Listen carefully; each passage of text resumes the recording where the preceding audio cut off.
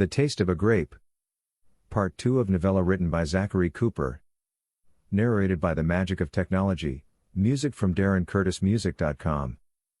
Dedicated to family and friends whose honest critique fueled this work.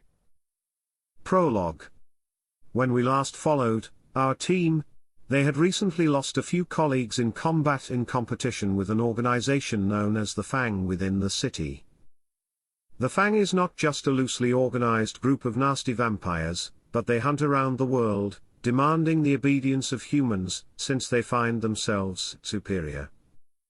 You've never heard of them, because the organization has been keeping these small pockets of the Fang out of the spotlight. In many cases, they were superior, other than the complete exposure to not being able to defend themselves during the day, or the extreme vulnerability to fire, sunlight, and the demand for blood to last the decades, sometimes getting them caught just like most vampires. Unexpected allies, and luck, helped our team turn the tide on this superior enemy. It has been a couple of months since that massacre, on both sides. Each had lost colleagues, and vampire blood fueled humans, or ghouls, in piles of muscle and bone, but they would not be considered loved ones. It would be a far stretch of the phrase. These are the creatures that see decades and centuries. If social interaction is what one of them demands, they would leave themselves vulnerable to those who would exploit such a relationship. The scene that was left, after the wake of a vampire and werewolf massacre, was left to the imagination of the humans who were able to check it out the next day. Seeing chips of brick taken out of buildings, a collapsed fence, and red spills in the dirt, that were covered in bleach, could not be ignored, but none could explain it. Especially strange, there were marks in the buildings that were chipped away, preventing certain things to be found as well. Parts of walls and even the ground were removed, preventing claw marks of huge animals to be questioned. The many calls to the police through the night were unexpected. People have been used to gunfire, fights or yelling, but that night wolves were howling, and lots of gunfire, and what even sounded like fireworks were heard from miles away. There was so little evidence at the scene. The police had been there most of the day, cataloguing material, and bullets, but not only was there little to explain the situation, those who were allies of the centuries-old creatures were there to prevent anything from coming loose that could damage their bosses or masters. Would things be okay for our followed team, or would they need to do more to clean up the mess of what has been dubbed the storage complex debacle? Chapter 1. Hey, anyone ever tell you that you can be a real jerk? A woman's voice playfully whispers into a man's ear. They sit together while others are around the area in a large room, but it is not as full of many other men and women as it was recently. The whisperer is a petite woman in most senses of the word, dressed in a light blue low-cut blouse with a little bust and small waist, a pair of black jeans, shoulder-length straight black hair, and inquisitive green eyes. The room is a musty-aired, yet still fairly large meeting place, an old dance studio, hardly ever used as such, but a good place for a meeting of this group of men and women, being what they are, and making this a less than random meeting. The creatures in the room didn't mind it being musty, not having to breathe, so it didn't disturb them. Old, grey-colored lead paint peels off of the discolored walls after years of neglect and no one caring about the status of this mostly unused place. Hardwood floors are in current repair though, little being more important in a dance studio. It is still used by some as such, but perhaps once a week, allowing it to be used as such by the eccentric owner. The petite woman is speaking to a man she knows as Zook, or Z. His plain beige trench coat is one of the few things most know about him around the room. His true name is little known, if at all, throughout the room as far as he knew, and he keeps it this way due to the shield of anonymity he likes to think that he has, amongst his colleagues. He knows many things about the beings around the room. Of course, they were all vampires, but as a private investigator, he knew many things that they would not want to be publicly known, and it kept him secret and safe. He has an armor of protection in his mystery, his hidden, and unknown identity protects him from their little corner world of secrets. The Whispering Woman is a very unique new member of their group, having joined them only months ago, and having inherited a blood power that most of them know very little about due to it being more among the organization's enemies. She quietly speaks in the ear of a man sitting on his own on the perimeter, as he often did, at a table on his own, watching the room as others give him a slight glance as they continue their whispers, possibly about him. The room is known to the small cliques, either standing or sitting around small tables, with comfortable chairs. On a small stage in one corner sits a large chair, a highly dignified, one-armed woman sitting in it with a tailored suit made for her and her single arm, the other missing at the shoulder having been lost recently. Why yes, kid. He replies, smiling back at her, calling her by the moniker he gave her once they first met. I've been told this, but it usually is regarding different contexts. He sits, looking around the room from front to back like a surveillance camera, but doesn't meet her eyes. The one-armed woman calls out from her figurative throne. With almost all of us being here, please give me a few minutes of your time, everyone.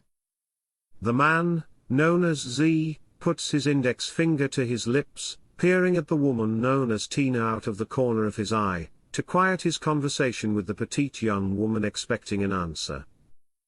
Quiet Tina, Zant, our boss, speaks and you know she wants to be heard. The shepherd of their flock, or mistress of their mob, does not speak loudly, yet still heard throughout the room by everyone used to her speaking as such. The room becomes silent of the recent mumbling conversations or murmurs around the area. The acoustics in the room allow for such type of speech, and she enjoys not having to speak so loudly to reach everyone. It is one of the reasons they enjoy using the space, having purchased it years ago, still allowing dancers to practice on the hardwood floors, but these overnight meetings are private. She speaks fairly often, and when she does, the room gives her the attention she deserves, having been in leadership for a short time, but known to all to be vengeful if she is not allowed to be heard.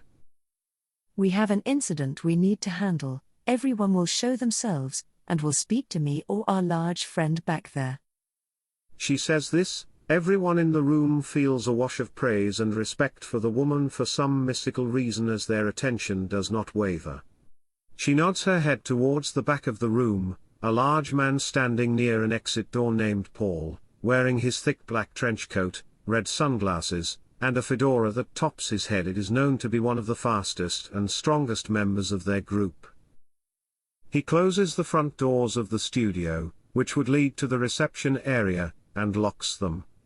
A side door is closed and locked by another woman, wearing a pantsuit and glasses, her librarian look tonight like most nights, walking back to her computer chair to the side of the stage. A woman has been killed with 2 bite marks on her thighs, and her body was found by the police in the city. It was in a tub, and blood was not everywhere, which is not too suspicious, but we need to figure this out or it will draw attention from the wrong people. We need to handle this quickly and quietly. We need Zoop to handle the usual investigation, and others to handle the police and media so that this does not get loud.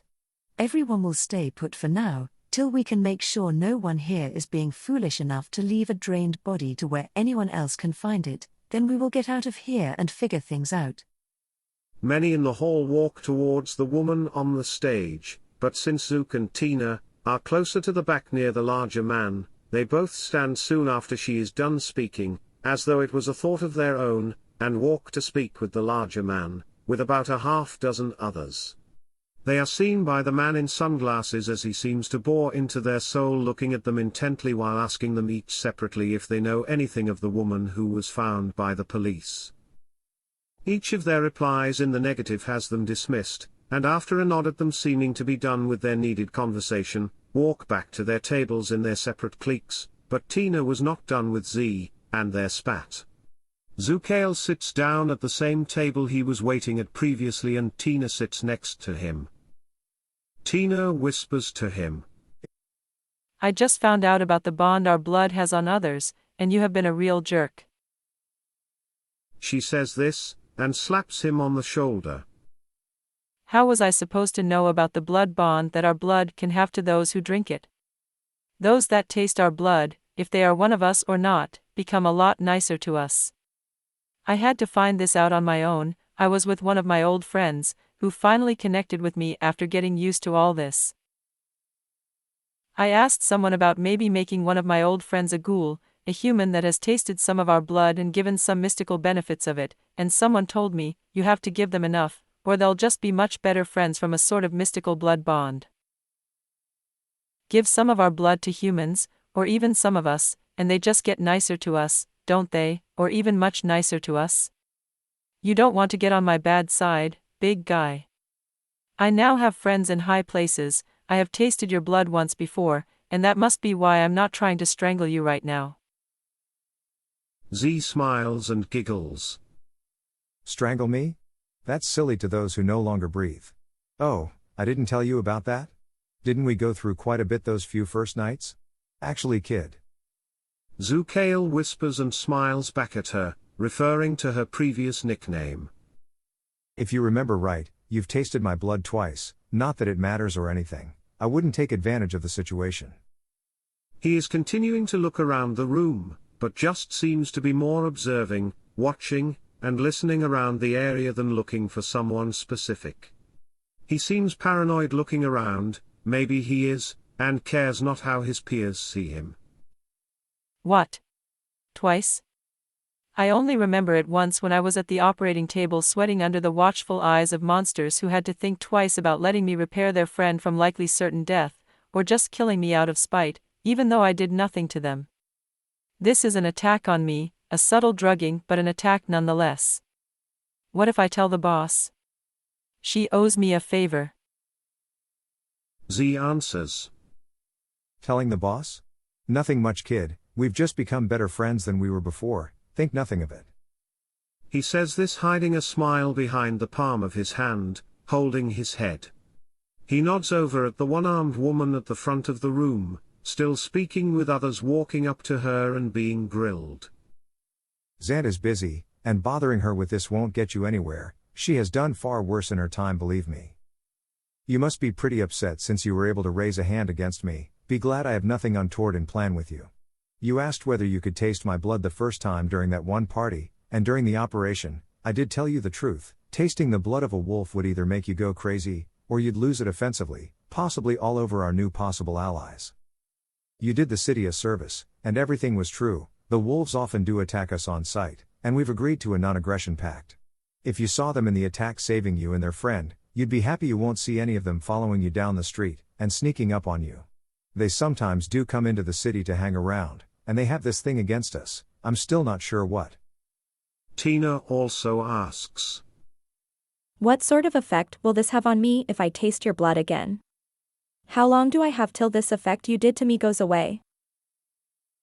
Zook replies. Tina, do not worry your pretty little head over this. I won't offer my blood to you again, and the effect only lasts a year. You'll be fine, and it will just help us get to know each other more than we already do. Tina gasps. A year? This effect lasts a whole year? Her voice begins to rise in pitch and volume. Some other faces turn towards them that weren't looking before, as Zant is finishing with the final few that needed to bring themselves before the lead of the city, or her muscle. Hey, kid. Z looks back at her, in a staring contest. When she acts in this manner he often called her this, still whispering, keeping his cool. You need to calm down, or else be considered a novice for a couple more decades. I didn't take advantage of you. If you remember right, you asked me if I wanted you to strip naked right here in front of everyone, or in private later on tonight. I wouldn't have needed to have you taste my blood. I have other ways of doing such a thing. It might be a big thing to you, but if you don't get over it, we might need to have another conversation. If you think you have friends in high places, I have many friends in low places myself, and you should check with the record keeper over there. Zook nods towards a woman sitting in a computer chair at the side of the stage. And ask her how much Zant owes me. She does keep our records. Her name is Rachel. She's a delight. We deal in favors, don't forget this. You are a vampire woman, act more dignified. Tina scoffs and walks away from one of her few friends in the room, being upset with him as usual, which seems to be a bit of a theme for them. She walks towards another group that is known as more of the loners or misfits. Perhaps she has gotten a few friends recently. Zant seemed to have finished up with the people she was speaking with, then calls for everyone to be silent once again. It seems like we do not have the culprit among us that has been sloppy enough to allow a body to be found of an unknown woman, with telltale vampiric marks on her thighs, so everyone get to work. Those who can coordinate with each other so that we can get this handled. Zook, get with the detective in charge and find out what has happened, perhaps prevent more of this situation from coming to light. Chapter 2. Investigation. After the gathering of like-minded individuals, Zook makes his way back to his car, and tells his driver and buddy, Bud, to get them to the district precinct. In his custom-town car, black-colored with a white top, 2 back rows of seats face each other and a liquor bar is between them in the back. It is smaller than a limo, and there is not much leg room for passengers, but it is a way for 4 to talk to each other. Most would consider it pretty fancy, but he has had it for quite some time and has gotten used to it. Bud nods in the affirmative and asks if they're taking precautions tonight, about the traps built into the car to protect him. He often uses them in his car on the way away from those that some might consider his peers, but he still had many things to do tonight, and he lets Bud know that it likely wasn't needed for right now. The local precinct was about 10 minutes away from the hangout, and it didn't take them long. Zukail makes it there to find out what happened to the victim of the attack. He is known by the front desk crew as a trusted PI, and he gets no animosity from the local cops, because well, he is a legal investigator, and he often works for the cops. Sometimes he cuts them in on a good payday, also known as finding a drug dealer's haul. If he couldn't sell it all himself, the cops get a good bust taking down a dealer. He helps them look good, in a world that only too often does not follow the rules. He did have a fence he knew, someone he could sell contraband or drugs to for most small stuff, but his vampiric mind effects helped him on occasion as well. He had a good reputation with the cops. Zook also has a knack for speaking to hardened criminals and getting them to discuss their activity with the police, but only for the important stuff. He finds out from the front desk crew that Detective Cooper is on the new Jane Doe case, and he knew where to find Cooper's desk. They usually wouldn't say a thing, but he sometimes brought donuts, and there was just something about him that they felt they could trust.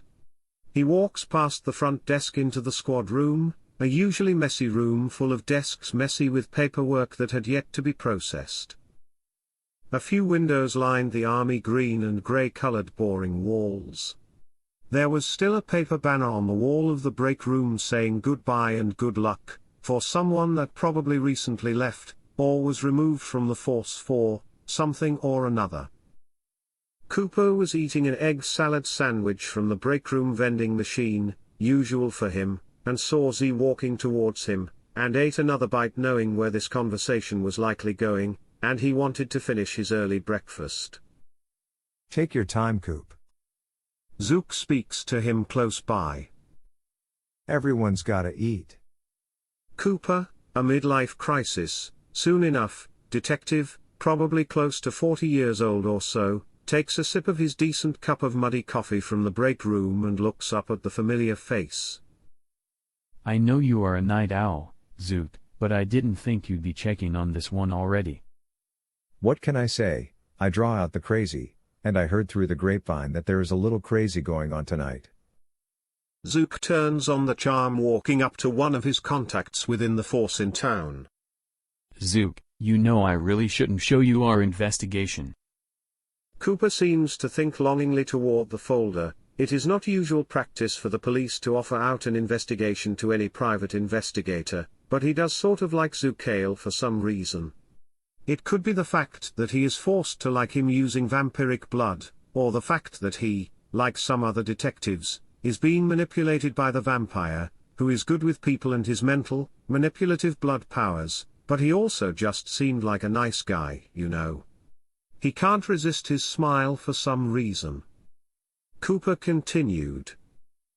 Yeah, we could really use some help on it, and I know I do say this all the time, but we really would like to catch this jerk, man or woman. The victim was left in this tub bleeding out. This one was pretty rough, she didn't even seem like she was 20 years old, yet. He twists around a manila folder on his desk, listed as Jane Doe, number 4255119644425, on the label, as he takes another bite of his breakfast. The description flowed out of Cooper like he had it memorized, having to burn it in his memory. So, blonde hair, brown eyes, this girl was the color of concrete when we found her, cold as ice too. Most of her blood was drained into the drain of her tub. The tub was empty, and 2 puncture wounds on her thigh. The femoral artery was punctured with the same weapon and looks like an ice pick, but it wasn't a deep puncture, just enough to hit the vein, and she was left there to bleed out. Could also be one of those prong gardening tool things, you know the sort of thing I mean? Zook asks. Sure, one of those 3-pronged ones that break hard soil. You sure she might not have been moved to the tub after she was bleeding? He sort of doubted it was one of those tools. He wasn't sure what they were called. It didn't matter, but it was more plausible to Coop than a vampire bite. Answering with a finishing bite of egg sandwich in his mouth, taking a sip of coffee. Nah, there wasn't blood anywhere else through the apartment. Was pretty strange though. We checked the plumbing of the tub for other evidence, and there wasn't much blood in it. There was blood in the tub, so the water wasn't going, and there was a little in the water, but not much to show a bleed out. Funny. Not funny, haha, but funny and strange.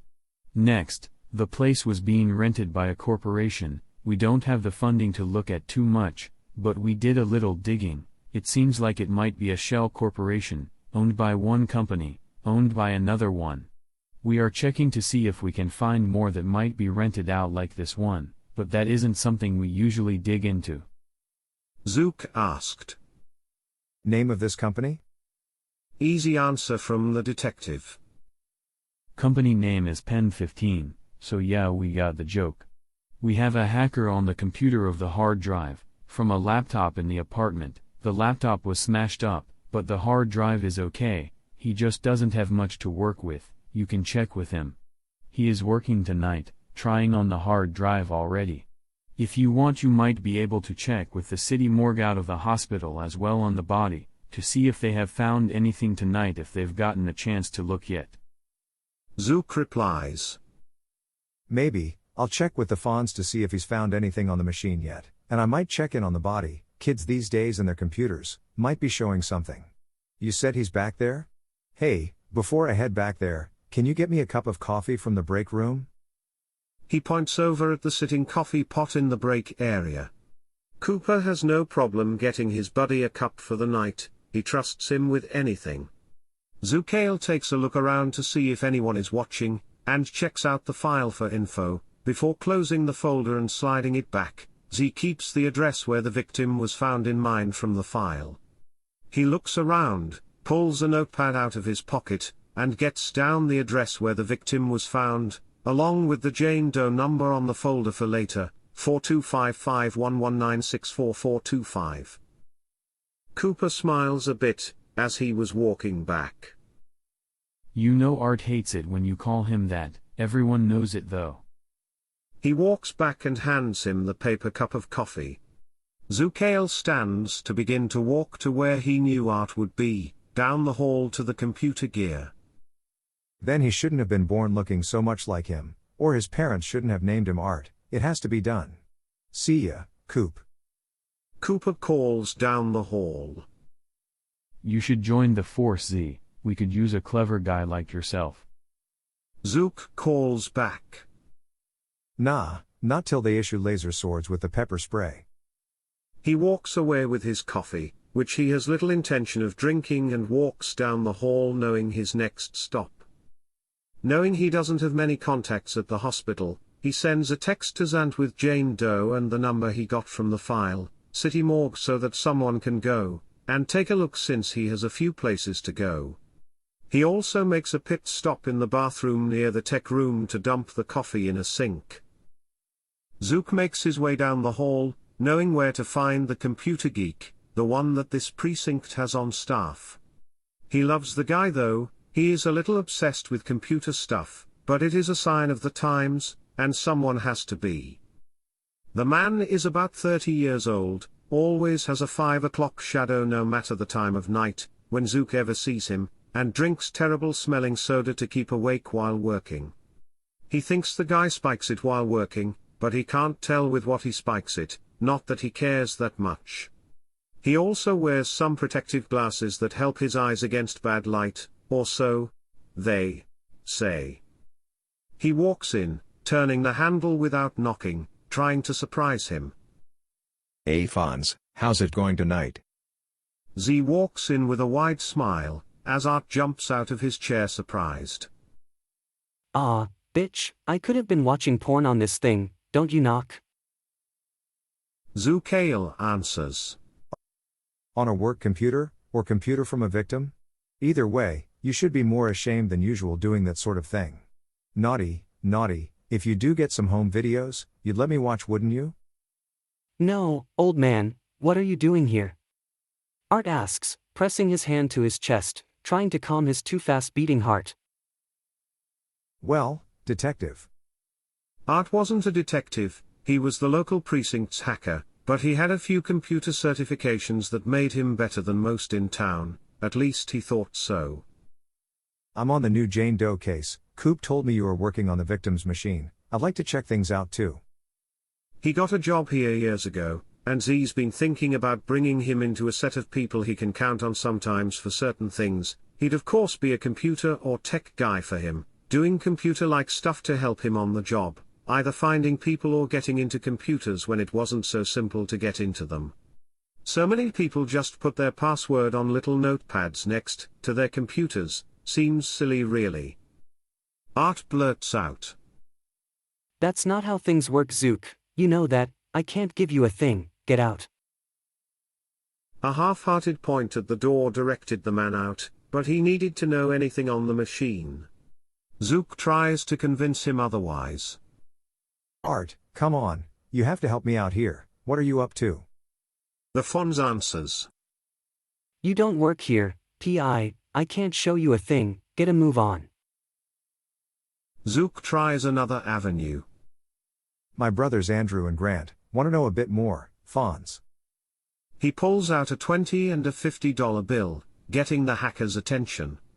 Art's eyes widen a bit as he looked over at the cash. The cash moves up towards Zukail's eyes, and he does what he can, to hypnotize the young man using his blood power to manipulate minds. It often works on humans, sometimes on other vampires, but their blood, and will against him, have to be weaker than his. You will let me stay in the room and discuss the case. Detective Cooper said everything is okay, and it should be fine this time also. The cash waves down back toward the man, and the hacker grabs it and pockets it. The hacker replied. Why didn't you say Cooper said it was okay to discuss the case with you? It should be fine then. What is going on? Zook asks, being glad that it worked out, things might have gotten pretty awkward. Art answers. Well, we need to make a copy of the drive just in case we'll need to look at the evidence later, or in case there are nasty files that erase it if looked at or something, so we are trying to see a copy of the victim's drive. I'm in the background of the machine, through the old school system trying to have the computer guess what her password is. It guesses many times a second to try to figure out the password. If she chose to use a strange password, it could take a long time, but I'm running something to guess it by possible words, stuff like password, sex, fun, devil, whore, God, and all the usual stuff, but it hasn't come through yet. Kids these days aren't always as careful, so I might find it eventually. We don't have stuff like pet names, or old boyfriend names, those usually help. But we couldn't find any personal effects. The woman seemed to be in a place that wasn't being lived in, more like a vacation stop, or a love nest. All we found was a litter box, no cat around, no pictures. If it comes up in the investigation, how should I reach you? I can let you know. Art hands Zook a card, with the police precinct address and phone number for him. Business cards, all fancy and professional like. Zook grins and takes the card. I'll see what I can find out, and I'll get you something if I can. You find anything else out? Art takes a quick swig of something strange in a cup. Nope, can't get anything from the machine till it speaks to me. If you find out any pet names, like for the cat, because apparently, she had one, or boy toy's name, let me know, might help me break through to find out about her. Z walks with the card, and needs to get to the address to find out anything he might be able to find. Someone else might be able to check on the body in the morgue. His pocket vibrates, and he checks his phone. A thumbs up emoji is sent back to him by Zant. It does not have her name on the contact information, just her number. Bud needed to look up the address where the victim was found to drive to it, and he drove his boss there before it was getting too late. It was getting very late in the night, close to sunrise, and it started raining as he pulled up. They get to the apartment building, and with a couple of hours still to spare, Z makes his way up in the elevator. There is yellow tape crossing the door, and a sealed piece of paper that is strangely loose between the door and frame, a seal that is supposed to stay on, to either prevent someone from opening the door without police permission, or it will show the breaking of possible evidence when the cops come back. Someone else might have gone in here after the investigation. Zook used his observation blood powers to check on the paper. It was carefully pulled away from the door. There was still some glue on the door, but with the paper loose, the door could still be opened, which it was not locked. The feeling he got from the paper was of caution, irritation of the sentimental value of something, and a feeling of loss in general. He left the feeling behind, put on a pair of leather gloves he keeps for such an occasion, and opened the door to the place. The apartment looked newly furnished other than a couple of pieces. The walls were painted in a light blue all over, and the furniture didn't seem to actually match. The place was marked around, there were numbers, chalk marks, and many things all over. There wasn't currently much evidence to see, most of it was likely with the cops in bags, and he wouldn't be able to look at any of that without being especially risky. Looking around, he sees a 2-bedroom, 1-bathroom place, and a few pieces of new furniture, but much of it did not look very used, other than the bed. There was a queen-sized bed with sheets and blanket that were pulled off and gone, the frame, and the mattress still there.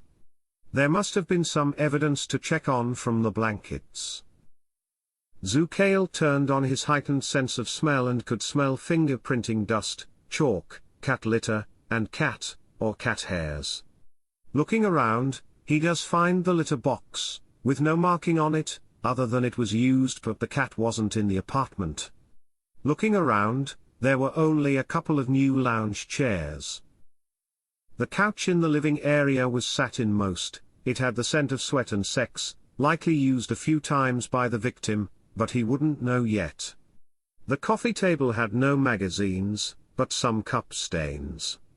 There was a stationary bike in front of the TV, that smelled like sweat, old sweat. The kitchen had an empty sink, dryer rack had a few sets of used dishes drying, not taken as evidence. The fridge had 4 unopened bottles of champagne. Z put the name of the brand in his notepad. It did not look like a national brand. 3 unopened bottles of peach schnapps, 2 unopened bottles of whipped cream vodka as well, which he also noted, unknown on the days of the takeout food, but a variety of meal plans, Chinese, a couple of fast food burgers, and 2 pizzas of a national chain. One had sausage and pepperoni and other had bacon and pineapple. He liked the girl's style. He thought it was fairly unique, but he didn't know the stigma about pineapple on pizza, and he didn't eat pizza over his years when he ate anyway. A few slices were gone from each pizza. Next, he makes his way to the bathroom where the body was found, hoping to get something from where the body was unceremoniously left to drain, wasting the blood in the tub. Walking over, he used his investigative abilities to sense what happened. He checked one side of the tub but got nothing, the other gave him a sense of the situation. She was carried over to the tub as she was nearly dead, and he could tell she was lovingly placed in the tub. This did not seem like an accident. The body was laid down in the tub, and she was bitten on the thigh once again to puncture the feeding wound already there. She was meant to die. He could get a partial sense of the killer. He was ashamed that he needed to do this, the urgency was there, and he could partially get even the feelings of the attacker. If there was enough of the feeling of the being he was trying to get a read on, he could sometimes get an aura of that attacker or even know what type of creature it was, a vampire like himself, a human, or worse, but he was unable to get such a feeling here. The subject was somehow vague to his perceptions. Using his past reading of books in mind, he did some more checking around. He checked the air vents for anything, the back part of the toilet, but there was nothing.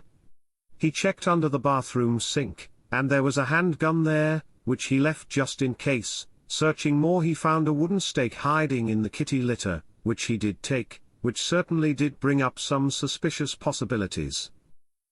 Looking in a couple of closets, he also found a cat-carrying crate, a small one, all signs of a regular cat. He also searched around for personal items, pictures, paintings and books. He found only a few, no books, no pictures of her being happy with another person. He realized he would need the blanket or sheets to investigate those to get a better psychic sense of the killer, but again they would be hard to gain as evidence being in the precinct already. He wasn't sure how much he'd be able to pull from them that he hasn't been able to gather at this point, other than possibly if she was lovers with the vampire in question, since there was a stake involved. He seemed to get most of what he could from the apartment and was about to head off when he heard some scratching sounds at one of the windows. It was raining outside, and Zook made his way to the window. It was one that had a fire escape metal walkway on it, and there, scratching at the window frame, was an orange and black striped tabby cat, wanting to get out of the rain. He goes into the bathroom and grabs a towel, gets back to the window, and slides it open to a seemingly frustrated and probably a little upset cat. He grabs it before it can jump inside, pulls it up, and dumps it in a towel, as it starts making crazy noises, not thrilled at this turn of events. He brings it to the bathroom, and into the tub. He uses his blood power ability to see if the animal is a special type of animal, another one of his that does not take blood for him to use, and it looks like a regular one, from what he can tell. Using the light amount of his ability to speak to animals with a blood power, which also takes no blood to fuel, he starts to try to speak to the cat as he dries it off with a towel. I'm sorry, cat. Its eyes dart up to his eyes, as he begins to meow at it to speak to it in its language. I did not mean to be that rude. I needed a drying thing to try to help you. The cat looks back. You can talk to me. How can you talk to me? Can humans do this?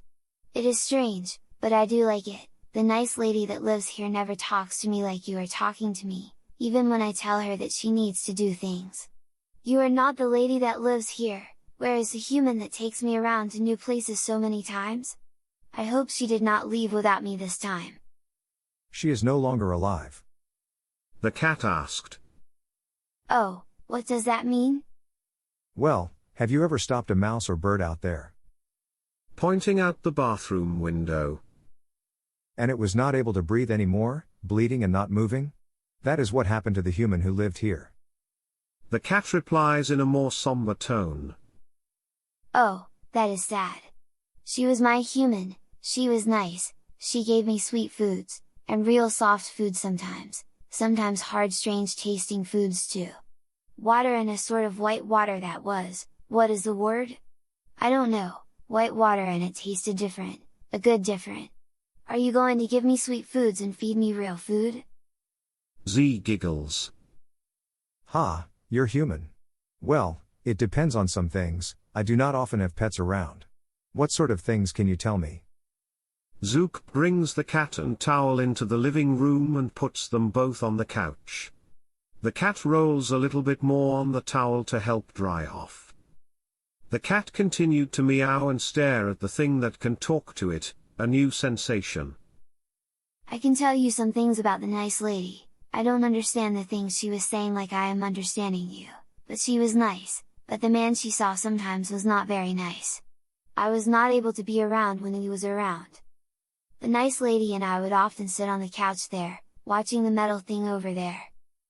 It says moving one of its paws to the TV. I didn't understand any noises coming out of that either, but she would pet me sitting there, and sometimes on the bed. Sometimes there were a few sleep times before the man would come over, and she wanted me to stay away when he did. It was the only time she wanted me out of this place. It was also getting very early in the day, late at night, and he only had maybe an hour still open to get back home. Do you know her name? What did she call herself? Did you see what happened to her with the man that came here? No, the nice lady did not tell me these things, and the humans talking to her said many different things I did not know. I did not see the man in here with her, sometimes they did some mating. I could tell that the smell of the couch or bed sometimes was strong after they did, and I did not stay in the bed when they did that. Sometimes I sat in the chair. Zukail needed this cat. Okay, I will feed you and give you nice food if you come with me. What did she call you? He takes a look at the collar around its neck. It said fluffers, which there was no way to translate in this sort of communication. The cat meows back. Many things that she said were strange, but I do not know.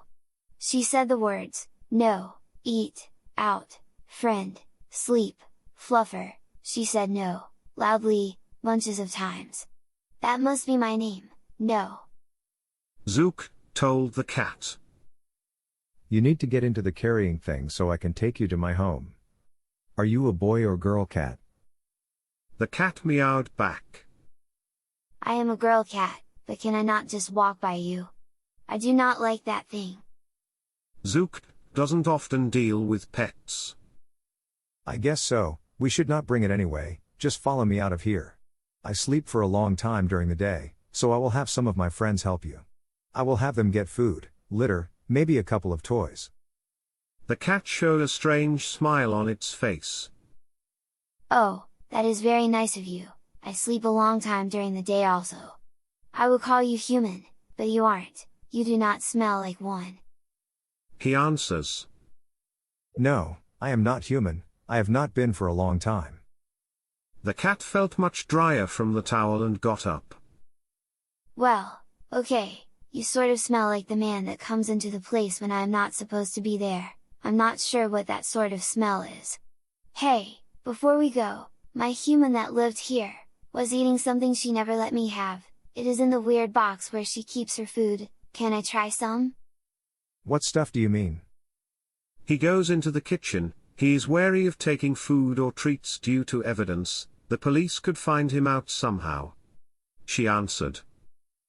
The stuff in those longer good smelling things in the box that makes things colder. Possibly meaning the pizza. Z takes them out and checks them. He takes a few pieces of the bacon, sausage, and pepperoni, and puts them on the floor. The cat goes to town on the food she isn't usually allowed to eat. Thanks not human man, no wonder my human did not let me eat that, it is very tasty. Take more of it? He apologizes. No, sorry, we can only take pieces of it. Other humans will be looking through this place many times, and if they find much missing, they will be very angry. He gets a reply back from the cat. Okay, fine, it did taste pretty good though. Can you get me more of that food? He answered. Yes, if you help me with anything that I might need to know. The cat follows the man in beige, non-human male who she can understand, and says he will feed her. He grabs the towel he used to dry her off as well. He's dealing with a cat now. He'll check in with Art tomorrow night. He better get in the car. They hit the ground floor of the elevator and walk out. Zook does not have much longer. But we have a visitor, we have to get home, we are bringing her. Bud asked. Boss? Zook said. Yep, just get us home. The doors unlock, and Z opens the door for the cat and gets in. Looking at the cat again. Please do not scratch up the seating parts of the car. He sets down the towel he took from the apartment and tells her to sit on that. Fluffers replied. Okay, I can be careful. Where are we going? Z answers. To my home, you will stay, eat and walk around the house, I will sleep and we will talk more at night. Zook goes back to human to speak. Bud, we'll need some cat stuff, litter, a box, food, treats, and a few toys. This cat is a witness. He calls back in suspicion. A witness, boss? While still watching the cat, Zook answers. Bud, you know me, this is a special cat, and it will be royalty today. When I sleep today, go shopping, the cat will stay at home, it needs to be safe. Yes, boss. Chapter 4. Bud drives as Zook sits in the back with the cat in the back of the town car. Zukail slides open a compartment to the side of the bar to press a button to slide up protective lids, like airplane window guards sliding upward, so that the sun would not affect him if they did not make it back to his home before sunrise. He might get too tired to hit the button before it got too early. He'll check in with the hacker tonight. He doesn't want him to think that he has someone already, and probably would want him to bring the cat in for evidence. Looking into the cat's eyes, Zook connects with the animal to be able to speak in the capacity that the cat can discuss the situation. So, she called you Fluffers, would you rather be called something else? Oh, that is why she said that so many times? I guess you can keep with that. Does it mean something in human? Zook smiles, and thought it was a bit early to talk about naughty talking to a small cat. No, not really, probably not what she was meaning anyway. So what can you tell me about the lady that helped you? Boss? Zook hears Bud from the front but doesn't look up. You okay back there? It sounds like you are arguing with a sound effects guy. Back to human speak, English. We are fine, Bud, just get us home, I'll let you know a bit later. Back to meowing back and forth with the cat. Can you tell me things that happen with the nice lady? The cat answered. Well, we went to different places with most of her things after a good set of long sleeping times. That place was pretty new, but we did not move far from any of these large human places. I was more of an inside cat than an outside cat, but she most often took me outside of the place where we were. If it was a downstairs apartment or a small house, they were usually pretty nice, with many places to sleep when the sun is up, many times when the human was awake. She might have picked me up to leave some nights, but she seemed happy when he came by. She did not leave to do many things. I do not know what many humans do, but when she left, she was not gone too long, and came back with food for her, and me, which I liked. Did you go to different places many times, like can you remember any of the places you went to? Yes, we went to many different places, but I cannot remember how many, it didn't matter. I cannot tell you the places though, I would not remember. Zook began to get drowsy due to daytime coming up, and he was not going to make it home before passing out. Fluffers, I am going to be going to sleep now, and I will not move, but I will be okay. My friend up front, who is driving, will take me inside, and let you go around inside. Do not pee on or mark anything, I will not like that. If I hear from him that you marked anything, you will not get sweet treats. Do you have to go like you were going to go in the strange smelling rocks? We call it a litter box. She answered. Yes, I need to go if you do not want me to do that in the house. She did not like it when I did that either. Can you let me out soon to do that? Back to human talk so he could tell Bud. Hey Bud, pull over for a few seconds, we need to let the cat out. Bud dutifully pulls over. Zukail doesn't have more than a few minutes without passing out, but he lets Fluffers out for a quick bathroom break, and she jumps back in after that. Back to the cat. Okay, no marking anywhere in the house, my friends will get you another box and litter to do that in, and good food and we will talk more tonight.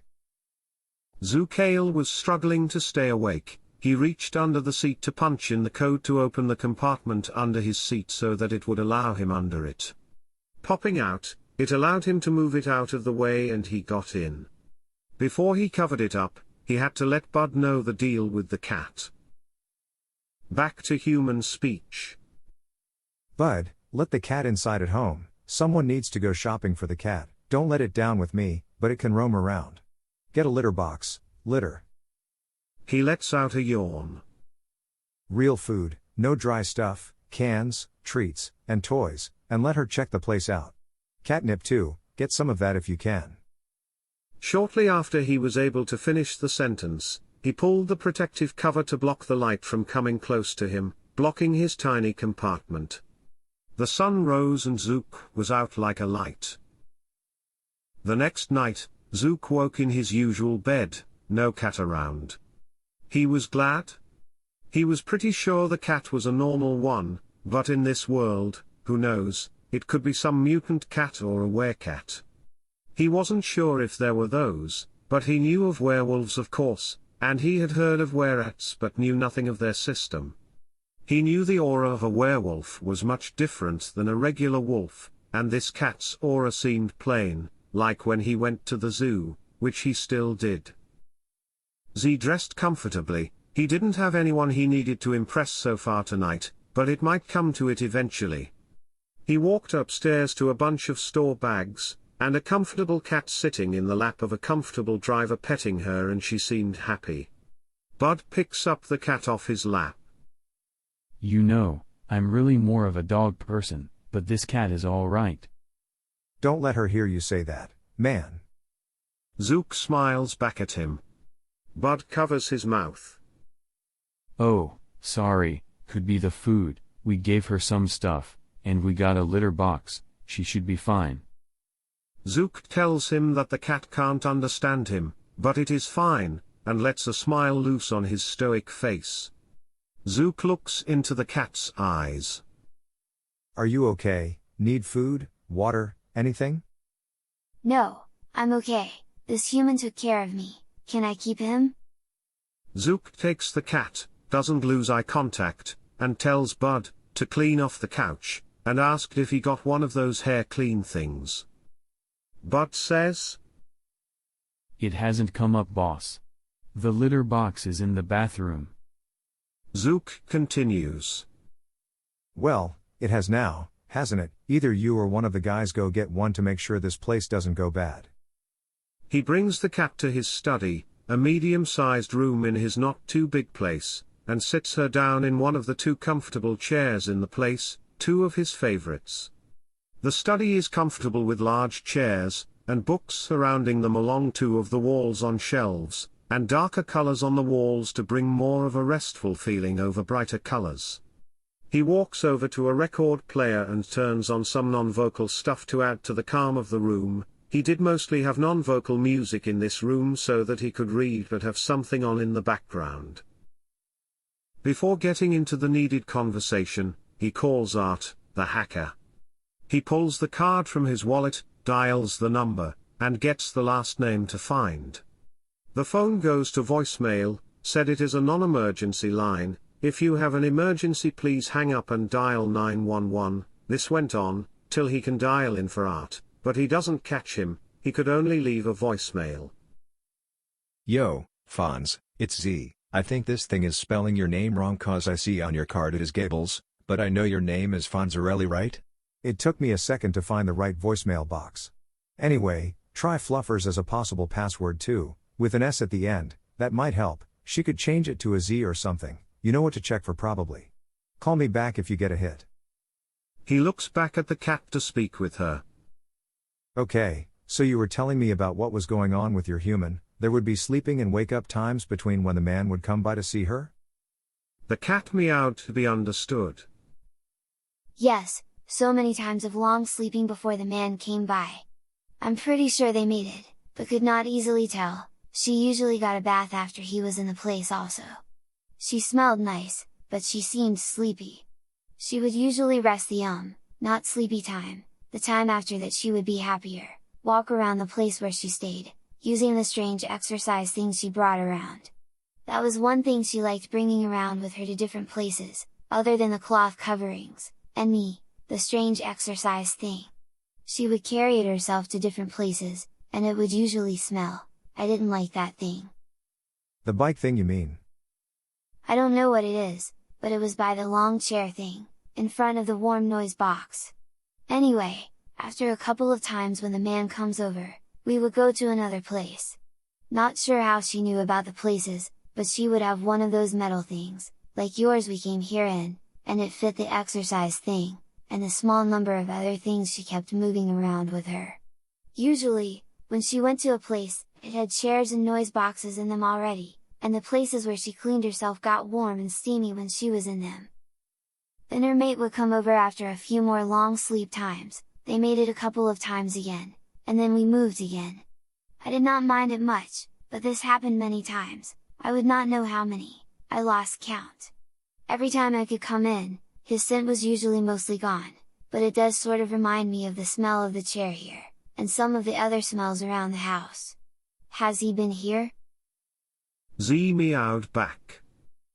I do not think so, but he might smell like me because he is a thing like me. I am not a regular human. So, she was being moved around, possibly by that man. Could you get any strange smells from him, or did he ever stay in the place where she stayed over a long sleepy time? Or night, that is a night, and the long staying awake time is a day, well for most people. Just go with that. She answered back. If that helps you, sure. Long dark sleepy time is night, but that does not make sense because you sleep all of the awake time. I also sleep many times over the times that it is bright out, so it is hard to tell. Is it maybe easier to think of light or dark times? Zukail tells her.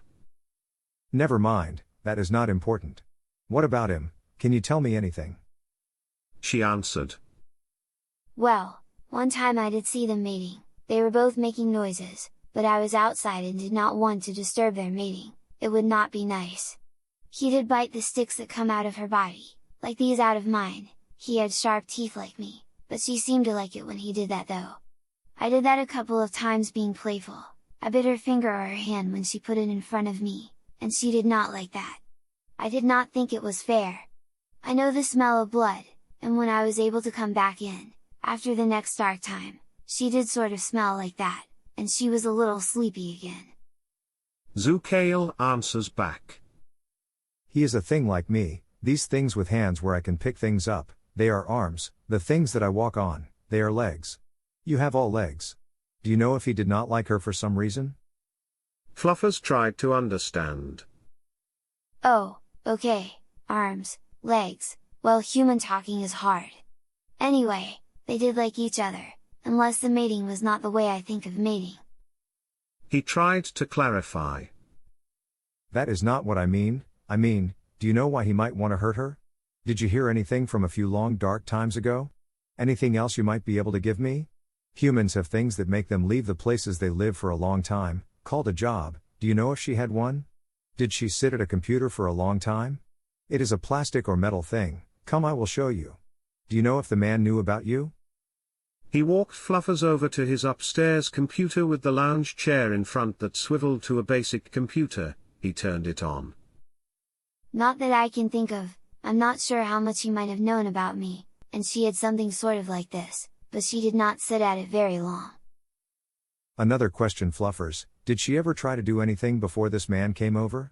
Did she get a call or text, like she had a plastic thing that made noises? Z pulls out his mobile phone. Most humans do these days. Did she eat or drink something a lot?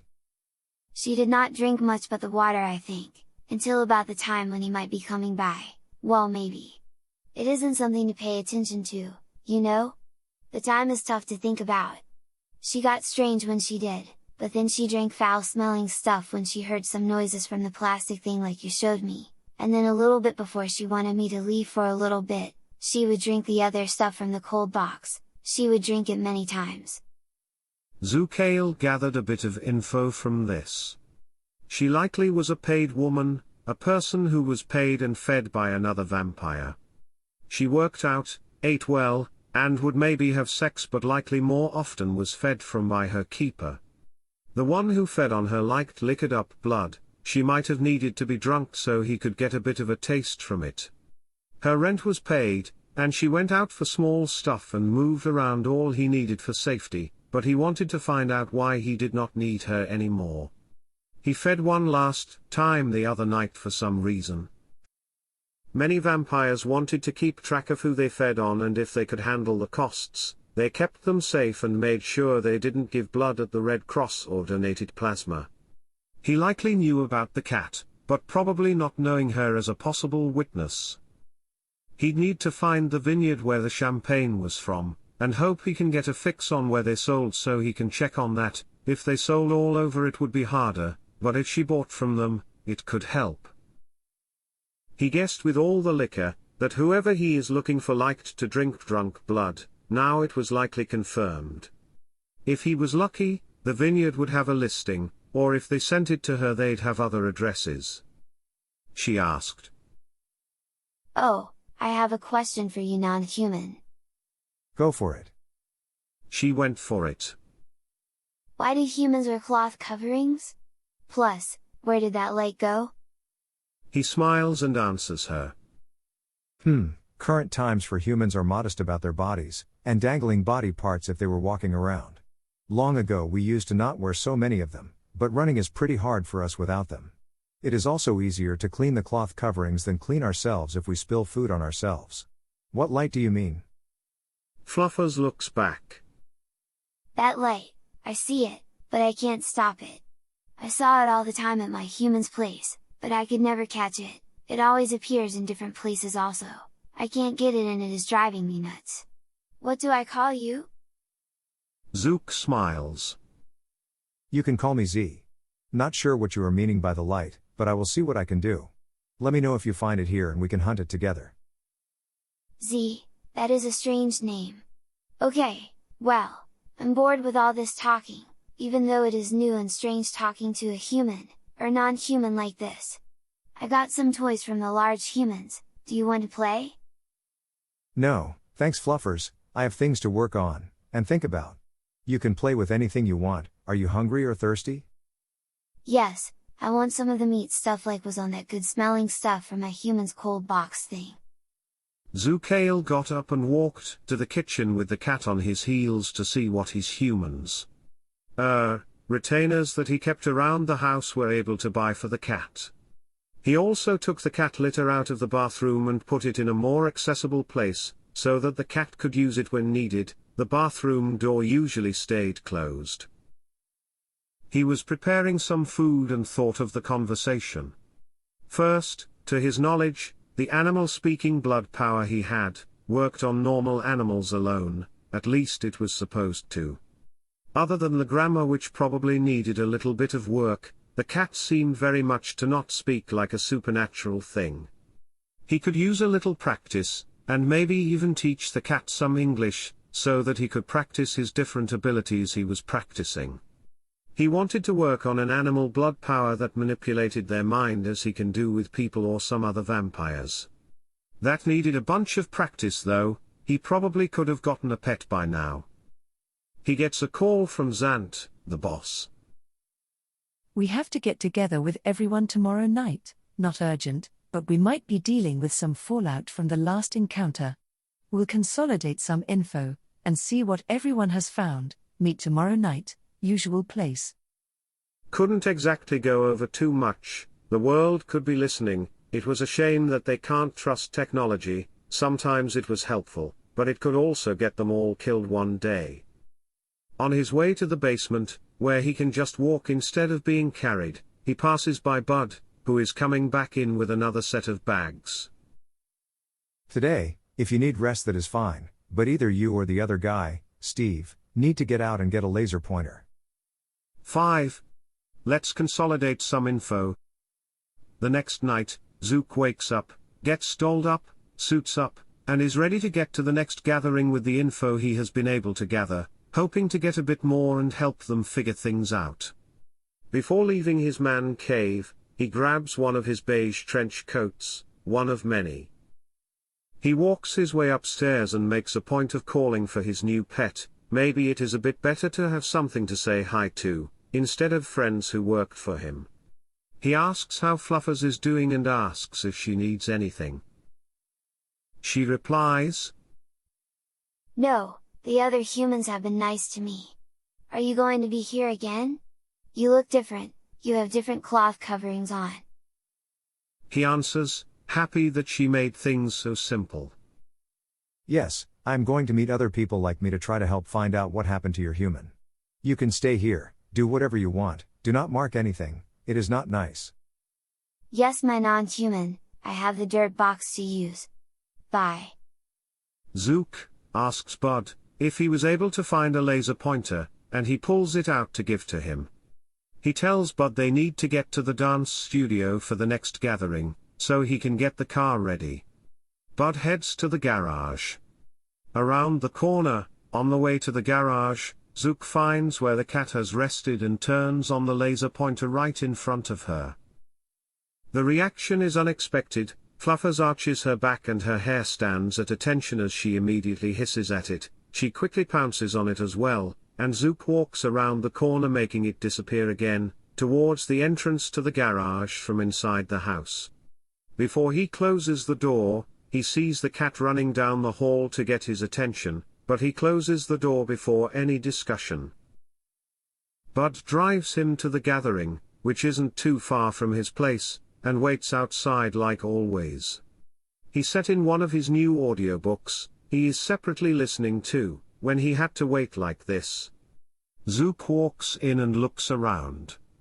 As usual, he gauges who has made it already. Tina's there with her misfits, and most of the rest of the crew is in already as well.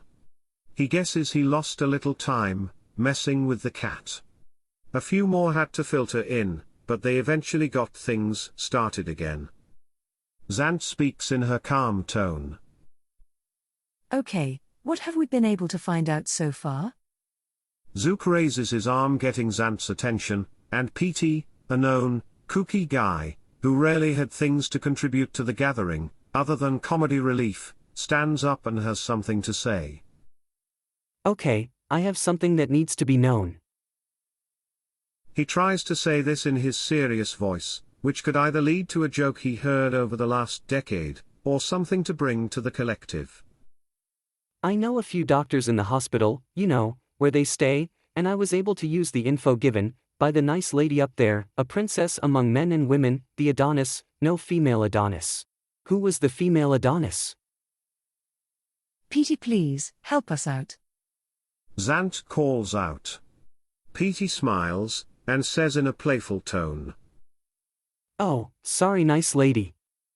Zant gave me the name to try to find out information, and I talked to doctor ladies, and guys. I got the name and number of Jane Doe, 425511964425. The information on the exam, I saw there were big words like exsanguinated, toxicology, enlarged.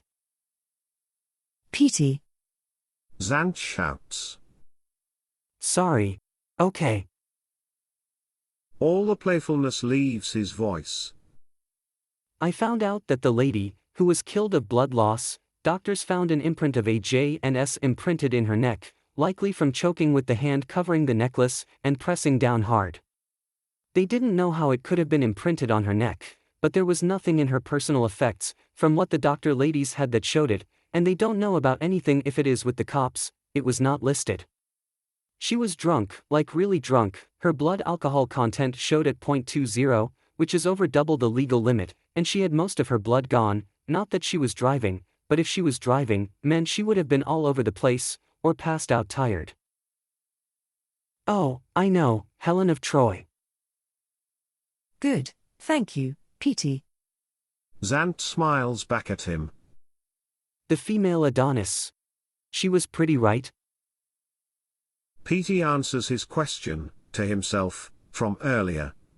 They are used to Petey's anecdotes. Zook waits a bit to see if anyone else has things to say. He stands and pulls out his notepad. Don't know the name yet, I got the Jane Doe number and gave it to Zant, she got it to Petey. The JS might be her or her lover's initials, which would help us find more info. I'm not sure about the necklace, I can check with the cops tonight to see if someone might have 5-finger discounted it. I went to the scene and checked things out. I think she was a member of someone's feeding set. She wasn't any of ours, but we do have an unexpected witness. I've discussed a lot of things with her, And he likes drunk blood, but who doesn't? There is a brand of champagne she buys. I'm on that as soon as I can check on the cops and see if anyone took the necklace, or maybe the killer did. She has been fed on by him for some time, she was kept, apartments were in a shell company, and so were other places, she has moved around quite a bit, this isn't some random situation, her death was on purpose. Zant replies. I have 3 vineyards in France, 2 are champagne ones, 1 in Spain, and 1 in Italy, I might be able to help. Another, Becca, replies. I also have 2 in California, what is the brand? I'll check on it, I looked it up, and it is a local brand, it is called Taste of a Grape, a small vineyard, but we'll find out, it will take a couple of hours to get out there, I might need to go tomorrow night and wake them up. Or I'll get my retainers to drive me up there late tomorrow, we'll see. One of you can check and see if they sell to different stores, or if they sell at the vineyard or whatever. Paul, near the back, stands to speak. I spoke with Sammy, he is sort of a go-between for a lot of the shady dealings around town, he did some checking for me last night. To his knowledge, there hasn't been anyone recently losing any drug mules, or high-end girlfriends recently. This sort of checks with Zook's story though, she isn't just some bystander or some hit for a gang-related thing, she was kept by one like us, another vampire. It could have been the Fang from our previous attack, but we were not able to drop the last big guy, it could be the 1 or 2 that got away, we certainly couldn't keep track of them all. Zant states. It could be one of them, but let's not forget, we haven't found Alisane, the magician after the last fight, she was taken, nor Seth of the Hidden Ones who we haven't seen for some time either.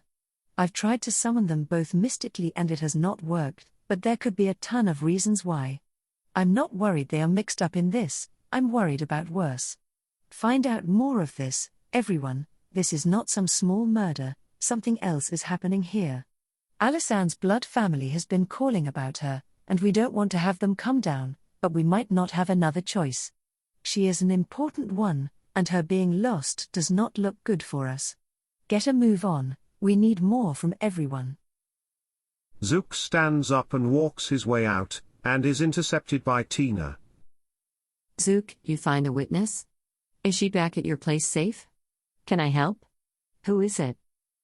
Zook answers, since she is adamant about it. She is being kept somewhere safe, yes. You have something else to do? Zook has one more stop before heading off, he needs to speak with Mikola, the known hacker out of the vampires in his organization in town, but he is of Petey's blood family. None of them are easy to deal with. He sits with Petey and their family, is looking around the room and chuckling, but Mikola isn't the cheerful type. Hey Mick, can I ask you a couple of questions? The police have the woman's hard drive, what might you need if we can trace anything from this woman's keeper? Mikola, a greasy black-haired man, hair matted to his head, tall and skinny, looks back. Like what? If you can get me the hard drive, I can handle things if possible. Zook replies. It might be tough, it is in evidence, but I have a possible contact trying to get into the machine. If we can get in, what sort of stuff might you need to figure something out? Mick tells him what he needs. Well, if you are lucky, if you can get any emails, they might have their name in them. If they are careful, the best thing you could do is get me some emails that were sent, the whole email not forwarded. Start a new email. I'll give you an email address to send it to. Attach as many emails as you can to it, from the unknown source, and send it to me. Then give it about 30 seconds to send it, then delete it from their sent folder. I don't want it being traced somehow. I can possibly pull the headers from them and see. Don't forward emails from the cop's computer, those will have the email info from that wrong computer. Zook finishes with. Sure, whatever you say. Geek. He says this with a smile walking away. Mick calls back at Zook. And proud? You old geezer, you are the one that asked. Zook spins, and sees Tina, at his side, who is paying attention, eagerly listening to their conversation, and smiling. Tina, please, get some advice from Zant on perhaps where you should check around to see if you can help with either influence or whatever. I have to get a few things done tonight, and I don't have time to babysit. Tina's smile disappears, and she whispers back to no one, and walks off. Jerk. Zook didn't have much time to speak. He might have let her down harshly, but he needs to get to the precinct, and see if that necklace is in evidence. He sort of doubted it, but he needs to check. If not, then eventually to the vineyard. He keeps walking without looking back. Bud, we need to get back to the precinct. Zook pulls out his cell. He does have a call that he is too busy to check till he gets into his car. It is from the Fonz, or in real life, Gables. He checks his messages, and he didn't get an exact one, thanks for the tip, but in the message, it seems like things work out. He isn't supposed to tell API about the investigation. Perhaps it would be a good time to add to his menagerie of people he is friends with, which could save him some time. He makes a stop at the local, late-night donut place, to get the cops a treat. A couple dozen usually helps the night crew. They were due for a treat, and it wasn't only for an unhealthy breakfast. Not many cared as he did. He pulls out a syringe, and makes a small addition to a couple of them. They make it to the police department a short time after, and Zook goes in, stopping at the front desk to drop off some treats for the crew. He checks to see if Cooper is on duty like he is most nights, and he is, and he takes him a small paper plate with his favorite, a cherry fritter. Cooper's mouth widens into a smile. Oh, you crafty man. You know how to spoil us. Zook matches his smile. Well, you know, big guy, I come asking for what some might call suspicious news, and I don't want you to feel offended or anything. Look at me, Coop, and don't get upset. Zook revs up the blood power to control some of his good friends, or manipulate humans, like he usually did as a vampire. Coop, I need to know, to your knowledge, tell me the truth now. Did the Jane Doe a few nights ago have anything that didn't find its way to the evidence locker? Looking for a necklace she might have been wearing. Detective Cooper takes a bite of the given fritter, and answers. So, you trying to say, someone might have taken jewelry? He is a really practical and blunt guy. He looks through his desk folders in his locked drawer and pulls out the file again. No, not that I know of. I was on the investigation and I checked out the body fairly early. She didn't have a necklace, but she did have a pretty big red mark around her neck. We thought that the attacker did strangle her, but we thought the loss of blood was the primary cause of death. Looking through the folder, he confirms.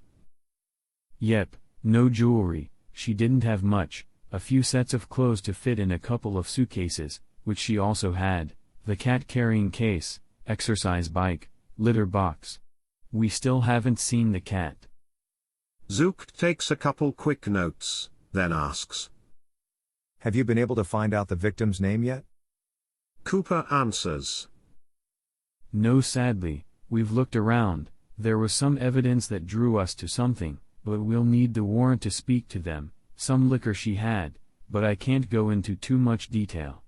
We haven't found much else, her DNA isn't through the system, and we couldn't find other DNA of the killer around the place, but there certainly was some naked athletic activity that happened around the place. There was evidence of that, but no guy DNA, which is unusual in this sort of case. There was no sign of struggle in the tub. This is okay. Cooper doesn't know Zook was through the apartment already, with most of the needed stuff like that. Well, I've got to talk to the Fonz. He has some news. Zook gets up, and walks to the back. Thanks for the late-night snack.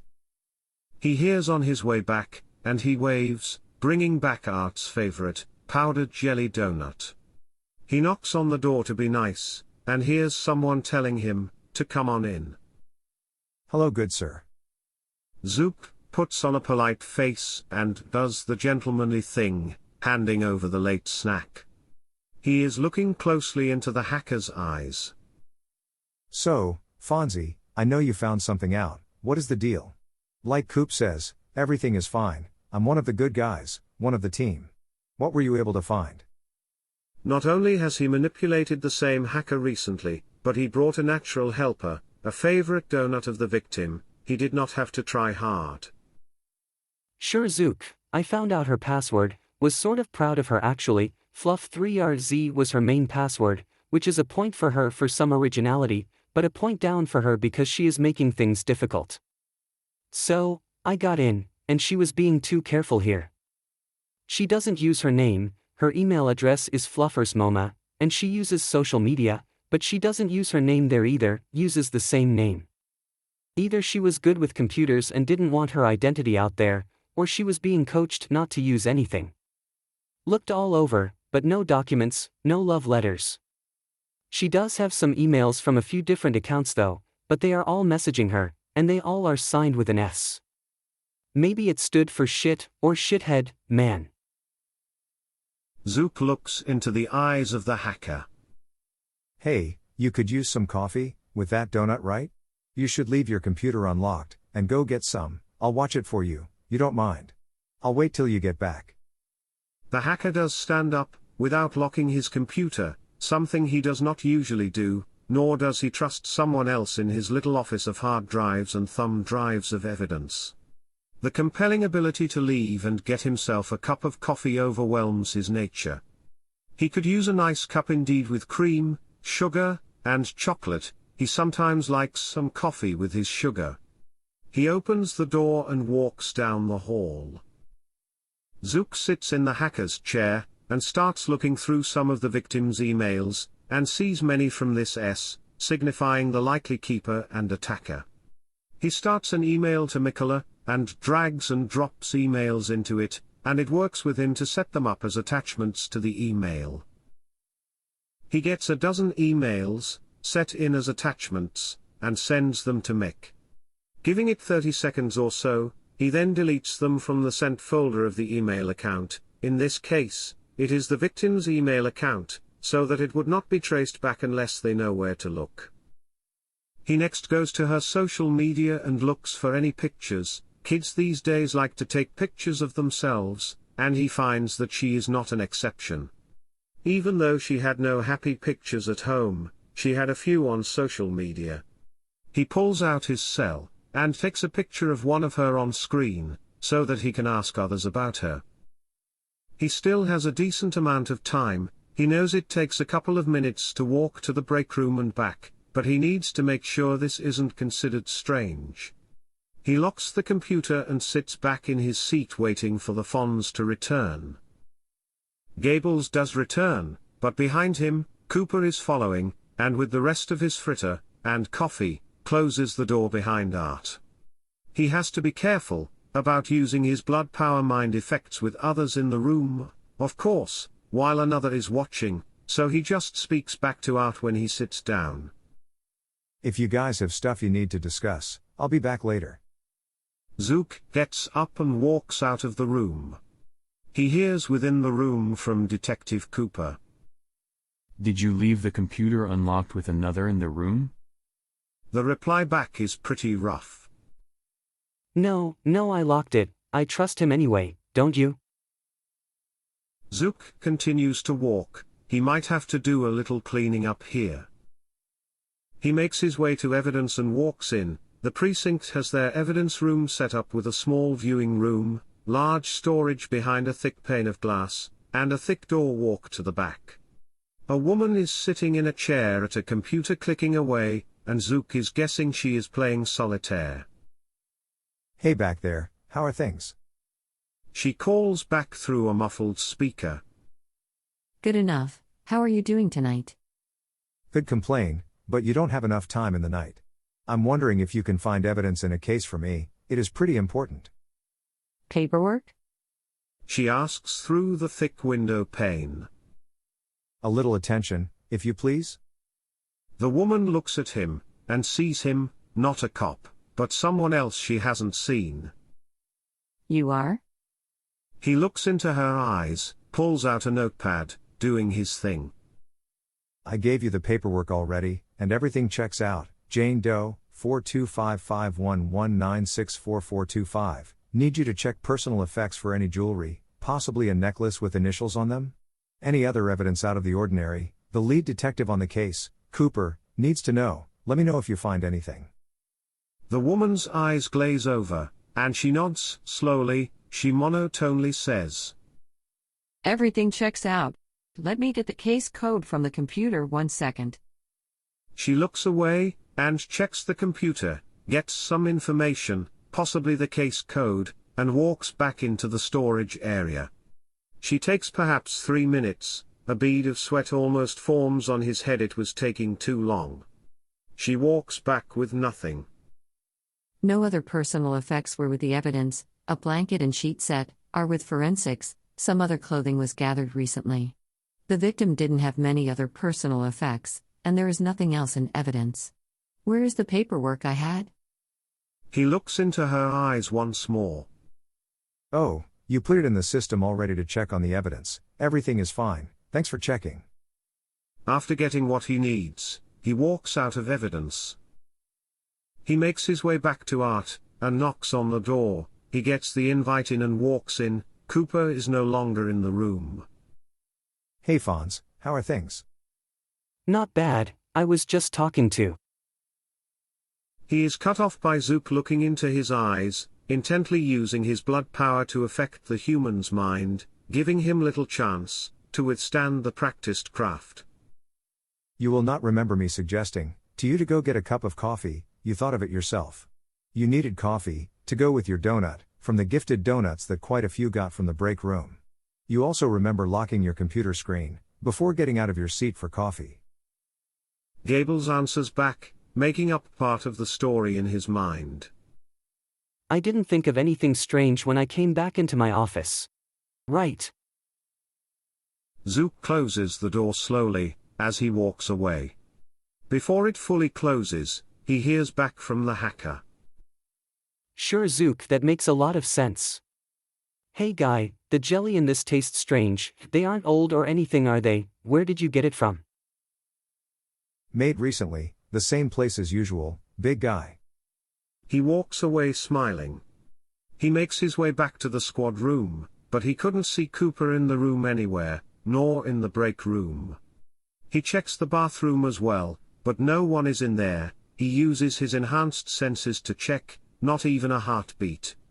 He needs to find Cooper eventually to make sure nothing is wrong, but it is probably fine to get back to it. He is pretty sure he did not mess up much. 6. Unknown friend. Being done at the precinct, Zook leaves to go back home. He needs some more info. The vineyard of the champagne is named Taste of a Grape, a generic name over a family name, which when Zook looks it up, has changed in ownership a few times. It is 2 hours outside the city. Grapes are grown on the side of a hill apparently, as they do in Europe. It is noted a couple of times on their webpage trying to prove something. The webpage is sort of tacky, but made in a basic way. At least there were a few pictures. It also had some color to it, not a plain text and explain page. As he is messing around on his ground floor computer, Fluffers jumps up on the desk to get his attention. He looks back. Hello Fluffers, how is everything? The cat meows back. Oh, everything is okay, I guess. Non-human, what are you doing? I am trying to find out more about your human, things that she does. She often got a drink, many bottles of it. It was in the cold box where you both lived, do you remember it? She got it at a place a little outside the city. Did she ever take you to a place away from these places, like buildings and homes? I do not know what you mean by that. I do not go far from home, where my human and I stay, so maybe not. Can you take me with you though? I know this place around here, and I am getting bored. None of your people play with or pet me. Why do they not do that? The nice lady did that all the time. She talks to me a bunch, but she did not speak cat like you speak cat, so it was all just noise to me. Sorry, you cannot come with me. It will not be a safe trip and you will be safer here. It is not a human thing to bring you along. I will need to be leaving close to dark time tomorrow. I will tell my other humans that they should let you walk around in my basement area, not in my special room, but you can look around more places. Do not mark any of the things. They will put me in a safe place in the metal thing we took to get here. It is called a car, and drive me somewhere else, and I do not know this other place. Coincidentally, talking about the vineyard, someone must have had their ears burning. because Zook gets a call from Zant. He looks back at Fluffers. Please be quiet, I need to speak to another person. He answers the phone. Yes, boss. The vineyard you mentioned, the taste of a grape, has changed owners 7 times in the last 2 decades, which is fairly unusual. Family names differ on each change, so that isn't always strange. We cannot get into any records of theirs, not sure if they do have any digital ones, but if you will be heading out there, you can do your thing and find out what you can. I am working on some other stuff on our side, and will hope to have other info by tomorrow night. It is getting late in the night, and he has to set things up. He looks back at his new pet. Sorry, Fluffers, I need to set things up and get dressed for tomorrow night. Fluffers walks over and puts her back up against his hand, then looks back at him. Why can I not come, non-human? You can call me Z, do you not remember? She didn't care enough to remember his name apparently. No, non-human, I do like going in the metal thing. Car. She allows him to educate her, as though that matters as well. I understand, okay. Car. But I want to go where you go, is that not better? I can walk with you around places, and see new things? No, Fluffers, you will be safer here. I need to talk to other humans and it is a strange thing to bring around a cat. If I could get another cat later, or a dog, might that be fun? Yes, that would be very fun. As long as I get the same amount of food and sweet things, it would be fun to have another friend to play with. I tried to tell the other human that many times and she did not understand. This building is pretty big, but only a few windows to rest under when the bright thing is out, and someone else to play with might be fun. Will another animal be nice to me? I really hope so. When I was taken outside of the places where the other nice lady stayed, sometimes I would get chased around by other animals, and it was not fun. He reassures her. I'll make sure of it, let me know if you need anything, but I need to get plans together. You are not clawing any furniture, are you? No, but I might. Again, I am getting bored. Thank you, non-human, I will be fine. I am hungry though. Fluffers jumps down and makes her way to the kitchen.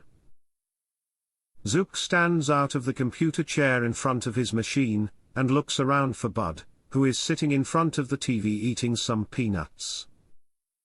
Hey Bud, I need you to take me to a vineyard tonight, here is the address, GPS it. I don't mean now, like after I rest today. He gives him a small slip of paper from a notepad by his machine. I'm sleeping in the car, and need you to get me there when I wake up before the place closes. We are still moving on from the recent situation we are handling. Also, the cat, play with it a bit would ya? Pet her or whatever, she is getting bored. Just pull out the laser pointer and let her jump around, it will be fine. Either you or Steve go out for a scratching post or 3, the cat is getting antsy. Bud's reply. Got it, boss, I really am more of a dog person though. Zook shows he is interested. We'll probably be looking into that, they could chase each other around here, might be a fun time, plus I can get to know another animal, and work on my blood powers more. I need to get dressed for a day's sleep and rest in the car, again you need to get me there really close to dusk so I can talk to them. Last, she can go into the concrete basement area, bunk beds, not my man cave. He walks back to the kitchen and gets Fluffer's attention. Hey cat, did you get enough to eat for now? Yes. Z. What is it? He wants to see her reaction, so he would be showing her the basement tonight. Come, you can see more of the place, but not all of it, not yet. Zook opens up the door in the kitchen leading down to his man cave and begins to walk down, the cat follows. Walking around the stairway, she sees the concrete basement hall, a nearly 50-feet walkway of concrete, and a door on the far side. She walks to the far end of one side, then runs to the other, then darts back to the other side. Zook stands in front of her as she is running back, and meows to ask. What are you doing? She answers, panting, while making the usual cat noises. There is so much running space, this is so fun. We are under your home, and you have this place too? It is not someone else's place to live. This is fun, there is nothing to knock over, just running space. Zook walks to the doors on the other side and opens it to a side room. A couple of bunk beds, 2 comfortable chairs, sit in front of a 32-inch TV, and it is a storage container of space, carpeting on the floor, and another set of doors on the other side. Before she is about to take another lap around the place, she flops down on the ground, breathing heavily. She gets his attention again, and he lost the power connection while she ran around the room, but got it active again. That is fun, non-human. Can I play in this room too? Yes, this room, and the long-running area back there you can run around, but not through here. This is my own place to sleep because I am stuck like that a lot of the light time. Well, now I want to know what is back there. Is there a big bed with fluffy pillows and all the fish you can eat, and things to chase? No, you know what they say about curiosity, and cats? She turns her head to the side. No, what is that? Never mind, no, it is just a place I like to keep for special things. You can be in here, up in the rest of the place, but not through here. He opens the door to his man cave, and watches her as she looks over, for what she can see, but he closes it before she runs inside. It takes him about 10 minutes to get comfortable clothes on for the day, sleep in a car and day trip for a few hours.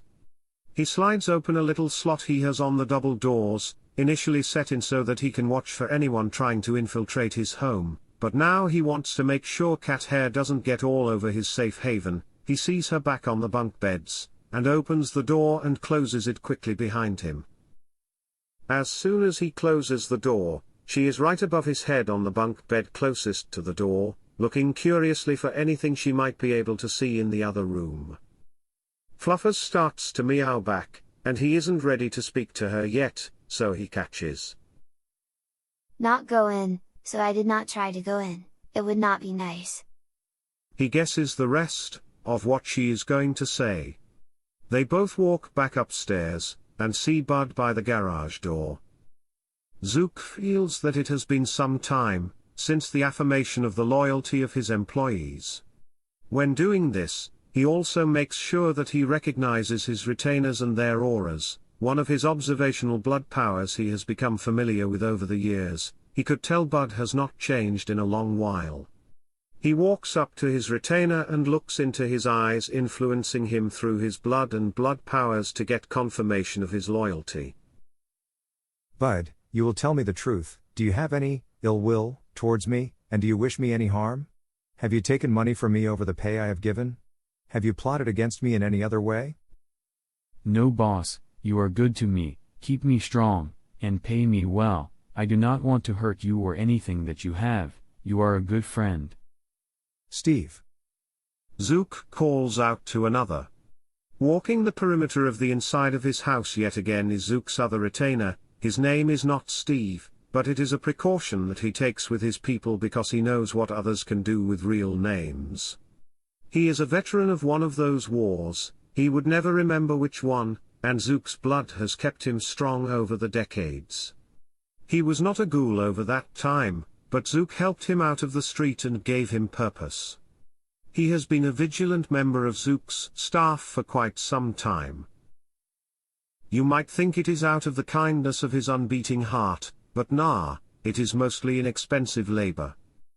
Unlike Bud, who had a 5 o'clock shadow and is perhaps getting a little thicker in the midsection over these many years, Steve is the restless sort who walks around the house inside, outside, inside again, keeping himself clean-shaved and watching everywhere, and often.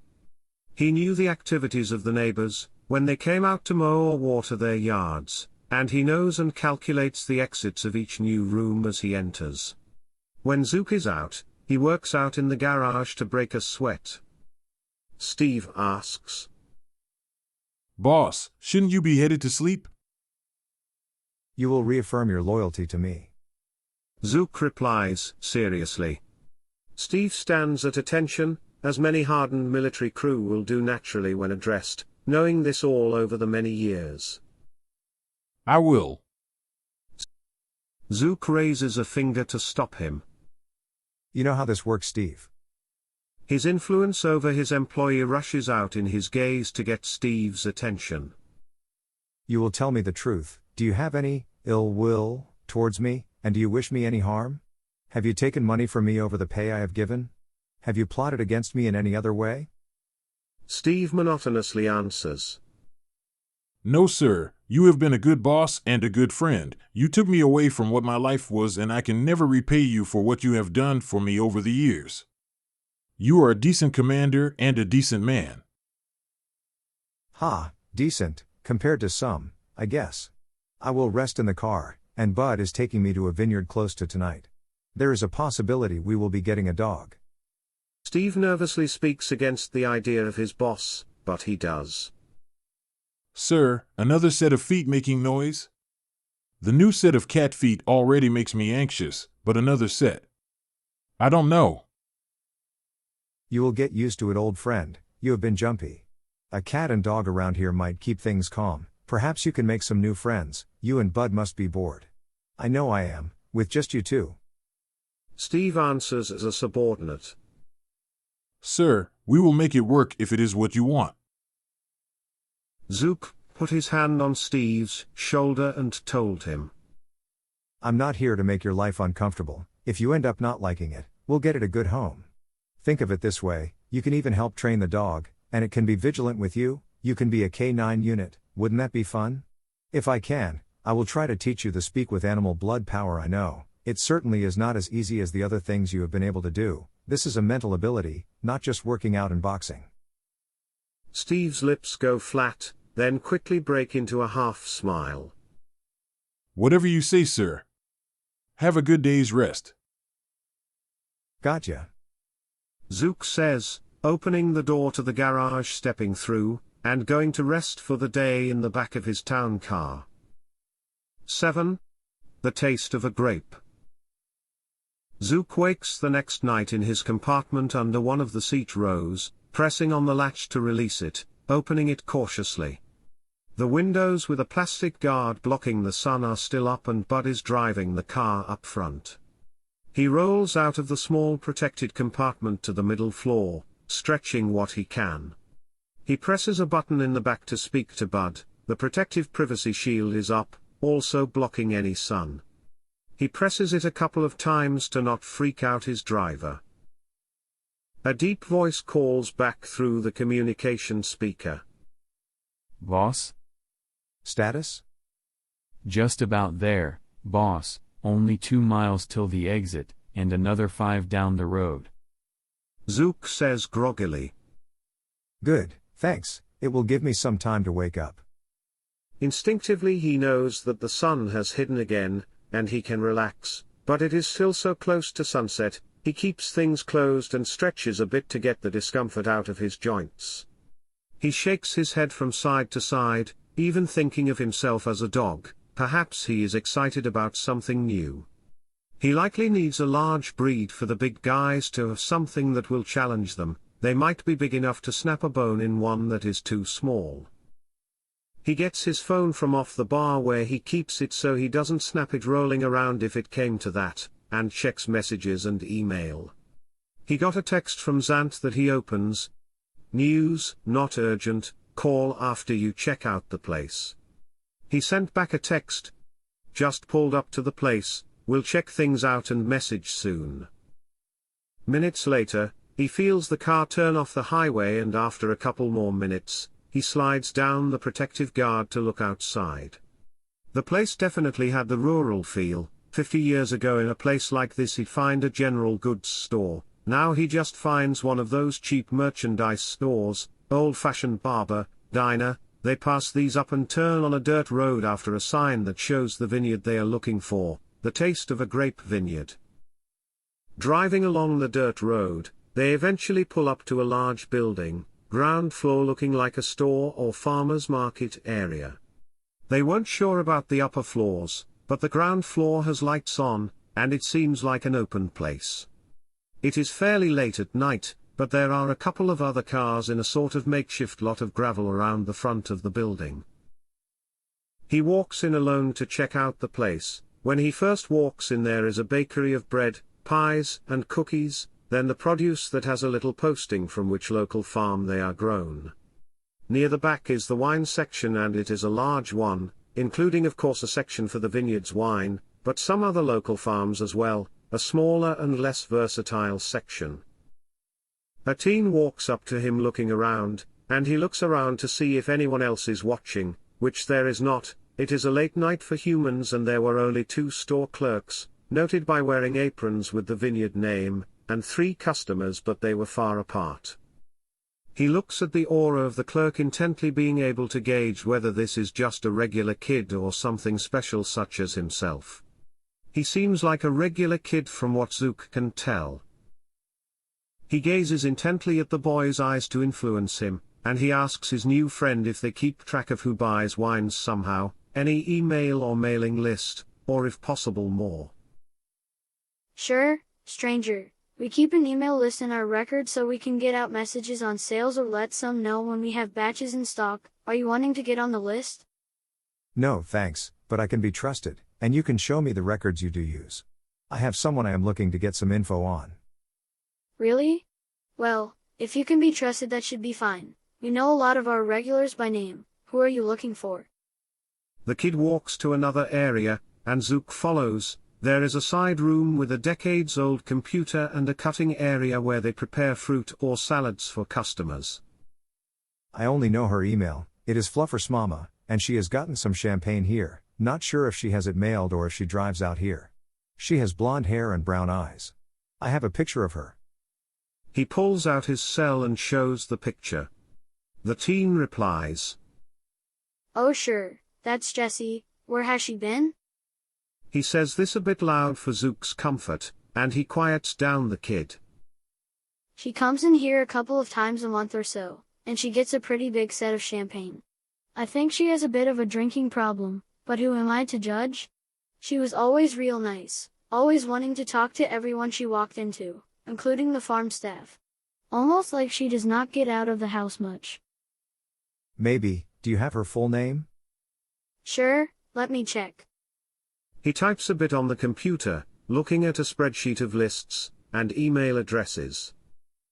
Jessica Sanderson, sure, she comes in here pretty often. She changes the address pretty often when she does too, maybe every couple of months.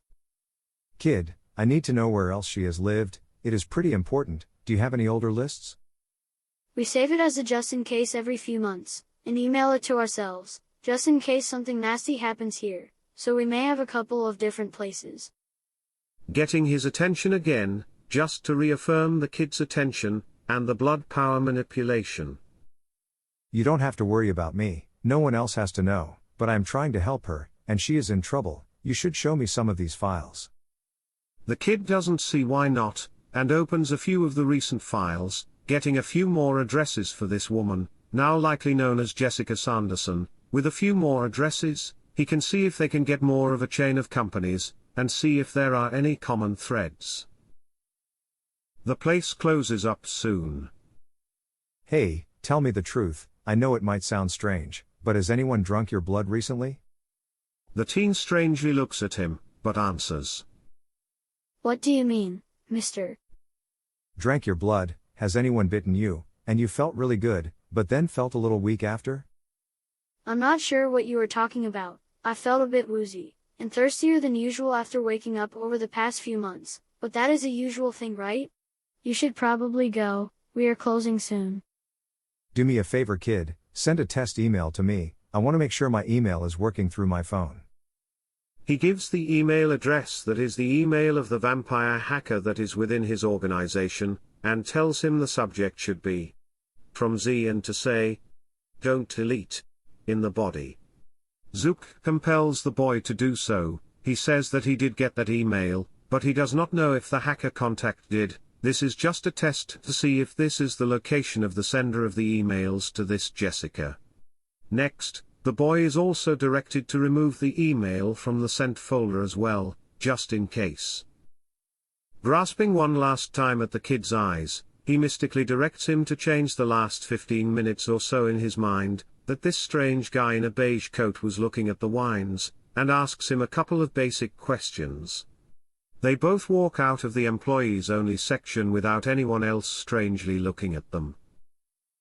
On the way out, he goes back to the wine section, and gets a bottle of champagne, and brings it to the front. To leave at that point without buying anything would not just be rude, and it would be a reason to remember him easier. He pays in cash. At the register on the way out, there is a larger and heavily tanned man, completing the transaction ahead of Zook on his way out. The man has calluses and certainly looks the part of the farmer dad of the family.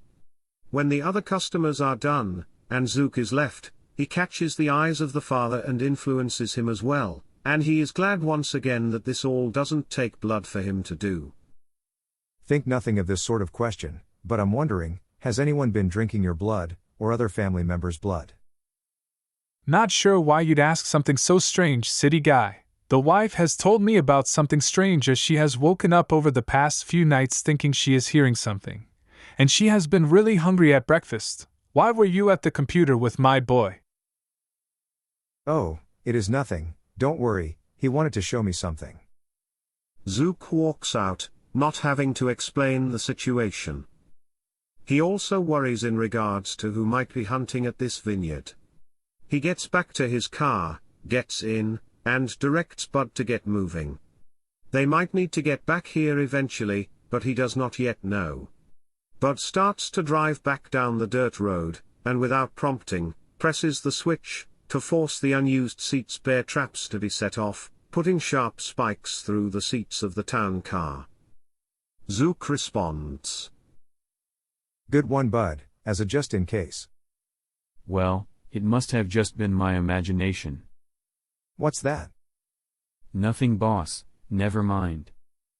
Zook gets on the phone and calls Zant back.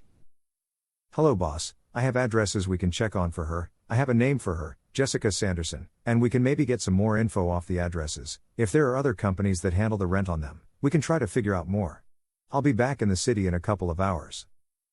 Next, he sent another email from his phone to the hacker's email account, to tell him to compare the IP address. He knew a few special computery words. To the emails sent to the victim, he had a possible feeling he might get a match.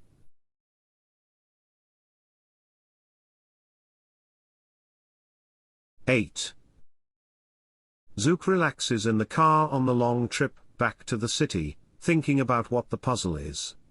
He wonders if something is going on back at that farm, but does not have too much time to worry about it. This one who is in the city so far needs to be caught. It is likely one of their enemies within the Fang that escaped their attack some time ago. They struck out at a set of other vampires and ghouls that were trying to sneak in for power in the city. The Fang often did this sort of thing, perhaps a step ahead of them now.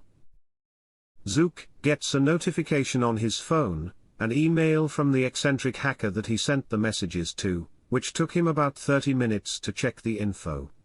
The message replies to him is from the email that he sent to Mikola, and it states that it is from the same IP address that is from a few of the emails, meaning likely the same computer and an internet connection, more from a few older ones, but it helps him gauge what might have been happening, and he will let him in on what might be happening at the next gathering. Mikola is not sure if he got any notification about tonight's meeting earlier this morning, but the magicians have made contact and they are not thrilled. Zook checks other messages and sees an email from Zant. It states that they have a meeting close to one, and most better damn well be there, or she will have to hunt for them, and she does not want the unpleasant actions of having to do that. If you are not extra dead, be there. He replies that he should be able to make it. They need to get more powerful weapons against enemies like these. They are tough because a powerful Fang fighter was able to go up against the werewolf, muscle to muscle. They need gear like sunlight flashlights, which sadly don't exist, flamethrowers, swords, or werewolf claws that were not going to cut it with what they have. They did drop many of their number that night, and he's wondering if they need the special things, stuff that hurt them as well. No one likes using it, but the powerful enemy has skin with the consistency of concrete, and has the supernatural muscle to compete with an angry werewolf. They need more taboo gear. They seem to be partially distracted, something else must be going on. This woman who used to be fed on was kept, like fresh takeout, and she was not really this important, but we are all trying to figure out what might be happening with her, running around trying to find out the situation. If it was up to him, this was a distraction, and they were falling for it. In his head, they probably need to get back in the game. They cannot get the wolves into things easily, and they need weaponry and knowledge. He would reiterate their situation if nothing else came up at the meeting. They should be preparing for more, but he is not sure what exactly, other than they should be preparing to handle the powerful fighters of the Fang. He gets home and gets out of the car, and Bud gets out at about the same time, but Bud closes the door a couple of seconds quicker than his boss and looks over with a strange look. Boss, you okay? Sure, Bud, just thinking. Zook calls back, and shuts his door.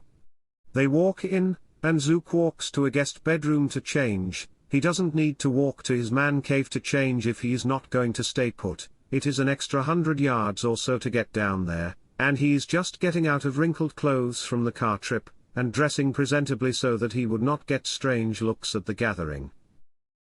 He gets out of the room and says hi to his new pet cat. Fluffers looks at him. Take me with you, non-human. This other human is just walking around, and he won't let me go outside when he goes outside. It is getting boring. Using his blood power to speak to the cat. Sorry, Fluffers, I will get you a friend to play with, and I might even try to show the man you were with how to be able to talk to you, and if we get another friend for you. It is not an easy thing to teach. Do you need anything? Oh really, you can do that? No, I just can't get out there. You don't have any mice around here to try to pounce on. When can I get out more?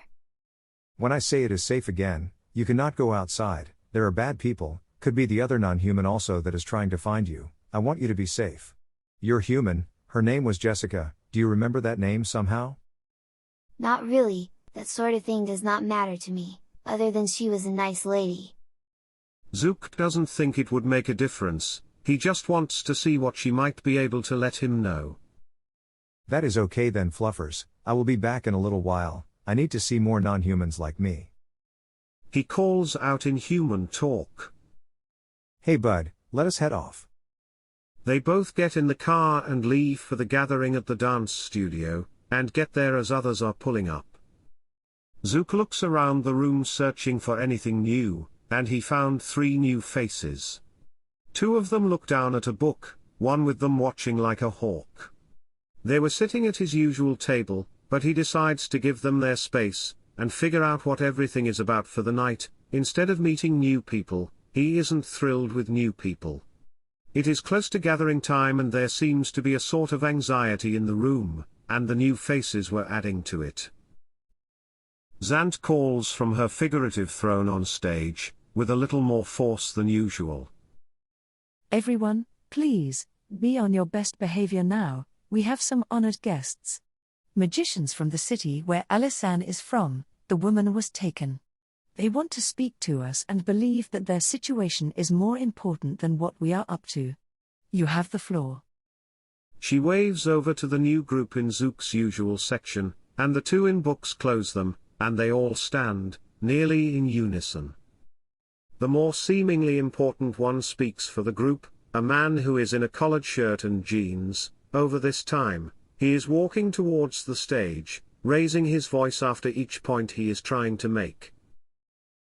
Hello, the name is Cliff. We are wondering why you all have not put more of a priority in finding our bloodkin Alisan. She has been missing for some time, and I hear that you have been playing catch-up trying to keep a dead woman off of the radar of the populace.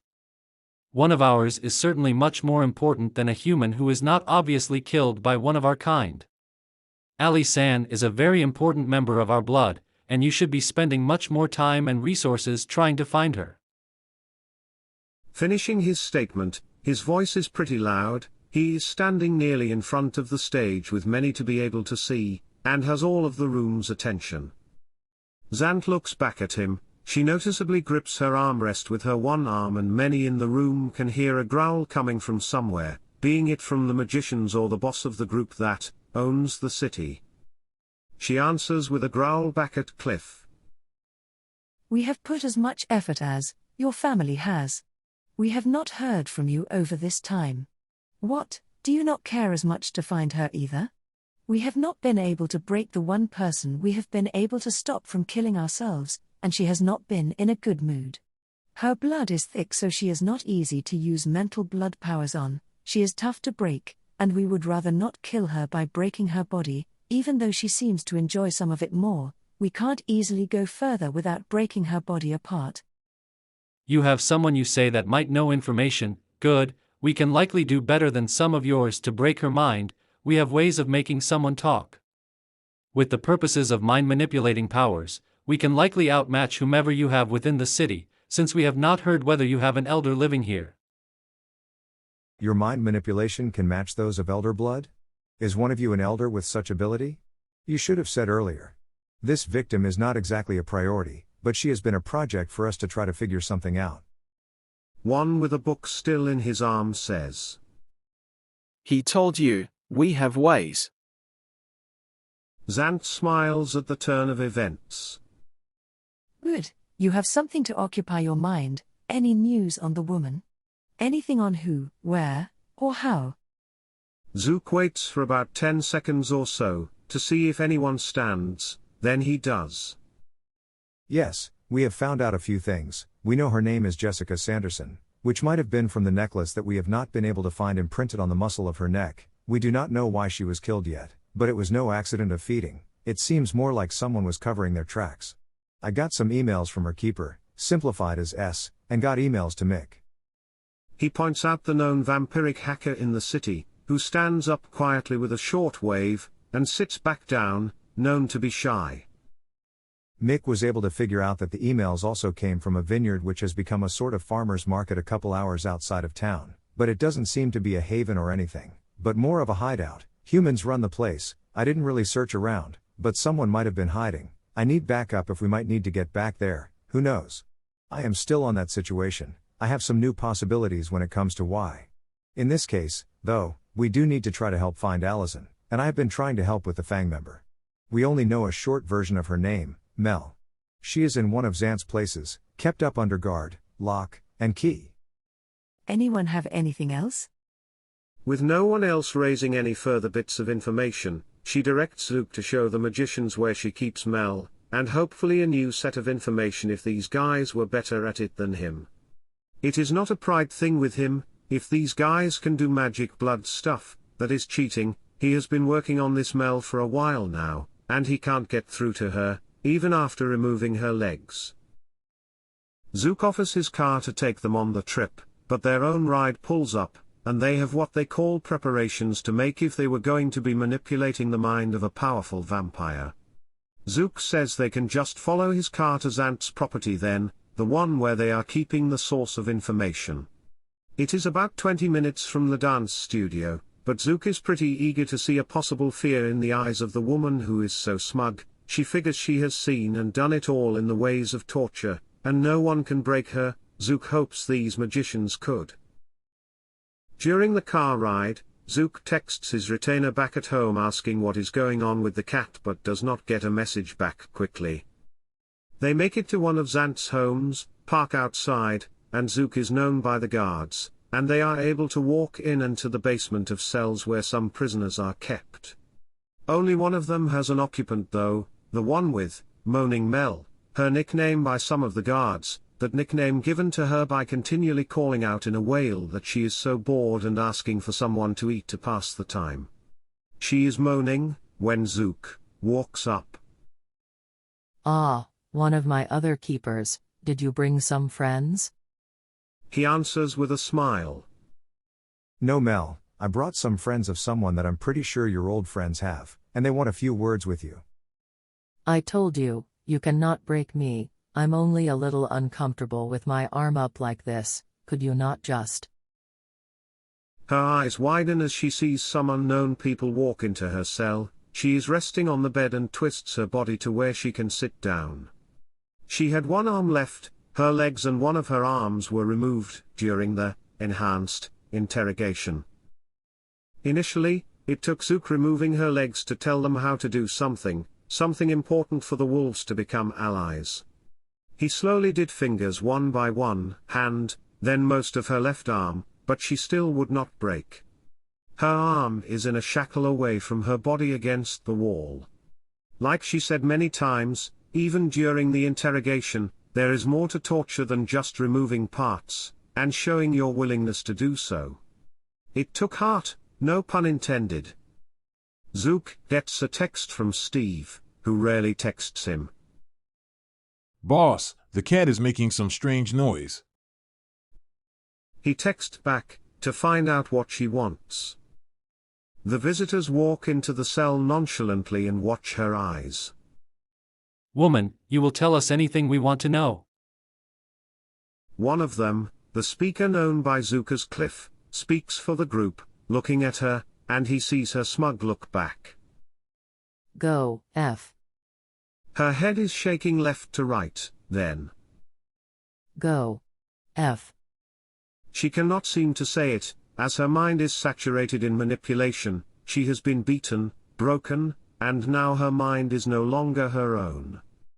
Cliff is a serious speaker. You will tell us the truth. Where would your master among the Fang take a prized possession? Where would he take our magician bloodkin that you helped capture? Mel hesitates to answer, her mouth shivering, quaking, trying to not reveal what she knows. You will tell us eventually. You might as well spill it. Woman, where did you take her, when you captured her from the storage facility massacre? Mel holds out as long as she can, somehow having some strong mental defenses, but she seems to be no match, under the current scrutiny of the multiple beings from whom she's drawn attention. She stresses her mind, thinking of numbers over information, letters over locations, but her mind keeps showing a sort of bunker. She keeps it from her mouth though, thinking that she could still prevent them from knowing where they might find her master and his prizes. One of the members who is not the center of attention asks, "What prizes? Show us." Mel's eyes widen further, as she realizes she is being hit on multiple fronts, by the blood powers in the room. One seems to be manipulating her mind to think in certain directions, another is reading her mind while another is able to see images. She tries to close her eyes to prevent the manipulation, but her eyes are forced open with the powers, unable to break the strength, seeming to be very strong. Her mind goes to find ways to end the boring nights of waking up for no reason, but goes back to the old bunker, where her master has taken up residence. It is a secret place, and her mind continues to try to block the location. Speak, woman, tell us the truth. Where can we find this bunker? Mel holds out for another couple more seconds, but cannot resist. There is still an old-fashioned general store, called Mix's General, about an hour south of here. There is a bunker entrance with radiation symbols, but it is a front, not that it would affect us anyway. Rooms have been refit to cells where some are held. I do not know of them all, but I know that my master has been able to take a shadow master to teach him a few things, and the magician he has wanted for some time. Her magic is more coveted than anything else. It is well known, the magicians, in the Fang, have not been able to survive these centuries from their betrayal and our infighting, but with one we will finally be able to get the blood magic back and gain supremacy once again. Mel's head drops in shame, having lost most of her leverage, and feels defeated. With the one still in her head, he sees the multiple possibilities that she will use to try to end herself. Not that she has lost, but that she has not dared to end it already, and she can. The one in her head sees that she can manipulate her hand that she has left and reach into her body with the blood she has left and shove her rib cage into her heart. She can slap herself, forcing her skull into her brain. She could. "We need muscle in here," calls out the one in her head. One of the guards comes in with a gun at the ready. "We need someone on suicide watch. She will try to end it, and she knows she has betrayed her organization. We need better chains and a more uncomfortable setup for her. Bind her arms, keep them away from her body. She can shrink them, so we need to figure out." Good night all. It has been boring. Mel passes out. The one in her head stops his instructions. Well, damn it, her mind has shut down, she has put herself into the deep sleep, practically killing herself. Each of them, other than the guard that came in with a gun at the ready, knew what she did. She has shut down her body, unable to wake up the next night, or the next.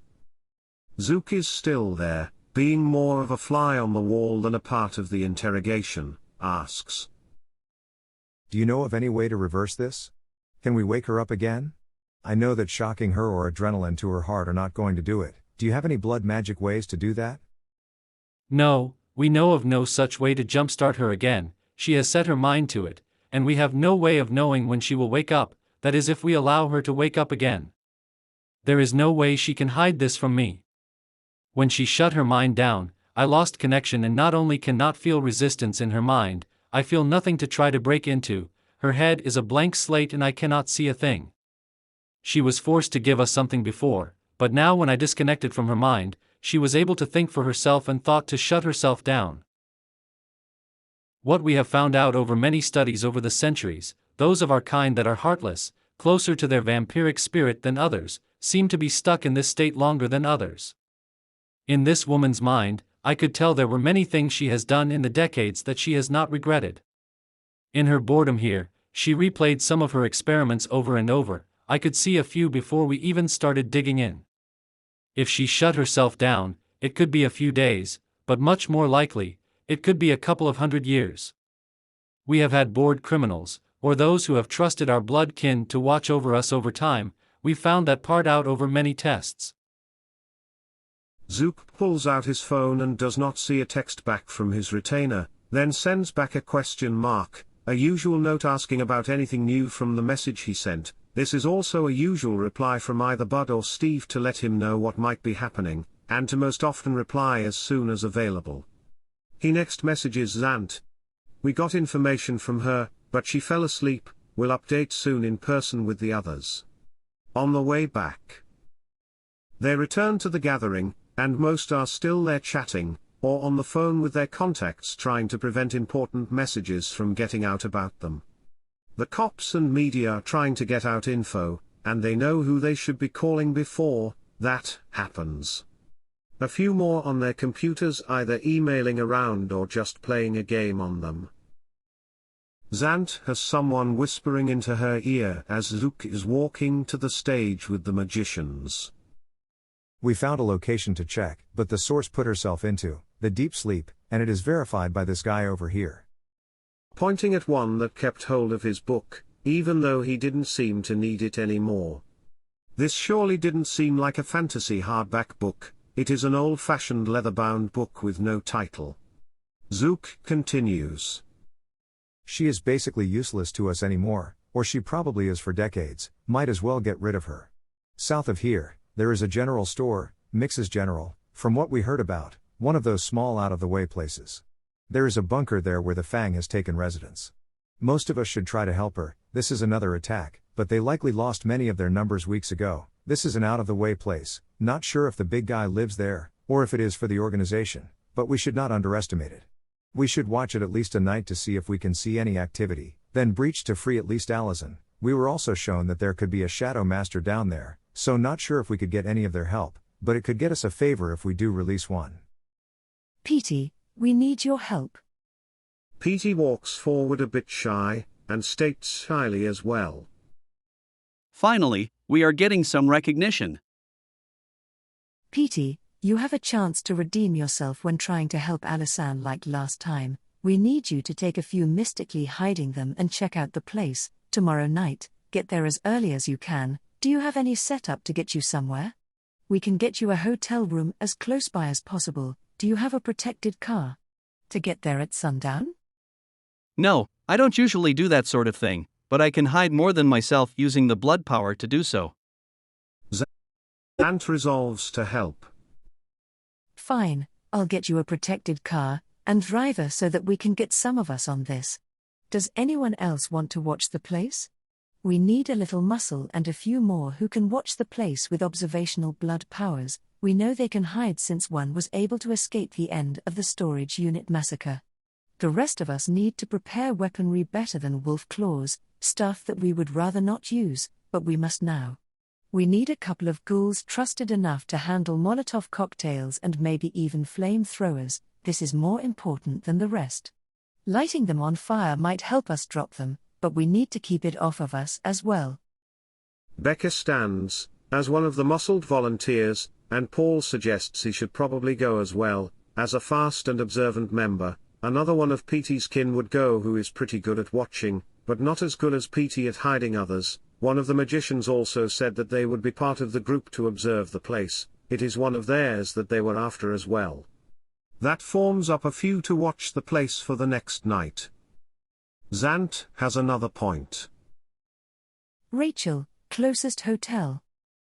Rachel the record keeper is clicking away. She finds a hotel close by, not fancy but it would work, and hopefully they wouldn't be noticed. Zant has her reserved 2 rooms on one of her cards for tomorrow and next night. They would have ghouls pick up the room keys the next day, get them to stay the day to watch the place, and get back there before it gets too late, in their case, early in the day.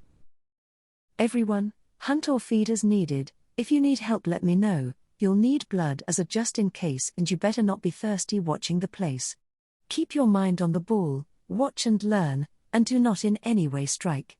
If you see anyone, including their major fighter whoever that was, stay hidden, get us any information you see, keep phones on silent, and if you get caught, get out, don't kill if you don't have to. Becca, the magician going, and Petey walk up to Zant asking for help for blood for the night. They do not know if they usually would hunt, but the magician being from out of town, doesn't have much time, so the rest seem to have things covered and would meet at Zant's place before night's end so that they could be transferred to the location motel close by so that they could get to the location as soon as possible. They disperse the gathering, and might not meet the next night due to a few of them being in the field.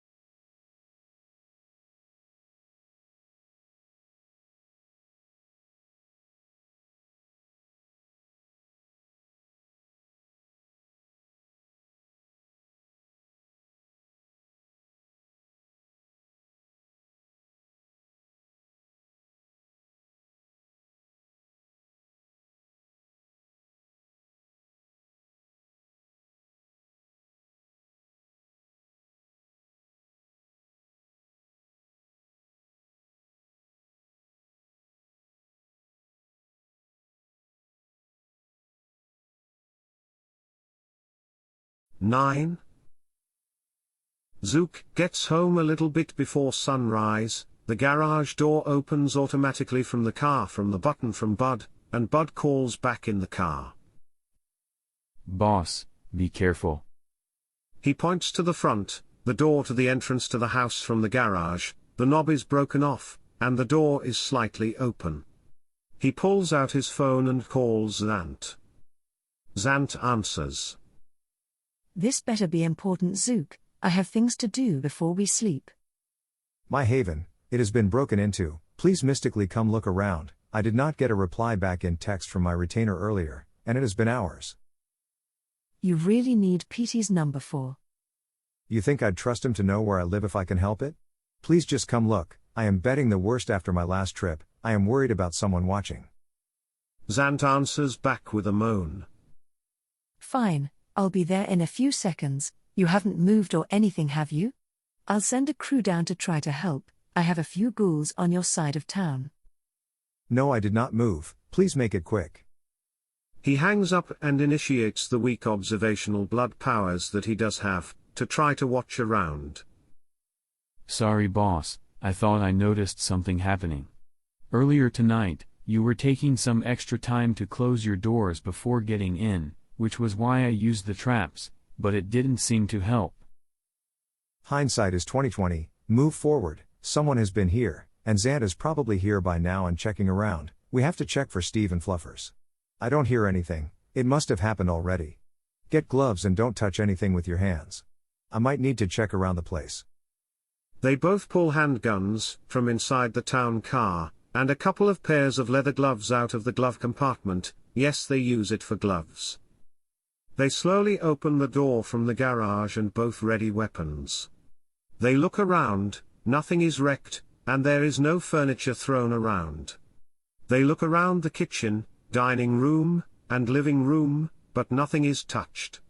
They move up to the second floor, rarely ever used or touched, and the 2 bedrooms are empty as well as rarely used guest rooms and bathrooms, both unused and nearly spotless.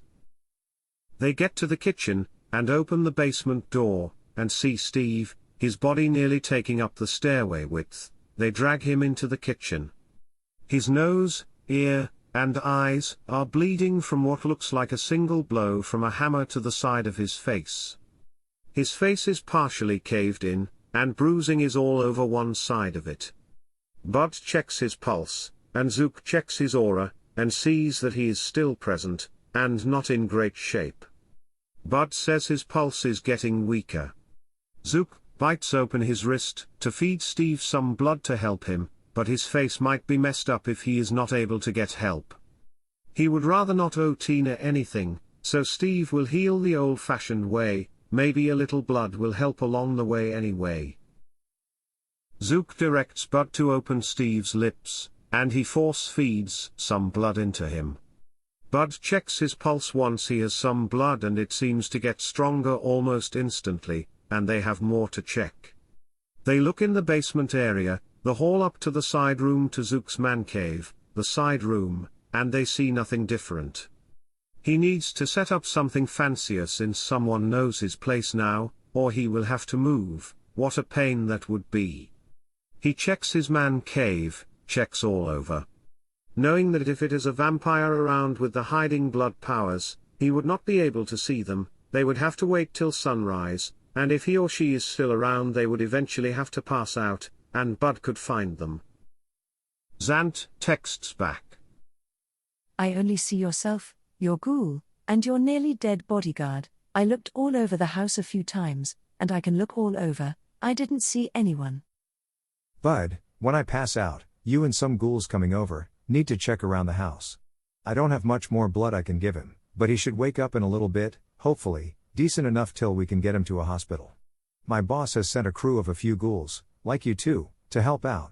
Let's both go up to Steve, we'll get him downstairs so that you can watch us both until help gets here, and you all can check the place for any others. Give it a few hours, it is damn hard for us to stay awake after sunrise, but we can do it. Give it a couple of hours, then look all over, in closets, and under beds. After a bit, look for the cat too. I think she probably has been taken, since she is a witness, somehow whoever it is, figured it out. Yes, boss, how did all this happen? Zook wasn't sure, answering. No clue, bud, but we will figure it out. They both carry Steve back down the steps, and drop him to the floor. Within minutes they hear multiple footsteps upstairs, and less than a minute later, 4 guards make their way down the steps with rifles and riot gear ready for a fight. Bud raises his arms, and Zook leans up raising his arms as well. The crew is methodical and looking all over. They open the doors to the side waiting room, then to the man cave. Zook calls out to the crew. Team, there are the 3 of us that live here. We are looking for a possible intruder and a cat. Don't hurt the cat. This man needs medical attention as well. One of the crew members walks out and checks out Steve on the ground, checks on him in general, and Zook can't make it much longer. Stay for a couple of hours. We can't use blood powers for long after sunrise, and if someone is still hiding, capture them. As he is passing out, Zook claims. Great, too many have seen this place. I hate moving. Zook wakes the next night, feeling a bit low in the tank. After feeding his ghoul some blood so that he can survive. He is a decent guy and vigilant, hopefully, he doesn't lose him. Lightly feeling the bed under him, he is on his bed in his man cave. He listens at first, turning on his observational blood power to hear very well to try to hear activity around his place, and can't hear much, but breathing not too close to him. Zook opens his eyes to search around. He doesn't like having someone in the room with him as he sleeps, but he'd make an exception in this case. Last night was not one of the fun ones. He sees no one but Bud in the room with his back up against the wall, wide awake looking back at him. Boss. He sees that his employer is awake, and stands out of the chair to walk over. Status? Asks Zook, wondering how the day went, likely knowing their current situation. Bud answers. The cat is gone, Steve is still passed out, but he will make it. The guys that were here and I, all checked the place top to bottom during the day, looked in crazy places like in closets, under bed sheets and towels, under the couches and beds, and we got nothing. Whoever it is probably grabbed the cat first, knocked Steve out, and walked out. The other guys mentioned that it is not a regular weapon, looked more like a hammer or a fist blow, and just one, and they know of the blood power to add strength, and if that is the case, they mentioned it is a lot of it. They said with all the testing they have seen, even with the blood you gave Steve to make it, this is with the force of a sledgehammer to a few square inches on his skull, another would have killed him. With the extra blood you gave him, he will just have some hardy bruising, and they will send notice at the hospital when Steve can talk. His jaw might be a bit loose as well, but we will get something. Zook pulls out his phone and checks messages. Nothing from his boss, Zant, nor from anyone else, so he sends a text message to Zant. Hello boss, thank you for the help last night, let's talk in a little while so I can give you details. You likely got info from your employees but will want to go over it all in person when you get a chance. I have to check around my place and go out for a few things, but we should meet maybe a bit after midnight. Zook sits up on the bed. Just got the news to the boss, and we will get in on this strike soon. Some of the others within the organization are checking on a possible location tonight. Hopefully, they will figure something out. I'm not sure where to start to find who struck out, but we'll change and investigate around the place to see if I can find stuff. Thanks Bud, get out so I can change. Bud leaves Zook's man cave, and he changes into a more comfortable collared shirt and pants, not feeling like dressing up tonight. Using his observational blood power to investigate the place, he placed his hands on different objects that were likely handled by the intruder. Door handles, and his computer. He looked around and asked Bud where the cat handling carrying thing went, and Bud said that they couldn't find that during the day, so it might have been taken. One thing that he knew was likely touched at least first by the intruder is the doorknob that he broke to get into the place. It is broken off. He hears a ding from his phone. He will check it in a second. Out to the garage he went, and checked a few things out, taking the doorknob in his hand. He rolls it around trying to gauge any feeling from it but is not able to get a thing after a couple of seconds. There seemed to be no feeling in the object in general. Either the intruder wore gloves as well, or there is little to no feeling that went into this intrusion, not even a little hint of excitement, there with a purpose. The door is not splintered, but the doorknob is bent out of place and would not work again. Bud, do we have any extra doorknobs that fit this same key? Yes, boss, in the garage supply, I can get that done. Bud goes out into the garage and checks their supply of light bulbs, keys, tools, and finds the package of the extra doorknob kits they have, and sets it up on the door from the garage to the house. Since Zook is not able to get anything off of any different items around his place, he checks his phone, a message back from Zant. Sure, we can chat, usual place, 2 o'clock. Sure, see you there. He replies, he is low on blood, and needs to get some more before it got too late yet again. He is not in the mood to call some of those he has that he can feed from without being subject to strange blood, or consequences. He wanted to hunt.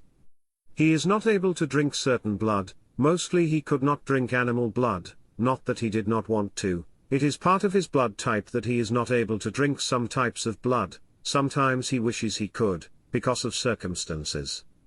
It would be easier, could purchase it for emergencies, and much easier to hunt, especially these days. Tonight, instead of just asking, and being given someone's blood, he wanted to hunt, and tonight he wanted to try some, workout blood.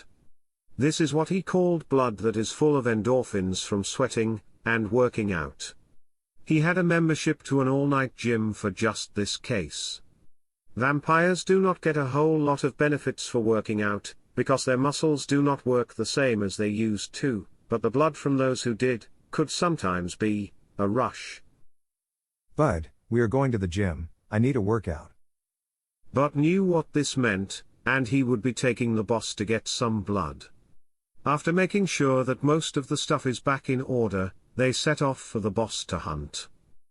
Bud drives off with his boss in the back, and they go to the all-night gym, a few miles away. He might come by here once a month or so to keep himself sharp. When he calls around for some blood from those he keeps track of and feeds from, often paying money or other things for their blood, the thrill is gone, as he explained to Tina a little while ago. He has been to Reed's place a few times recently, he does some parties for guys like him when asked, so that the blood around his place is full of liquor, or other fun things that are considered a possible delicacy. Tonight he would take the chances of going out, and actually hunting like he used to need to, decades ago. There were a few cars at the gym parking lot for the night, a usual sign, and after Bud parked, he waited outside as usual. Zook left his beige trench coat in the car, it is pretty noticeable, compared to his current clothing, and went on in with his membership keychain, but did not bother with gym clothes, he rarely did. This is an old-fashioned gym that also did not have cameras all over, and it made some hunting easier. He walked in checking out the talent, there were many treadmills, bikes, and weight sets. He circled the gym in his non-gym attire, and saw that there were only 6 working out for the night, 4 men and 2 women. His mind raced as he thought of the hunt, the taste of unknown blood, the possibilities of the fear on their part, and the enjoyment. He is getting a buzz just watching others work out, watching the effort they were putting into it. The endorphins in the blood had a sort of tanginess to it, like a sort of lime zest and juice to a plain bowl of rice. He eats that plain rice too often, he figures, and thought he might treat himself. He checks out the auras of the patrons here tonight, the women are human, and 3 of the men were plain human as well from what he could tell, but another is not. He could not tell what this other man is, but he did not worry. The ability to check on auras is not perfect, but there are a few that he needed to worry about, and he had been coming here for a few years. On the rare occasion he would work out, just to sort of get a feel of the place, if there were too many around he would not hunt, but tonight seemed like a decent night. He likes this gym because the locker rooms were away from most of the workout area, and he could sneak into either room to feed as needed. One of the women finished her workout after about 10 minutes of Zook walking around, and started walking back toward the locker room drinking from her water bottle. This woman is thin and petite, with black hair, sweat is glistening off of her smooth skin, and he had often seen her at the gym working out. She worked out sometimes late at night, or after midnight. Maybe her job had her working so often that she is unable to spend time on herself otherwise. He is surprised, keeping her in his mind. She made him think back to Tina. She is about as skinny, but this woman's chest is a little larger than hers. Wait, is he about to put someone else's body in all this? He shook his head, clearing it. He is in the middle of a hunt, and he should not be distracted. He gives her about 10 seconds to get her clothes and walk to the showers, and he walks to the outside of the locker rooms to listen with his heightened hearing to listen to her walking around the room.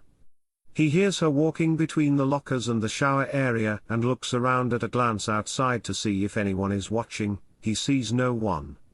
He walks into the women's locker room. Knowing the layout, he walks toward the shower area, listening to the woman walk closer to them, and hears her open a shower curtain, giving him the cue to walk in and take off his shirt. He drops his shirt on top of her clothes on a bench. Stepping more lively up to the shower she is about to use, he holds the shower curtain open when she tries to close it. She had not yet turned on the shower as well. Zook's eyes locked onto hers in her surprise. Do not scream or call out. He whispers to her, as his influence over her washes over her mind, like she is about to lose herself in a nice relaxing shower, after a workout.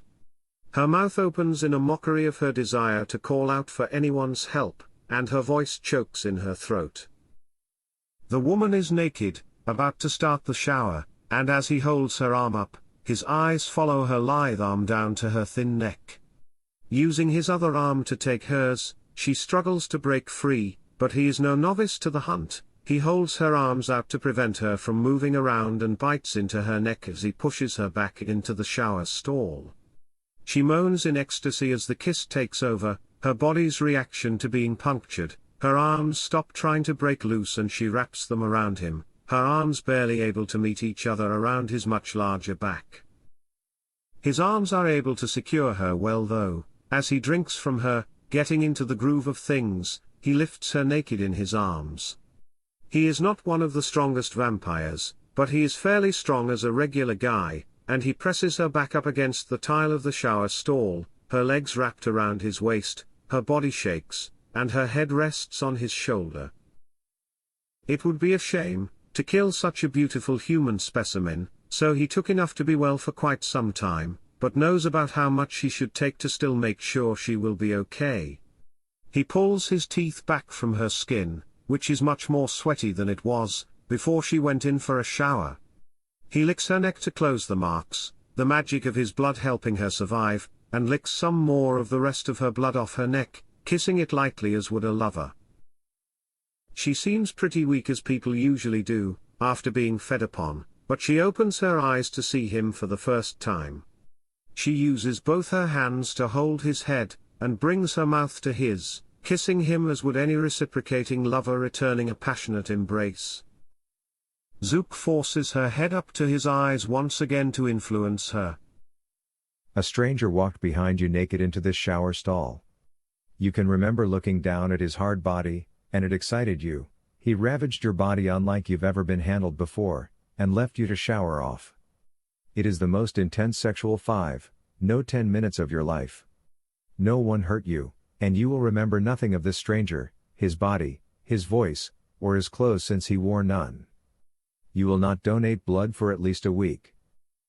He leaves her alive and well, if not woozy from the loss of blood and the workout, and closes the curtain to the shower.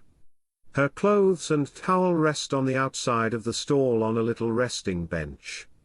He takes his shirt and listens intently again for anyone that might have come into the locker room, and hears no one. He does however hear the shower turn on, a couple of seconds later.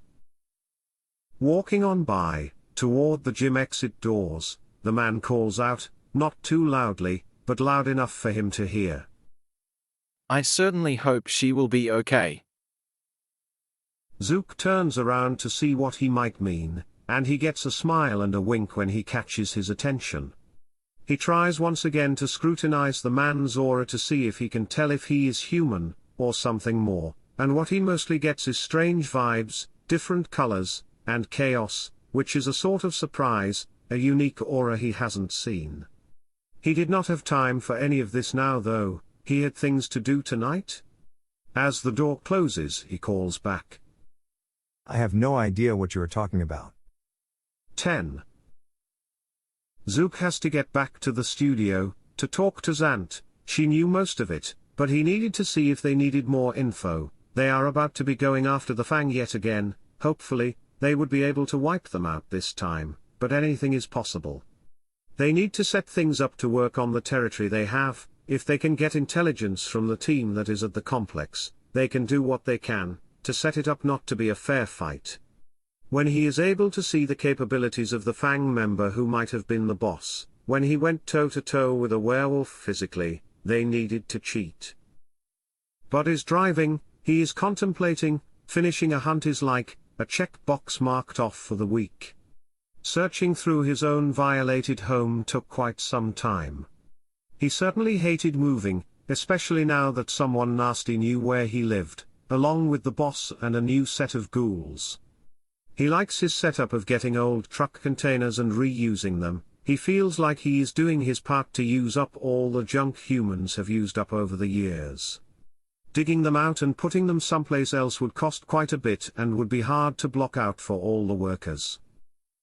He decided to start anew, just get new containers, get a new place, and redecorate. He would have to renovate the closet to turn it into the next owner's unknown basement. Perhaps instead he could keep the basement, just pave over the storage containers. He is also thinking of all the new things he could do. Since he now is in a pet mood, maybe he could do fun stuff for them. They could have obstacles to run around, stuff like tunnels, or a little underground. On second thought, if they got noisy or if he can't find them to stop them, he would not be able to reach them if they hid in a tunnel. No, he can figure something else out. Maybe a larger underground area like a running track, or an outside shower to handle a dog so it doesn't mess up the floors. Maybe he would train an attack dog, with claws, but then he would have to protect the floors or get stronger floors. He could also design some shoes or something. Animals usually hated shoes at the bottom of their feet, but maybe something like claw leather gauntlet protectors so they wouldn't scrape against hardwood or linoleum or tile. Perhaps it would not be such a shame to have to move. Sometimes a move can be nice. Then, he could. Boss? Being pulled out of his night dream of moving and redecoration, he sees them pull up to the studio a little bit ago. Zook opens up his door and gets out, walking up to the studio. He sees a man standing outside the studio, obviously a guard looking around. He also has a spiral cord leading up to his ear, just watching and paying attention to the area. Zook looks at him as he is looking back, scrutinizing him to find out who is looking at him. He can tell this man is a ghoul. Zook asks, "You the only one here?" You supposed to be here? The man asks back. "Yes, I am here to see Zant. She is expecting me. You may be new, but you need to know your place." The mass in front of the door grabs his trench and pulls him closer. Zook tries to trip him to supposedly show him his place, but the man stands firm with Zook's leg behind his. He's good. A woman walking up from the side of the building stops the confrontation in its tracks. "If you didn't know I should be here, you should be nice about it. How could you tell I might be able to be allowed?" I didn't hear your heart. "Not bad. If you didn't hear my heart, you know who I might be, so pretend to be nicer. I could have taken offense. I need to get in there." He continues through the door. He walks in through the lobby of the studio, empty as expected, then into the larger studio of tables and the stage up front. Zant is sitting with Rachel speaking with her. Zant hears Zook enter the room, and looks around the whole place like she is checking around for others as a just-in-case measure. Zook walks up to them and waits till they get done with what is going on. He tells Zant everything, the break into his place, and the loss of the witness. She knew most of the rest, but her eyes opened when the cat came up in discussion. Zant then asks, "You are telling me that the witness you have is a cat. What did you get out of this cat, and why did you not tell me? I love cats. You are going to get it now." Zant smiles playfully, not meaning a serious situation. Zook gave some details. The cat's name is Fluffers. She did let me know that the victim moved around many times, that the cat is forced to leave the place when the keeping vampire is coming over, and she often drank the champagne before he came over. The cat did tell me that she did not really drink much, other than the liquor, or champagne, before the keeper came in to feed from her. So, what you are trying to tell me is that a cute little fluffy cat, named Fluffers, spoke with you over some time, and you were able to keep this cat safe until your home was broken into by someone who was likely a vampire like us, more likely one of the Fang, and they attacked your ghoul and took the cat. I get it. We have some of the crew up at the location checking things out. Have you fed? Yes, I'm fine. I see you haven't been able to get Tina to get you an arm back. Have you tried to get her in on it yet? She does owe you quite a bit. It won't take me long to convince her. She just needs to study more. Using the ability she has inherited from the Fang and her maker, she should be able to make a recently unattached arm set in with my shoulder, but the magic and blood involved will be more than expected. She will have to attach bone and muscle, and the blood arteries that would usually send blood to and out of the limb. This isn't a commonly done thing. She might need to actually study under a doctor that has put some thought into this sort of thing. Would be nice if I could grow it back, but it isn't that simple. I'm working on her though. I'm not whining and dining her anymore, but she is living for free and really easily because of me. She will remember that, if I have to hammer it in her skull. Anyway, we are starting to get in some pictures from cell phone cameras at the location. They all are taking a look at the camera pictures that are being sent to Zant's phone. They see what seems to be a large set of doors, postings out front of a skull and crossbones sign, large and closed cement doors, and even other signs marked "condemned" on them as well. There seemed to be a pathway into a hill. Any car would need to travel up by a gravel path, and the cement doors look like they can fit a large car into them for either storage or security. A smaller steel door is fixed into the side of those doors, which looked like large bolts, but seemed old-fashioned, even perhaps a bit discolored from age. They get no pictures for a few minutes, but another is sent for them to see, a man stepping out of the steel door, dressed in a shirt and jeans, looking around cautiously, and closing it from the outside. He walks around on the outside, trying to look casual but is searching around much of the area, possibly either a patrol or scout.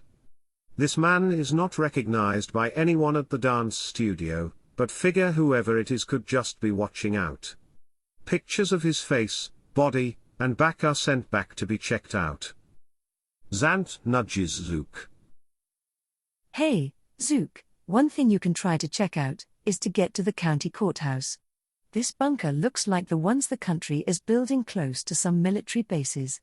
When they were caught building these sorts of things, they sometimes had to register the building, digging, or renovate the county. Some got paid off not to put anything in their records, but we should try to find out if there is anything. This is still within the county here, Jefferson County, and we need to see if there are any old records just in case. Anything hidden we can't figure out along the way, that sort of thing. If they have anything, take it or copy it. I know Petey knows a few lawyers, but some of his blood might know or might be able to get in. Not a bad idea, boss. Zant places a hand over her dead heart, faking a smile, she says. Or, thank you, Zook. I note my good ideas for your pleasure and praise. This is why I think for myself. You are so welcome. Very funny. I'll see what I can do outside the courthouse. It might be closed up by now. Who do we have as anyone dealing with lawyers? judges, or anyone that might have a key. The cops might have a key, but we might want to make sure. Unless one of ours has a key, get the word out, we don't have anyone here now tonight. Get the word out, I'll head to the courthouse for records. If you can get someone with a key, have them meet me. Someone knowing the county records might be too much to hope for, but we'll see what we can do. Zook walks the length out of the room and out the door to get back out. He calls out to Bud and says they need to get to the courthouse for something. Bud hops in shortly before Zook to get the car started. The courthouse wasn't far, but he hoped he could have a way in, other than having to find someone who could pick locks. Things could get to the federal level if we started breaking into county records, if caught anyway. Could just do it the old-fashioned way, masks just in case for cameras and break in. It is for a good cause. After about 10 minutes, on the trip down, he gets a text from Zant. Mick is going to help, he knows where the room is, and he can help. We do not have a key. Well, at least it is something. He did have Mick's number and told him to park about a block out. He calls up to Bud. Bud, park a block away, we are doing this the difficult way. There is a burger fast food place, about a block and a half away from the county courthouse, and Bud parked the very out-of-place town car there, very late. You are coming, man, we might need another set of eyes. We need ski masks, flashlights, and guns. Hopefully, we won't need them. We are meeting another at the building, hopefully, we can figure things out. Bud gets out as well. Under the rear back seat is a small compartment, one section on each side is for the rigged bear trap under each seat, and another small compartment is for mystery gear, 6 ski masks, and 2 stakes. There were also extra silver bullets due to their activities recently. He had another black shirt that fit him, and black jeans just in case. It is tough to play it off when you have blood and other fluids on yourself from either a hunt gone wrong or other mysterious things that might happen in his little part of the world. They get what they need, close up the seat compartment, and start walking. No one else is on the streets or sidewalks at this hour, just them. At least, that is how it seemed. As they walked closer to the government building, a couple of blocks away, between an apartment building and another office building, a man jumped out showing them a gun in a street light, telling them to stop, and get out their wallets and cell phones. Zook cannot help but laugh out loud in the man's face. Oh boy, did you choose the wrong two to try to mug tonight?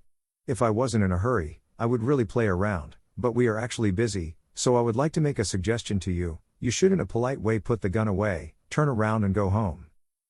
Bud stays back, and Zook stays back as well, but the man with the gun out, his arm shakes. The mugger gains some confidence. I am the one with the gun here. Stay back, and pull out your wallets. Zook wanted to give the mystery man one more chance. Look, guy, you look new at this, and I am just trying to warn you. You do not want to pull that trigger. Look at what I am trying to tell you. Look at my face, do I look worried? Zook is getting an annoying feeling, this is going to take longer than expected. Look, guy. He starts to influence the man when he pulls the trigger of his gun. The bullet punches into Zook's chest, through his shirt, and he is able to not be hurt by the bullet. His body is sturdy, and he could not take many bullets, but one from a small 6-shooter is probably fine. Since it didn't punch in, he at least would not need to use some blood to heal. After just hunting he would have been irritated. Bud springs into action, slightly kneeling and pouncing on the mugger, pushing him over, grabbing the gun, and taking it with ease. Sheesh, see now we have a problem. Not only will I need to mess with your mind, but now we have to assume someone heard that shot. Bud, keep that, and mask up.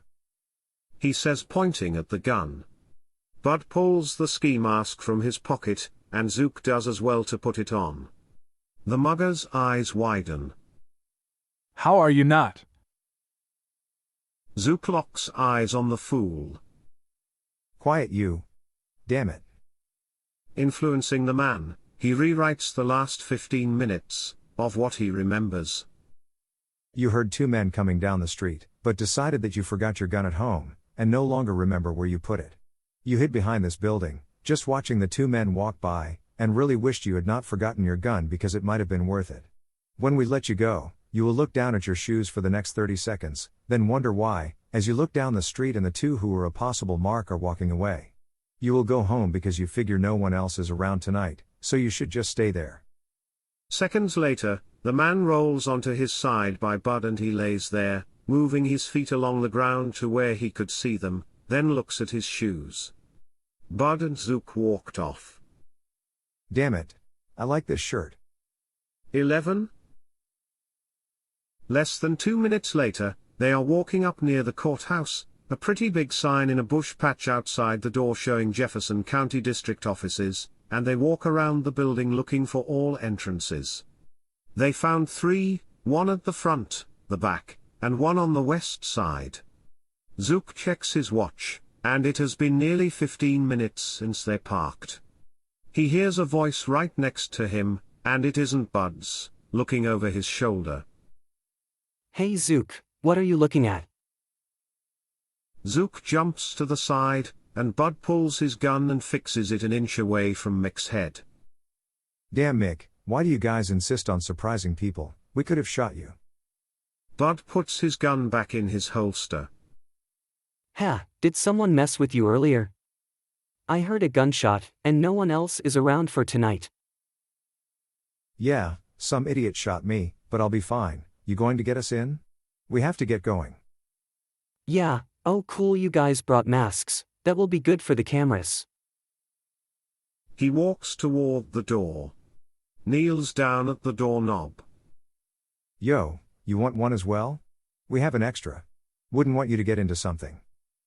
Mick puts his finger to his chin in contemplation. You know, that would be a good idea. Maybe I should, for the cameras. Yeah, you just said that. Bud says, looking at the strange man, who certainly looked like a gloomy goth man in his 20s. He hands one over before he continues, and the man puts it on. Mick kneels at the side door entrance of the courthouse and begins to pick the lock. After about 10 seconds of Zook and Bud looking around nervously, the click is heard and the door slowly swings open. Well, they are once again breaking federal law. Hopefully, they won't get into anything nasty.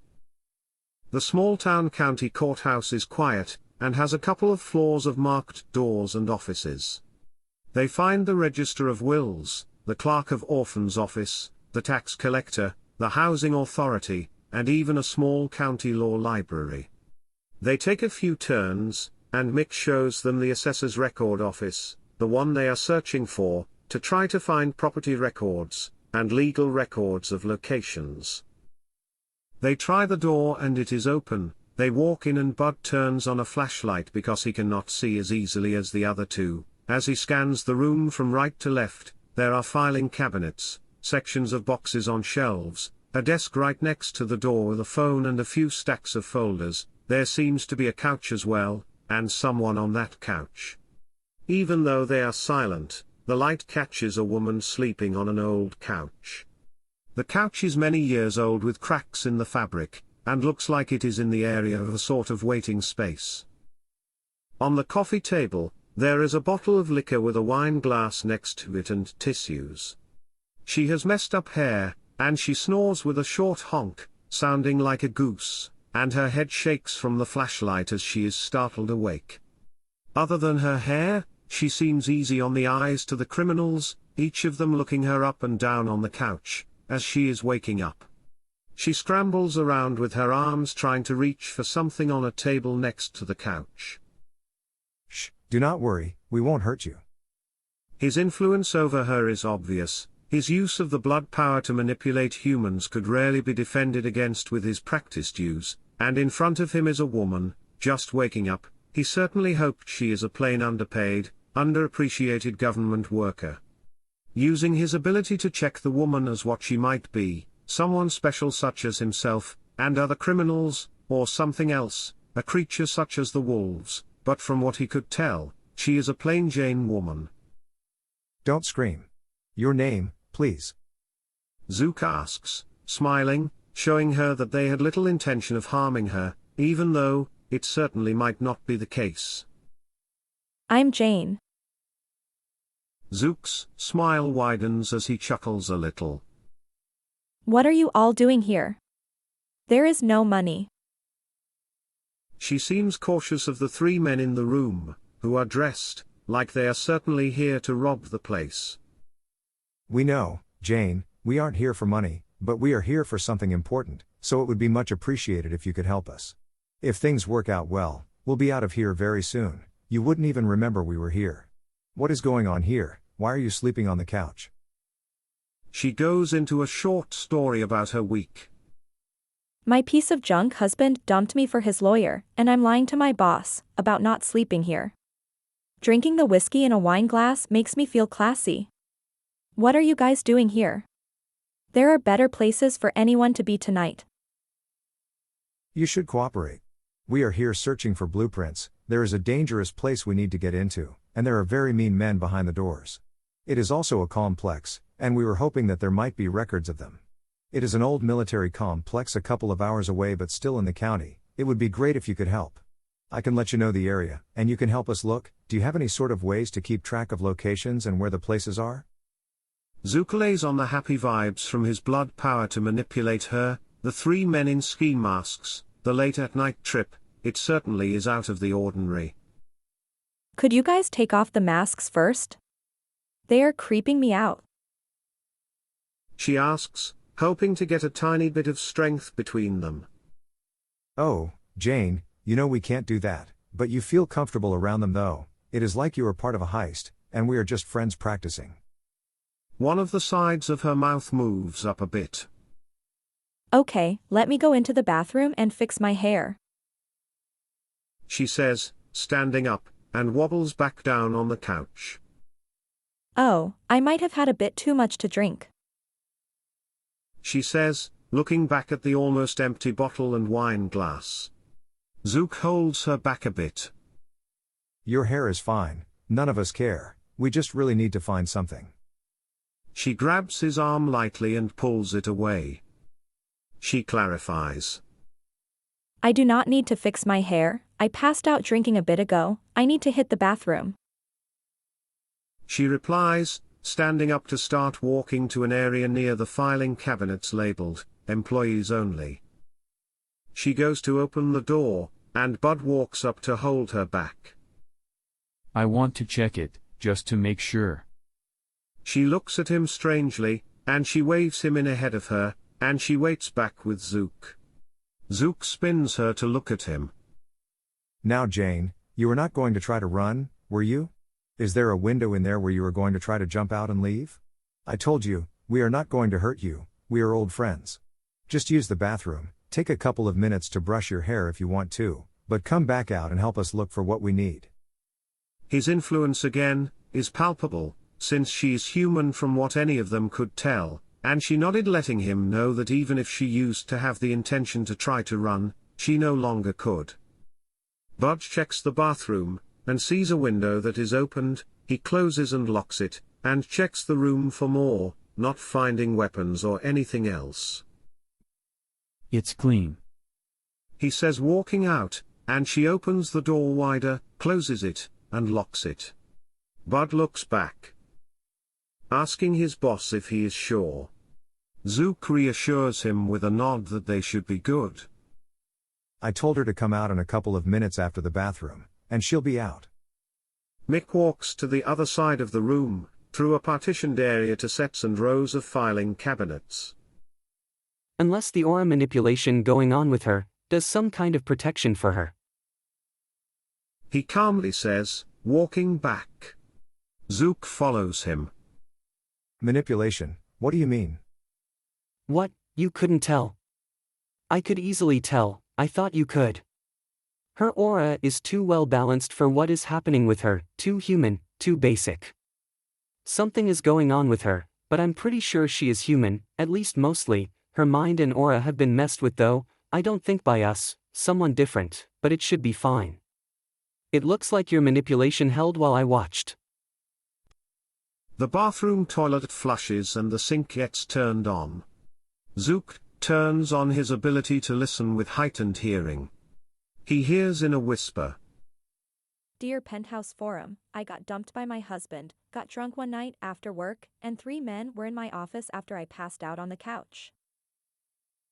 He turned off his ability to hear intently and walks to the back of the room of the partitioned filing cabinets. After a few more minutes, Jane walks out with her hair pulled back in a bun, and her clothes fixed after being asleep on a couch. She asks loudly. So men, how are we going to do this? Sorry to say, Jane, there won't be any of that. We have work to do. Perhaps if you find us these plans, we can. Sorry to say, Jane, there won't be any of that fun. We have work to do. Perhaps if you find us these plans, we can. Bud asks, in a sort of requesting tone, what he means. Zook looks over at him and shrugs. Bud is looking at Jane and blushing. She looks back and returns the silent gesture. Zook looks over at the still likely drunk woman asking for some playtime and checks her aura again for something different like what Mick is speaking about, but he could only see that she is human, and lust. Plans first. Then, maybe. Dear Penthouse Forum. The woman blushes heavily, and Bud smiles wide, looking down at some miscellaneous folders. Zook explains what they are looking for, a floor plan, map, or any sort of blueprint for a bunker, military, or otherwise, near the location of the general store. He gives the location. They check a county map, sectioned off hanging on a wall, see it is within section F6, and go over to a set of cabinets, and start looking. The two mostly humans, Bud and Jane, seem to be spending a few extra minutes whispering to each other away from the cabinets. She is caressing his arms, an obvious interest in him, and Bud shows the same interest in her. Zook has to glare at them to keep them moving. After a couple of times of snapping his fingers without effect, he catches them close together, and he calls out. Hey, drop it. If I have to come to break you two up, I will. He is actually serious. He would do that. Follow the plan first. He winks at her and they separate. With Jane's help, they made a record time searching through the cabinets, skipping sections here and there, to look in on a section that is marked confidential. Jane is hesitant at pulling out the section, but Zook is not, and he pulls out the section for which they were looking. They pull some plans of the location. There is indeed a set of bunker plans they pull, and it is pretty big, and deep within the ground, a perfect place to secretly hide an arsenal. Zook and Mick pull out cell phones and take pictures. In the meantime, Jane has moved closer to Bud. She tells them. You can take them, what do I care? Some old plans no one will care about or miss.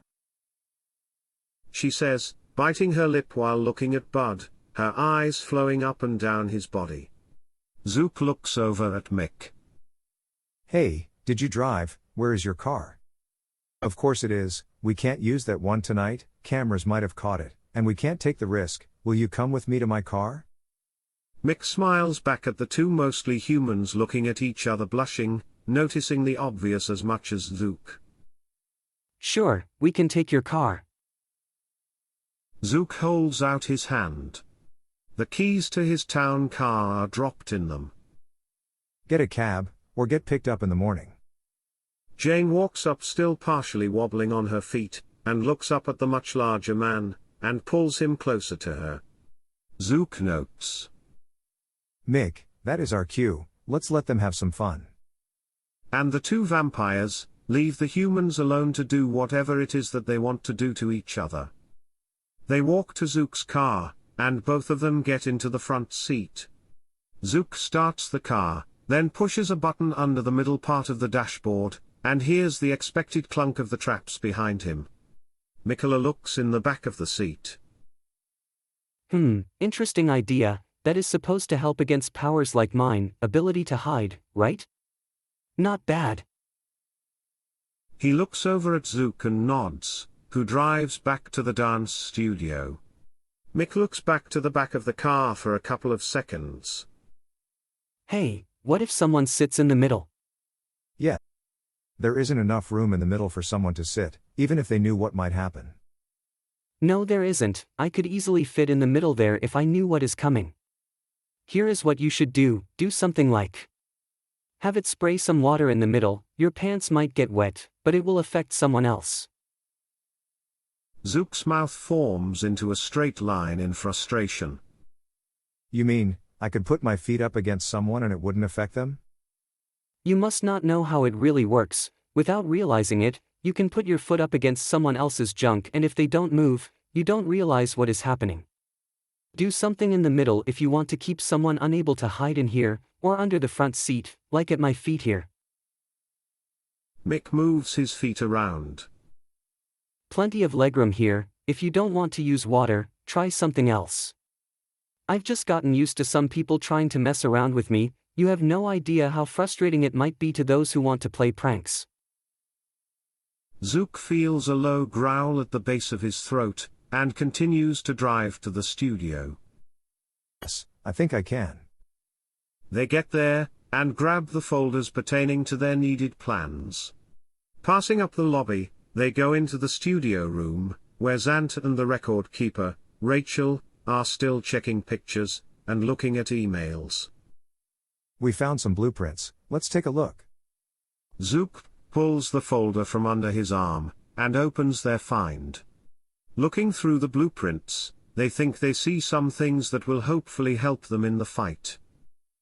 12. Zant gets back to her phone, tells the record keeper to gauge the distance from the legend spacing, and gets back that from the entry of the complex, there should be an entrance about 130 yards north of the entrance, and another should be 100 yards south of the entrance. She gets that info to the team that is out there and tells them to find those entrances, so that they can prevent running.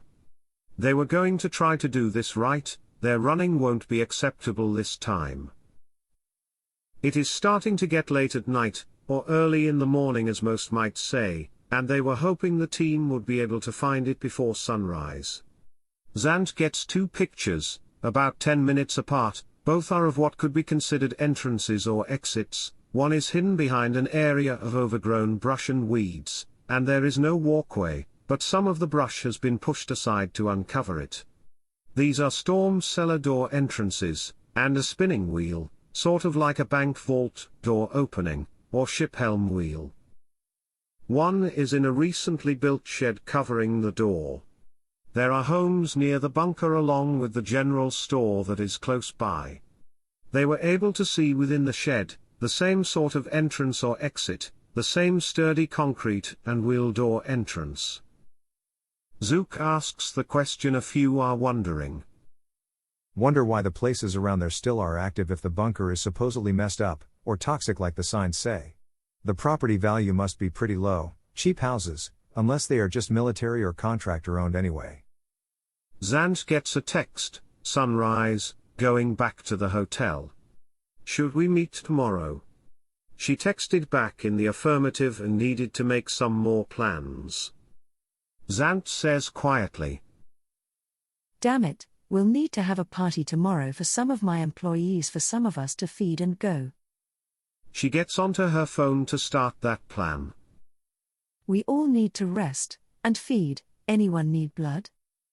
Mick raises his hand shyly, and Zook shakes his head.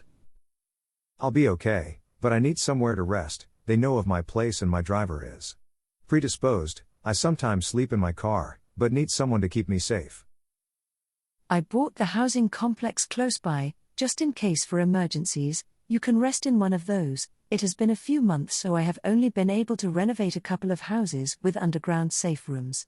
Most of the houses are small, that is on purpose. All are secretly renovated with underground safe rooms, retrofitted with special sprinkler systems that spurt the smallest bit of water around it to prevent anyone from sneaking around, and locks on the inside. I can only protect against so much. She is going through all this while typing an email on her phone. Don't use an umbrella, and there is a chained-up decently comfortable bed so that no one can hide under it, or someone can be sneaky, just get a little wet, and then you can rest easy for the night. There is a little fire alarm lever next to the light to push down on to get it going. There are towels covered up in small shelves to dry off. There is not enough space for anyone to hide. Tonight, I'll be having a company party for anyone that needs to get some blood, then we will be getting out there to get things done, again. Give him house 202. Rachel, the record keeper, goes into her computer bag and pulls out a key and hands it over to Zook. She says in a quiet tone, "Get going, you'll want to get comfortable, Mick, you will want to get out of here as well, to rest for the day." This might have been the first time he has heard her actually say more than 3 words. He is a bit surprised by the meekness in her voice. The record keeper continues. "To get to the complex, you'll turn left out of here, next right, and follow it about 2 miles till you get to a housing complex on the right, called Rose Homes. It will look pretty basic, but that is the point. Some will be rented by other humans eventually, but not yet. Different houses will be staged for guests, or out-of-town kindred. Some signs will take you to this one, and it is staged for a single person. Door to the safe room will be in the bathroom, where the towels would be, underground of course. There are small screens next to the entrance. Each person sets their code, in and out, 4 numbers, and it changes nightly for the guest. You set the code, there is a manual override on the inside, if the electronics get messed up so you don't get stuck inside the room, and another button to not allow electronics to work, in case someone tries to break in. On the other side of the entrance, there is a panic button silent alarm, to call for backup in case there are issues. You will see the lever away from the light just in case someone is trying to hide. It is air sealed for misting abilities of some of our kind and those that we don't know. There is a sprinkler system on the outside of the room as well that you can set off with a drain under it just in case someone is trying to hide, which you can use that next night, and it will be hard to destroy. The screen on the inside is set to a camera right outside the door, which you can press to see outside. You press another button for the sprinkler, inside and out, and watch for outside intrusion. Breaking the sprinkler or camera is very difficult, but you will be able to see. If you see anyone, press the panic button for help. If the camera looks blacked out, someone might have sprayed stuff on the camera and you can hit the panic button. Any questions? Zook smirks, and asks, "Yeah, are you going to get all that, in a pamphlet or something? That is a mouthful." "Yes, but you get to go in when they are new, so I had to tell you." He says in a non-smiling, monotone voice, not breaking a smile at all. It is getting late, or early, so Zook gets moving out of the studio, and out to his car. Now that no one is in the back, and he is driving, it feels definitely strange. He decided he needed a new, smaller car, even just a 2-seater, smaller so no one can mess around, and he can drive. He had some changes he wanted, and he is no zant in cash flow, but he had money saved up over the decades. He started the car and got moving. On the way there, he is thinking, he has to figure out a way for a new place, car, he needs land to build a new place so no one knows, and he needs to make some ghoul construction workers and mind wipe them when done. This is going to be a chore. Decades ago with his last place, it was so much easier to pay a few people and do this stuff. Now there were so many records he would need to keep out of the wrong hands. He sees the complex and turns in, signs obvious to the row of houses, so he follows them to the key he got from Rachel. Cookie cutter homes are up and down the complex, small 1-floor homes, probably as basic on the inside as they are on the outside. He parks in the driveway, uses the key, and goes inside. As they noted, it certainly is staged, does not look like anyone lives there obviously. New furniture, new everything, it is all shiny and no dust on it. He walks around checking the place out and sees very few rooms with doors, a bedroom with a twin-sized bed, a couple of kitchen cabinets, and a bathroom, which he enters. The bathroom still smells like bleach. He walks over to the closet and opens it to find a short walkway down to a small fairly thick door and a control panel, just as it was explained. The light from the bathroom shows some of the staircases, but another light right on the inside of the door shows another light. He turns on that light as well to see his walk down. He sees it would be hard to get a running start to punch your way into the door. The sprinkler he notices is hard for others to see if they were not looking, which would get most of the stairs and the front of the door. The camera above and to the side will be able to show most of the front and walkway up. There is a metal ring around a thick-looking glass, so it would be hard to punch or knock over, and even a hammer would be tough to punch its way in, to break it. The display says, "Guest," as a username, and a number pad.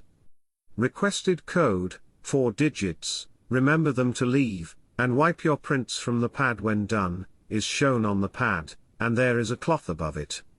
She sure has thought of quite a few things here, he says to himself, putting in his day and month of birth, which he sort of doubted most would know. Access granted, a digitized voice claims, as he hears a small click at the door. He opens it to see a possibly 20-foot by 20-foot room. As explained, it is basic. Chained up bed against the wall, with a small covering to protect it from water, small shelving. The shelves above have a plastic curtain over most of the shelves, but it is flimsy so no one could hide in it, or under it. There were 5 small drains in the room, obviously for the extra water, and a small table for something next to a large and outdoor padded patio chair, to handle the water. He closes the door, hears a little click, looks over at a switch marked for sprinkler, goes over to it, and clicks it up. A sprinkler in the middle of the room extends and sprays out a small bit of water, no surprise, no shower, but enough to cover him a bit, hitting his face, coat, and legs. He looked around and saw no one, and pushed down the sprinkler and it stopped. Looking back at the door, he remembers about the outside, so he looks back at the little display that he could see, and there is a camera button, and a number display.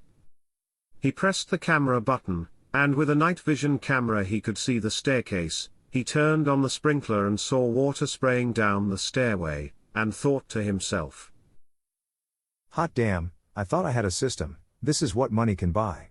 I need to run this sort of setup at my new place, if I survive anyway." He turns the sprinkler off, and the camera times out after about 15 seconds, showing the number display again, and he walks over to the shelf and opens the curtain. He probably should have done that, before getting wet, because there were no towels on it, apparently not yet stocked. He takes off his coat and wipes off his face and takes his clothes off, and shakes them off. No one else is in the room. He didn't need to worry about modesty, his underwear is fine anyway. It is getting early. He unchains the bed and it collapses down to have leg support flop down as well. This place is cozy, perfect for a day's rest, and he would need it for the night ahead. Laying down, he hopes his guard is okay. He gets out his phone and saw that he had a little reception in here, the magic of technology. He texts, "Bud, get to the hospital to check on Steve after you are done with Jane, and watch him for the day. I'm at a safe place that my boss owns." His last thoughts were of Fluffers. He hopes she is still alive. If she is dead, they would have probably found her at his place, or somewhere close by his place, but nothing yet. If not, he can get another one. She was someone else's cat, not his, and a dog.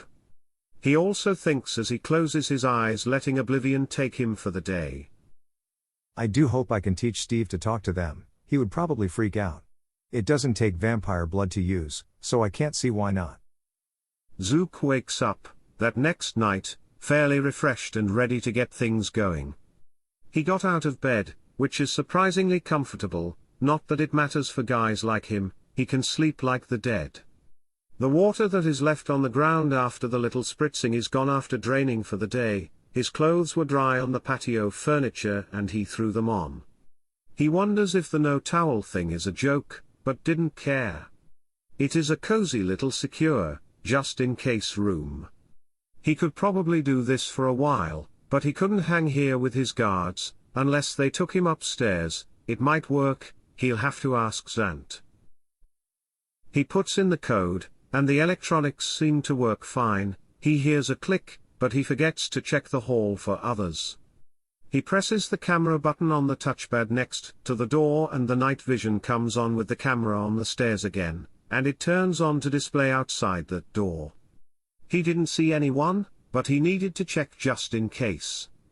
He puts his collar up over his neck on his beige trench coat and clicks up the water switch, and watches. No one is on the stairway from what he can tell, so he turns it off, and lifts the bed to chain it to the wall again, then walks out the door, feeling pretty good about himself for a bit. This is such a neat setup. He gets back to his car and looks at his phone. He forgot he did not have a charger for his phone. Of course, they are all at his place, but he can get his charger from the back of the car. He does that and gets in the front seat to plug it in, and drive. He powers his phone back on and sees a couple of texts from Bud. One thanks him for the night off, and the other bit of allowance of fun, also. I'm at the hospital with Stevie, he is a little messed up but he'll make it. The docs say that the hammer that was used to punch him on the side of the head was used with such force that it did crack his skull, and they will have to do an X-ray to see how things are. Well, crap, he might need to ask Tina for help. A cracked skull might have been a death sentence for some, but he knew a gal. He texts back, all is well, watch him. Make sure it works out, we have a thing to do tonight, you two know the drill if you don't hear back from me. If you don't hear back from me, look for a petite woman named Tina, out of our group, if any are still around. Ask her for help with Stevie. Zook drives his car back to the gathering, where he is one of the first there. Rachel is with Zant in a limo that is pulling up shortly after he got there. He has to wait for some time till more of his colleagues make their way in. Most are up front taking turns checking out the area and making suggestions. Some of the first to arrive for the night are the other magicians from where Alisan is from. They were here to help as well. They had some different abilities that were likely going to help some more for the night. Zant is off stage and looking over Rachel's shoulder checking things out as well, and calls out. Hey, zip it everyone, we have things to discuss. We have plans, we have gear, we have weapons, so let's get this out in the open. Does anyone pretty badly need to feed? I have a party going on that is in a building on the way there and we can fuel up a bit there. Anyone dies, you are going to get it from me. 3 of them raise their hands, and she acknowledges their need. Zant goes over their supposed plans, hoping that they will have things in order. Once those are given. We have ghouls going with all the separate groups, each will have a Molotov cocktail, acid, and need to be protected. The creature that is with the fang, or might have been one of the stronger members, could handle a werewolf on his own, but it is not the 19th century anymore. We can try to make it not so much of a fair fight. There are some already there hiding, we will text them and get them to meet us. They have some idea of the plan. Let's move people. I have vans and trucks pulling up already. Without much more to say, they leave the studio, and jump in vans and trucks, and haul out to the bunker.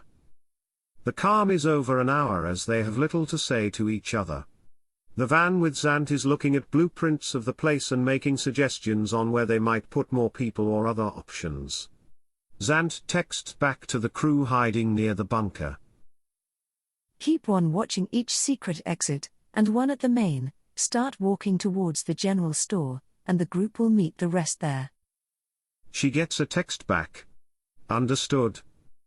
The crew gets there after too long of a ride with other kindred. Not that anyone smelled like sweat, none of them actually sweat anymore, but they all had the things they chat about, and it wasn't with others so close by, that could hear everything. They needed to make a stop for a few of them that needed blood. Zant had to be the boss to show up at the party, to say hi to most of them, but had to fashionably get out. Some people even asked to be fed on by those that needed it. Their devotion to Zant is unquestioning. Once the few who needed it were able to get enough blood to help them this fight, they were off once again, and Zant is able to thank her employees and informed them of a decent bonus as a present, which evoked a cheer as they were leaving to get back in the vans and truck. 13. It is time. The fight is going to start with swords on their side to try to prevent too much noise from arousing suspicion. When things got noisy, the loud noise would reverberate in the small area, so they'd keep it light if they could. The area is small as well, so it would be easier with claws and swords. The truck is a secret weapon that had to come silently with them till the fight started. They had to control the exits. The good guy crew gets to the hotel, and they get suited up and collect all that they need. Zook wasn't great with a sword or gun, but he brought both just in case, a shotgun and one of those curvy swords. He thinks they were a scimitar, but he didn't know the difference. He knew the slicing or pointy end goes into the other person and would work with that. He really should be getting some practice with these things. Guns were easier, but in the zombie apocalypse, when it does happen, swords will be the way to go. He could be like Xena warrior princess. Oh no, that can be Zant. He could be some other more manly warrior with some practice. He straps on the shotgun, and scimitar on a belt, and without words, the crew starts jogging towards the bunker. He looks at the rest of them, and they are holding their weapons, and in a few seconds, he finds out why. Both weapons are slapping against his legs and it actually is starting to hurt, so he unsheathes them, and runs with them awkwardly. In a large clearing, they see someone waving them over, and running towards them. It is Becca, one of the muscle members of the crew that has been watching the place with some that were decent at hiding others. Zant loudly whispers. You all know your duties, good hunting, and don't forget to signal the situation at each exit if someone is trying to run. Becca, you will be going to the south entrance. It looked like an obvious exit for the largest of the bunker rooms. The signals have been messaged, so get to it.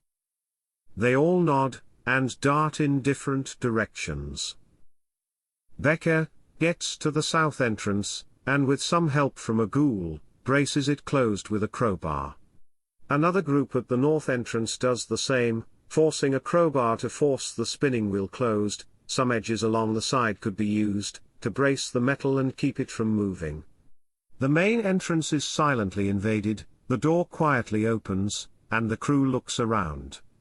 It is dark, but most of them could see, acclimating to the dark, every night.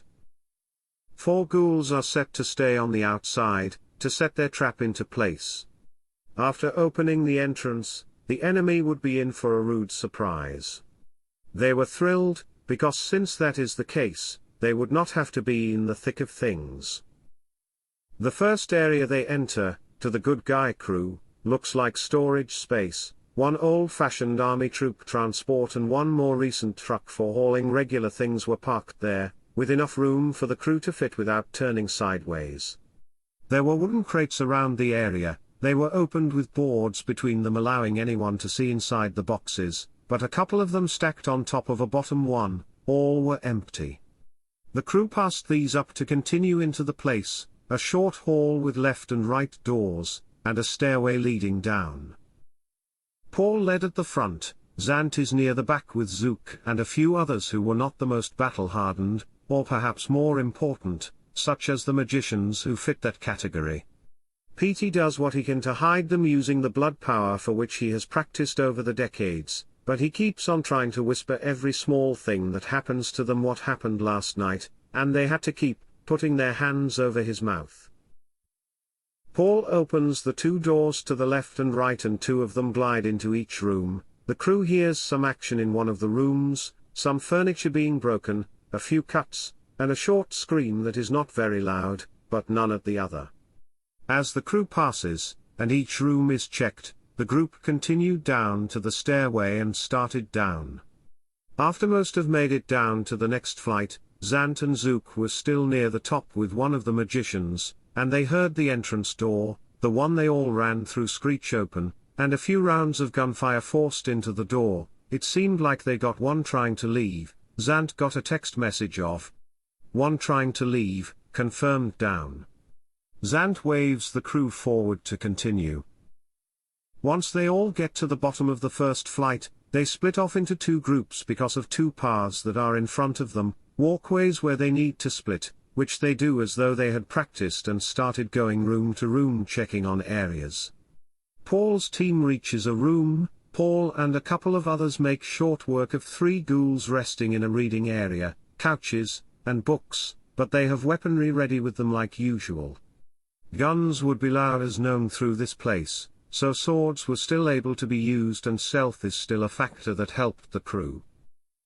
They knew of 4 underground floors of this complex, so they continued, room by room, and eventually floor by floor.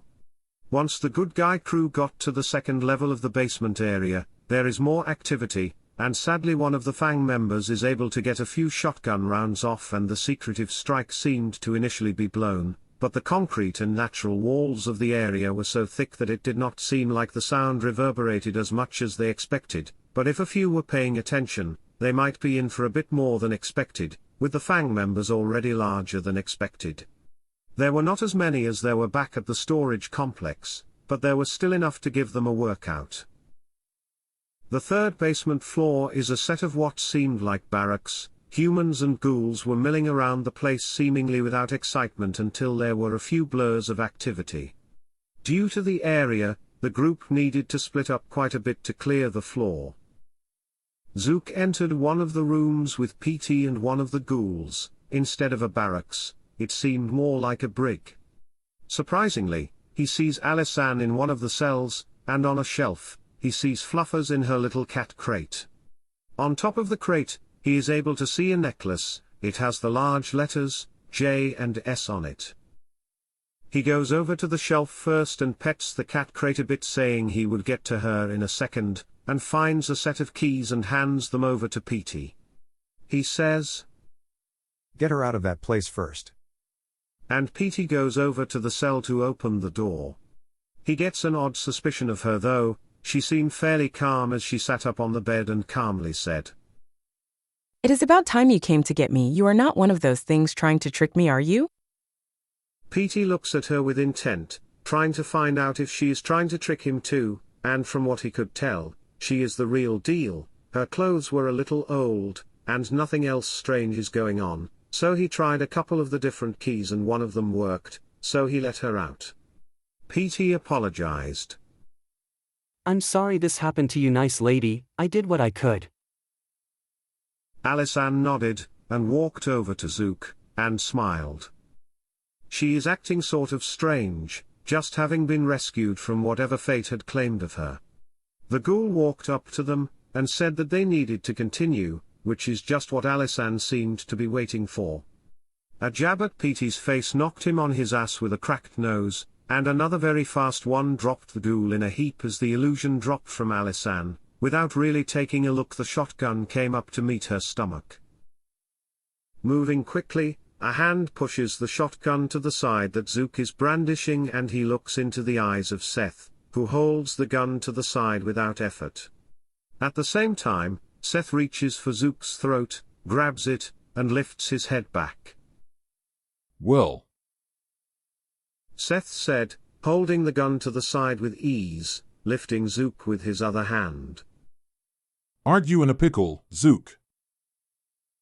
Zook's body shivers at the sound of the man's voice, deep and hearty. He knew this voice and has for over a decade, but Seth has not been seen since the fight with the Fang.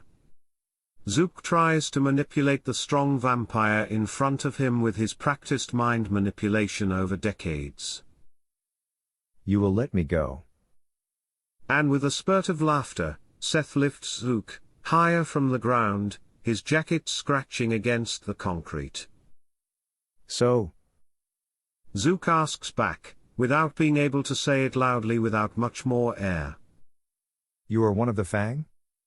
While pushing the shotgun to the side, Seth effortlessly lifts the gun away from his body, showing that his strength is beyond Zook's, but he is still able to talk.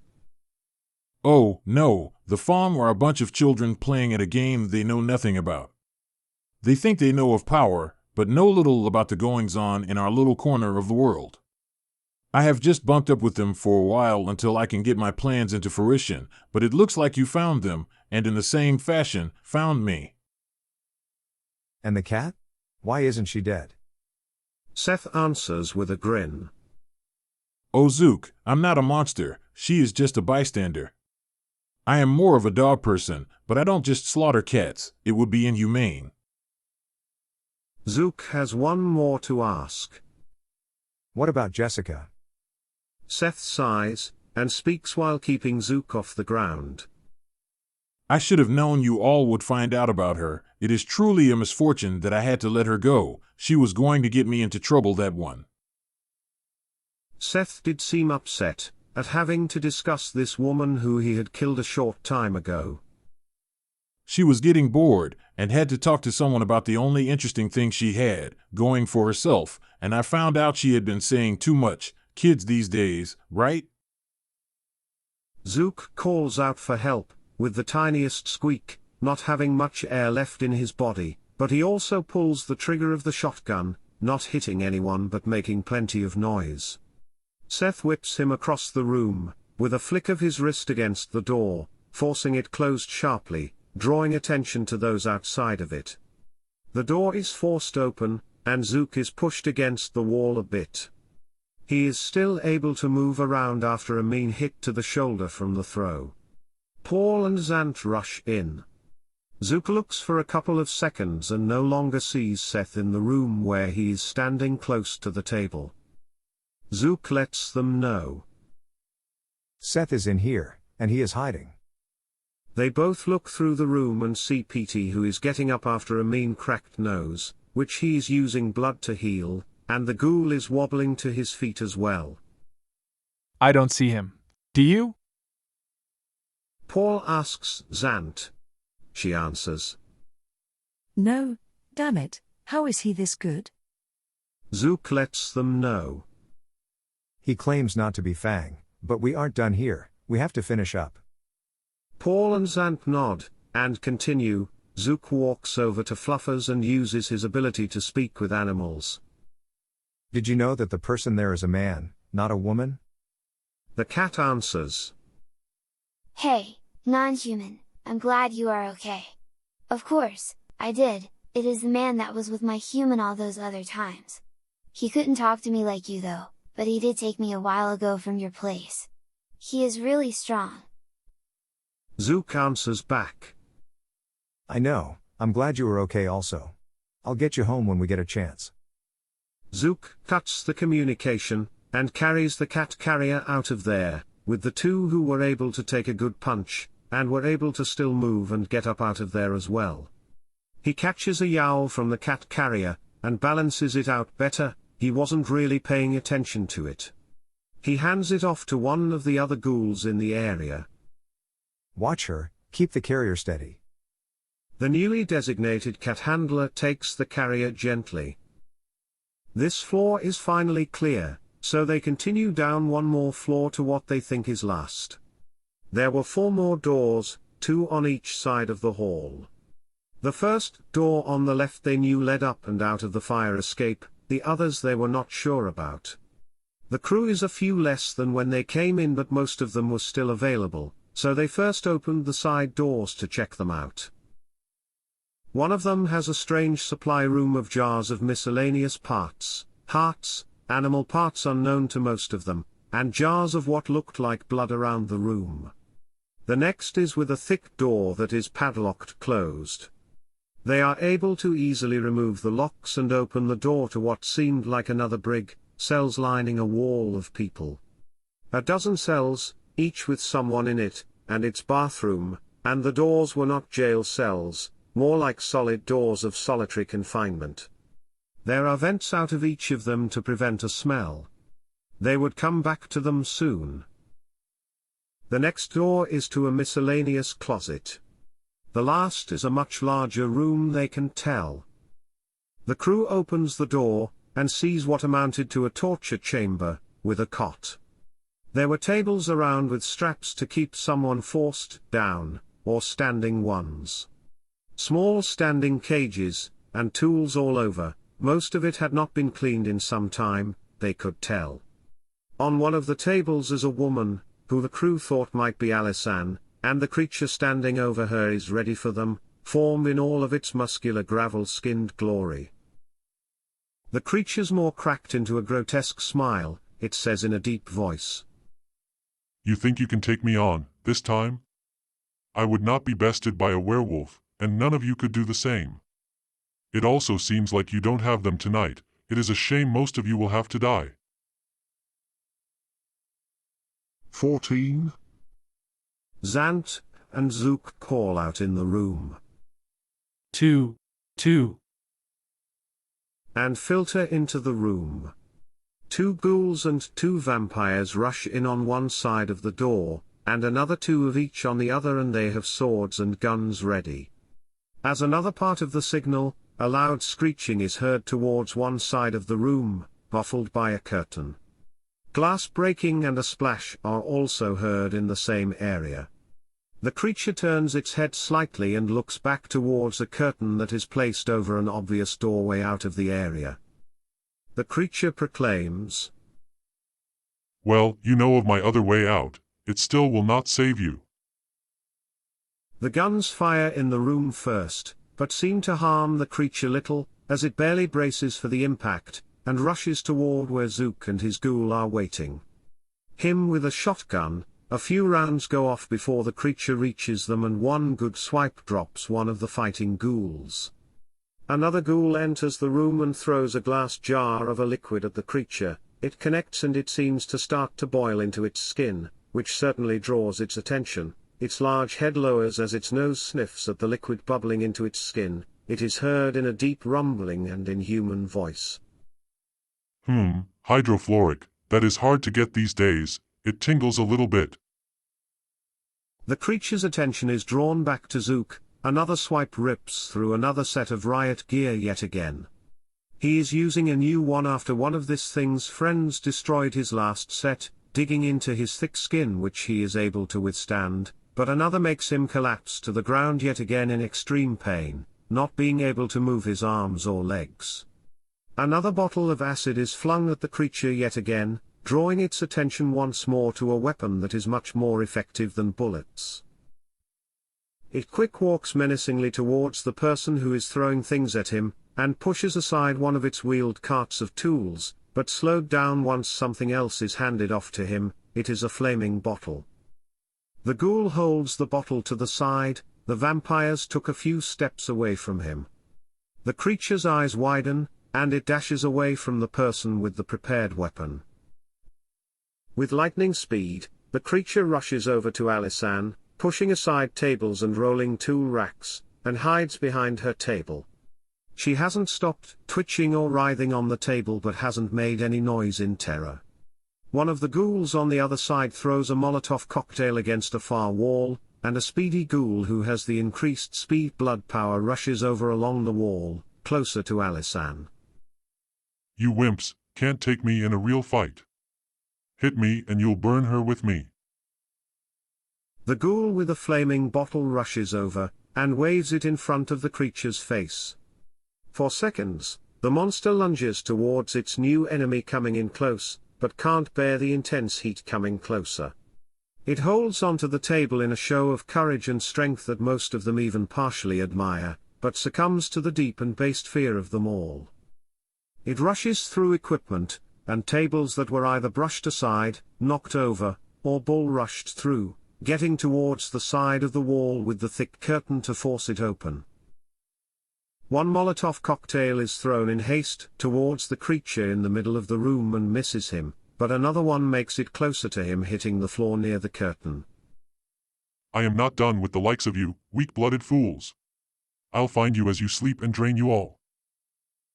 It calls this out as it rushes to the curtain and pushes them to the side.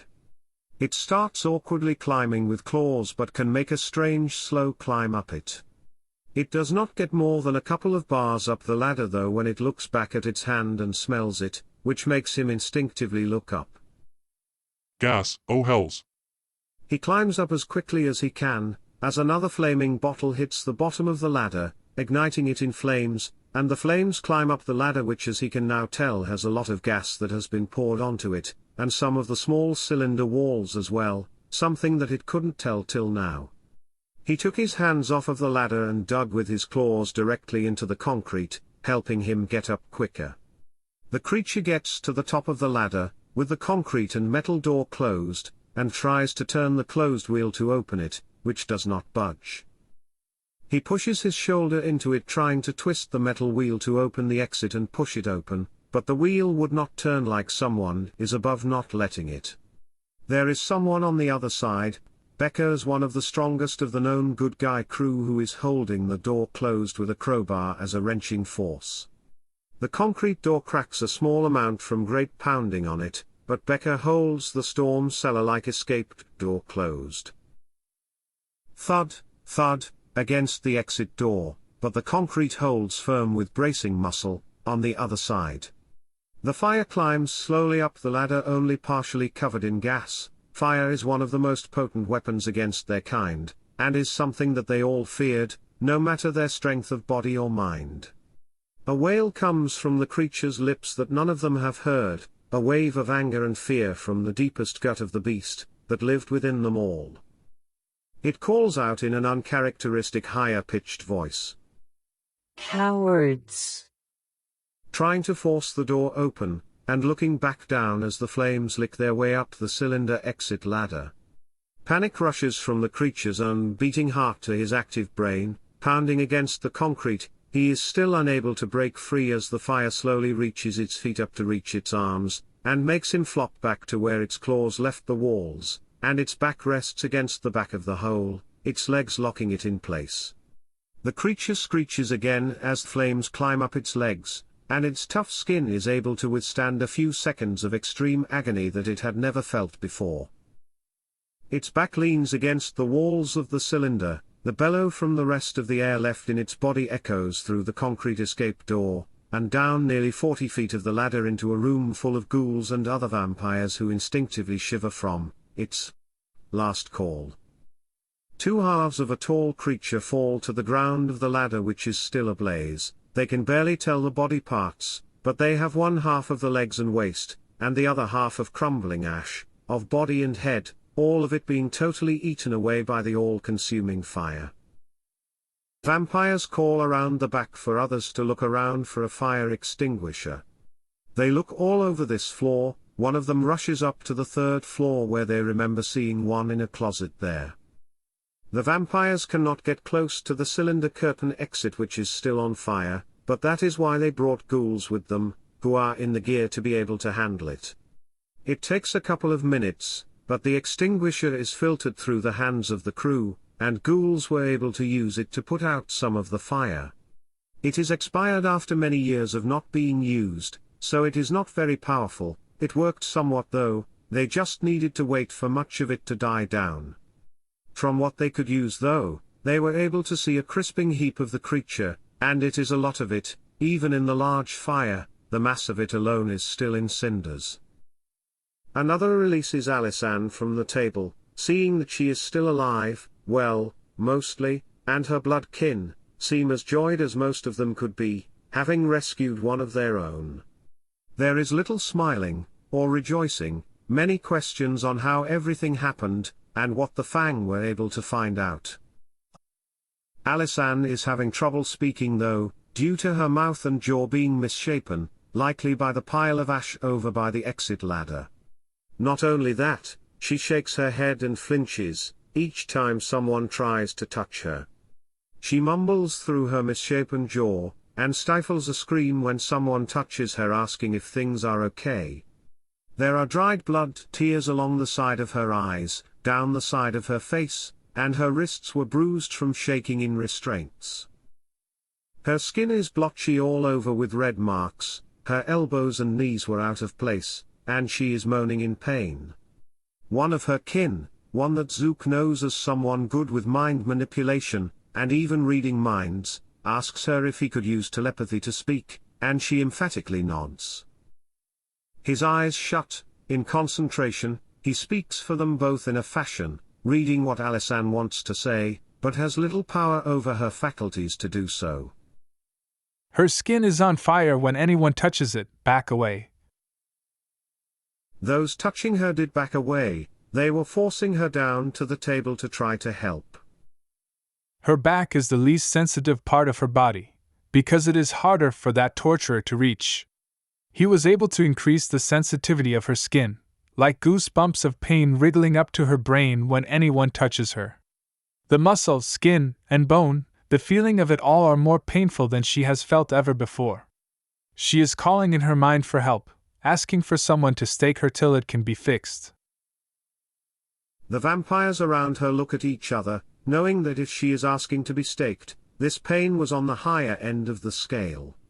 The request to be staked and vulnerable for any of them would be an extreme trust to any vampire.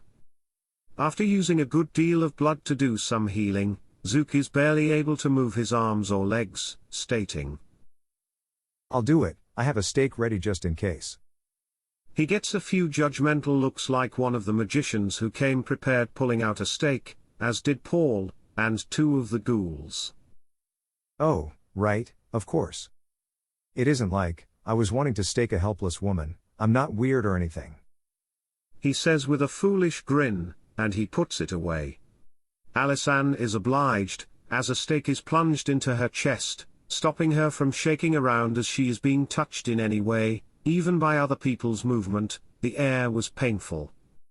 All seems to be said and done. Zook walks up next to Zant as she is checking on others, and brings up something slightly less important. "Hey Zant, I need to move, can I crash at one of your places till I can do that?" She nudges his elbow, and Paul, who is close by, slaps him on the back of the head. She answers back. "Are you kidding me right now?" She shakes her head, and checks on the rest of the crew. Dealing with the humans in cells is not very difficult, even with Zook's heavy wounds from a big claw mark to the chest. He is able to manipulate humans without much of an issue. They are all taken upstairs out of the bunker. To their recollection, they were taken for an experiment by the government and put here, at least that is what they all believe. Some would be given some money under the table if they would not speak about it to anyone, and none of them remember, after some time with Zook. Paul and Zook work together to make sure they do not remember anything, with Paul having the ability to dig through their minds to make sure they would know nothing, and Zook blocking out and clearing what they wouldn't want to remember anyway. They seem to be a decent team working on this sort of project since they were both good at it. Nearly half were in the cells for so long and had no family that would know of them being gone. They were going to be kept and nursed back to health among the city vampires, and treated well for later, perhaps becoming people for them to be fed upon for a while. Or, perhaps they would let them leave and no longer deal with the horror of their recent lives. Well, everyone's gotta eat, right?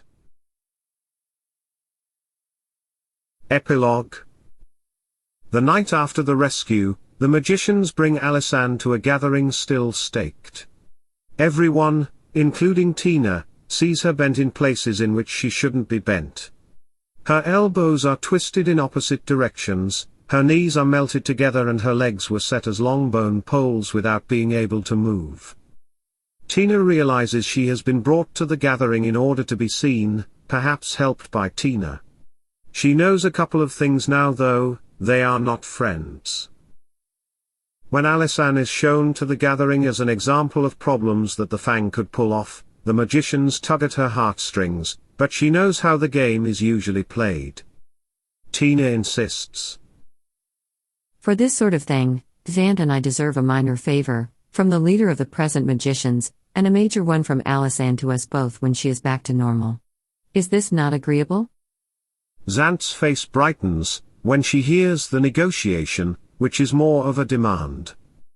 The magicians whisper to each other, wondering if it is worth it, but in the end, figure a minor favor would be worth her being able to eventually walk again once she is able to move in general. The skin issue would be a much larger thing when she is able to figure out how to fix it. Alisanne would have to deal with the major favor when she can survive. Once they agree on the favor's offer, she gets a full batch of blood to work setting the bones back in place. It only takes a night of feeding and having a full tank to set the joints back into working place. She would still need to figure out the skin thing, but she had time for that. The procedure takes nearly 2 hours to set the joints back into place. The magicians thank her, and say they will keep Alisanne somewhere safe, until she is able to figure out how to fix her. That next night, Zook is still healing from the savage clawing he got, still coming down from the adrenaline rush from what happened. That sort of stuff wasn't his thing, especially since he didn't actually have adrenaline. Maybe if he gets into boxing next, he's tired of taking a beating here and there. His body didn't repair itself like it used to, and it would take blood, probably a good deal of it, but he is starting to wonder if it would be worth it. He is back in his town car with Bud driving, on their way to the precinct. He wonders how things are. He has been working on the Fonz, Gables, the hacker back there for a little while. He needs to feed him some more blood to get him bonded to him to make things easier sometimes. He makes it through the precinct doors and greets the receptionist that knows him well as he just walks back without anyone asking him to stop. He makes it to the main precinct room, and once again doesn't see Cooper at his desk with his occasional egg salad sandwich. He asks Jones, another officer with his desk near Cooper's. Hey, have you seen Cooper recently? Jones answers with a shrug.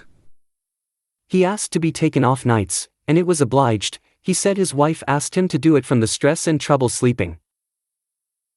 Zook nods, but is worried. These nights of all nights, he has some questions and needs to find things out. Zook goes back to Gables' lair, and knocks on the door with a smile. "Come in," he hears, and he turns the knob to open the door. Yo, Fonz, how are things? Wondering if you've seen Cooper. Usually, Gables hates the nickname, but for some reason, he just smiles and keeps staring at his screen. Oh, I'm sure he is fine. He has come in for a couple of days asking about you though, all sort of strange questions. Zook worries a bit more. More questions, like what? Such as, if I left my desk normally with anyone else in my office, how I felt about you, if certain things have happened, that sort of stuff. I told him it is nothing other than the donuts. Any batch tonight? No, not tonight. Zook keeps a straight face, but of course, is more worried. These sort of questions often were followed up by, at best, awkward conversations, which he could easily handle, or at worst, the breeding likelihood of Cooper becoming a hunter, investigating and killing guys like Zook. It has been happening ever since they have been around, a few hundred years to his knowledge. He'd have to figure out Cooper whenever possible. His retainer Steve is out of the hospital after a couple of weeks, with a little help from him and his healing vampiric blood, but mostly healing naturally to where he could take care of himself. He wanted to get him a gift for surviving. Steve seems at least partially interested in having a dog, and Zook felt like he would oblige his friend. He didn't tell Steve what he did that night, but Steve is able to get out of bed, and walk around the house in his current condition, limping on weak leg muscles, but determined to get back into shape. Not yet having moved out of his house, but in the planning stages of building a new home, Zook figures he would acclimate the dog to his home just to see how it might go. Before going into his home, he spoke with the dog, giving him the needed instructions, who he also found out his name is Bite. His mom gave him that name. Using his blood power to speak with him. Bite is a fairly attentive dog that they rescue from a shelter and is smart enough to speak to, and not too young and curious. Bite, I will be a very good friend. I will give you food, treats and tasty water. So will the other man you met. Another is inside and you will be staying with him all that you can. He is hurt, so pay attention to what he wants. Do not go to the bathroom inside, always let us know if you need to go outside. Do you know how to do things humans ask? The dog seems to be getting used to the non-human, that very much looks like a human, that can talk to him. Bite's head twists to the side in curiosity, but still looking into Zook's eyes. Like what? Zook growls and yips back, with Bud smiling while driving up front. When we say, sit, put your butt on the ground. When we say heel, walk next to us or stand next to us if we aren't moving, but not too close. He also says the different commands of how they sound in human, sit, or heel. He gets a couple of movements and growls back. Oh, that stuff, yes, I know those things. Good, the other man, that you have not met yet, he will be hurt, but he will be your new best friend. Be nice to him, and I will be very nice to you. He might not be able to talk to you like I can, but I will try to help him do that. The dog nods back. Remembering Fluffers, Zook continues. Also have a cat, a thing like I showed you back at the shelter, making sure you would not be angry at it. I was making sure that you would not be out of control and try to bite it also. You will be nice to another one. No biting, she will not try to hurt you. If the cat does try to hurt you, do not hurt her back, just let me know. Play nice, and do not bounce into things in the place where I take you. Zook walks in, through the garage door, on his heels is Bite, a medium-sized German Shepherd, one ear flopped down, the other straight up, looking around curiously. Zook sees Steve limply walking around in the living room, watching outside like he most often did, while walking the perimeter of the home. He calls to Steve. Hey, I have a new friend for us, his name is Bite. We just picked him up as a rescue, he'll be with us. Zook finishes, seeing that it doesn't take long for them to get to know each other. Steve walks over to let the dog smell him, then puts his hand closer. Bite slowly moves his head, feeling the human's palm against his fur. The dog sees the agitation in the human and tries to calm him, walking along his hand, feeling it along his back. Boss, more feet on the floor make me nervous. Bite licks Steve's hand, and walks over to his side and sits next to his feet. He looks up at him with his puppy dog eyes, which are one of the hardest things for even the strongest military man to resist. The dog seemed to feel Steve's anxiety, but a little whimper from the dog and Steve is done. He walks over to sit in a comfortable chair in the living room, followed by Bite, and they spend the next hour next to each other, the dog just being there for the hurt man. Zant has a discussion with Tina back at the dance studio, nights after her surgery. No one else is around other than them, and Rachel, the record keeper. Thank you for that favor, Tina, that will really irritate them for a while. Not that we are worried about you, but we are glad you didn't come with us that night and meet a stray bullet. We need you to do some experimenting, some study on how the blood power you inherited could be used to increase or decrease sensitivity in the skin. How would you like to make some money? Knowing how well off Zant was, Tina replies. Go on. With the catching in the back of her mind. Tina, you have been the only opportunity we've had in a long time, if ever, with the possibilities you can bring with the blood power you can use. Not only might you be able to match a werewolf in strength, I still wouldn't risk it, not for a century, or longer. Tina shudders at the thought. She has seen the huge warrior forms of the werewolves after her rescue. Zant continues. With your ability to change muscle and bone, you can become a very rich woman, and I do like to help women. The suffrage movement took such a long time to get off the ground not too long ago. Anyway, I need you to study and practice one of the few abilities you have. It will probably be tedious, studying in dark rooms, and likely a little gross, but this isn't the first, nor the last time we have had to deal with these types of situations, and have just had to put some people out of their misery. I don't know how, but you can study, practice, and possibly be one of the few who could get Alisanne's skin back to normal. Her skin has become more sensitive, like a pinprick to her skin any time someone touches her. When we tried to move her, her eyes winced in pain, and we could tell she would rather be staked than withstand the pain. Many of us are well off, this is true, and you could help out a lot of us, including myself with this arm, or if someone has a leg taken off, we can have a real one, melded to our bones and muscle. I'll pay you well to keep yourself safe, practice, and study. When you can help me get a new arm, then you can start on Alisanne. What I am asking you to do is probably easier: muscle, bones. Alisanne's problem is skin deep, and when you help her, you'll gain favor with the magicians, and of course Alisanne herself. I'm sure there can be a few others you'd be able to help along the way too.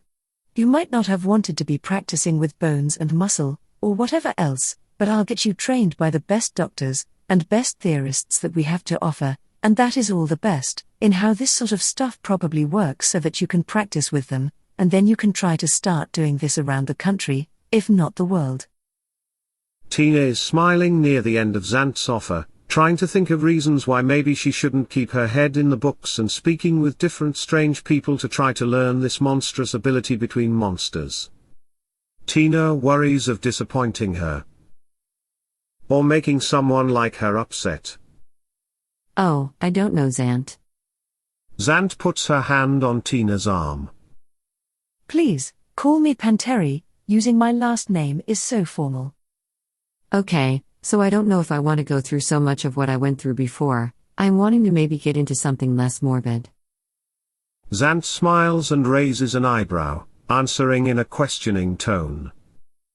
Tina's eyes widen, surprised that she can still be surprised with this group. Like how much are we talking, like what limit? Limit. My dear girl, in your case, I don't know the meaning of the word. I would appreciate it though if you keep it to 2 cars and a house around the city somewhere, not too fancy though. Call me before you buy more big things, but clothes and anything less than another car, please feel free. You also need a safe place to stay, so get a safe apartment while I have a house built for you. It will have the strength of a bomb shelter, live underground my dear, it is the way to go. When you get comfortable, we can talk about your salary. You will need to keep yourself safe though, no more parties, or strange blood, it might get boring, but believe me, a couple of years and it will be worth it. You can spend a lot of time getting to know your unique blood power to our organization, and we might even get a call that you can help with someone else in general. This blood power is unique to the Fang, and they have coveted it for centuries, please do help us. We'll even get the word out, there could be dozens around the country that you could go help with this same problem. We can't just heal these changes, this blood power forces our bodies to stay like it. We often have had to stake a victim, you could help quite a few. Tina leans toward her, conspiratorially whispering. Can you make Zook be nicer to me? She asks in a slight giggle. Xant answers back. No, but I can have him killed if that is what. Tina's breath catches in her throat. No, but I wouldn't. It is Xant's turn to giggle. I'm only kidding my dear, I couldn't kill him unless I really needed to, he is like family, as are you. What do you say? Tina nods and finishes the discussion with Xant wanting to think it over. When Xant looks away, she leans her head down to think. I'm dealing with people who think like that, she'd easily say, unless I really needed to. The end. Thank you for listening to the first 2 books of the A Little Taste series. Book 3 is available, but not in audio yet. These and other series are available at Lit2Animate.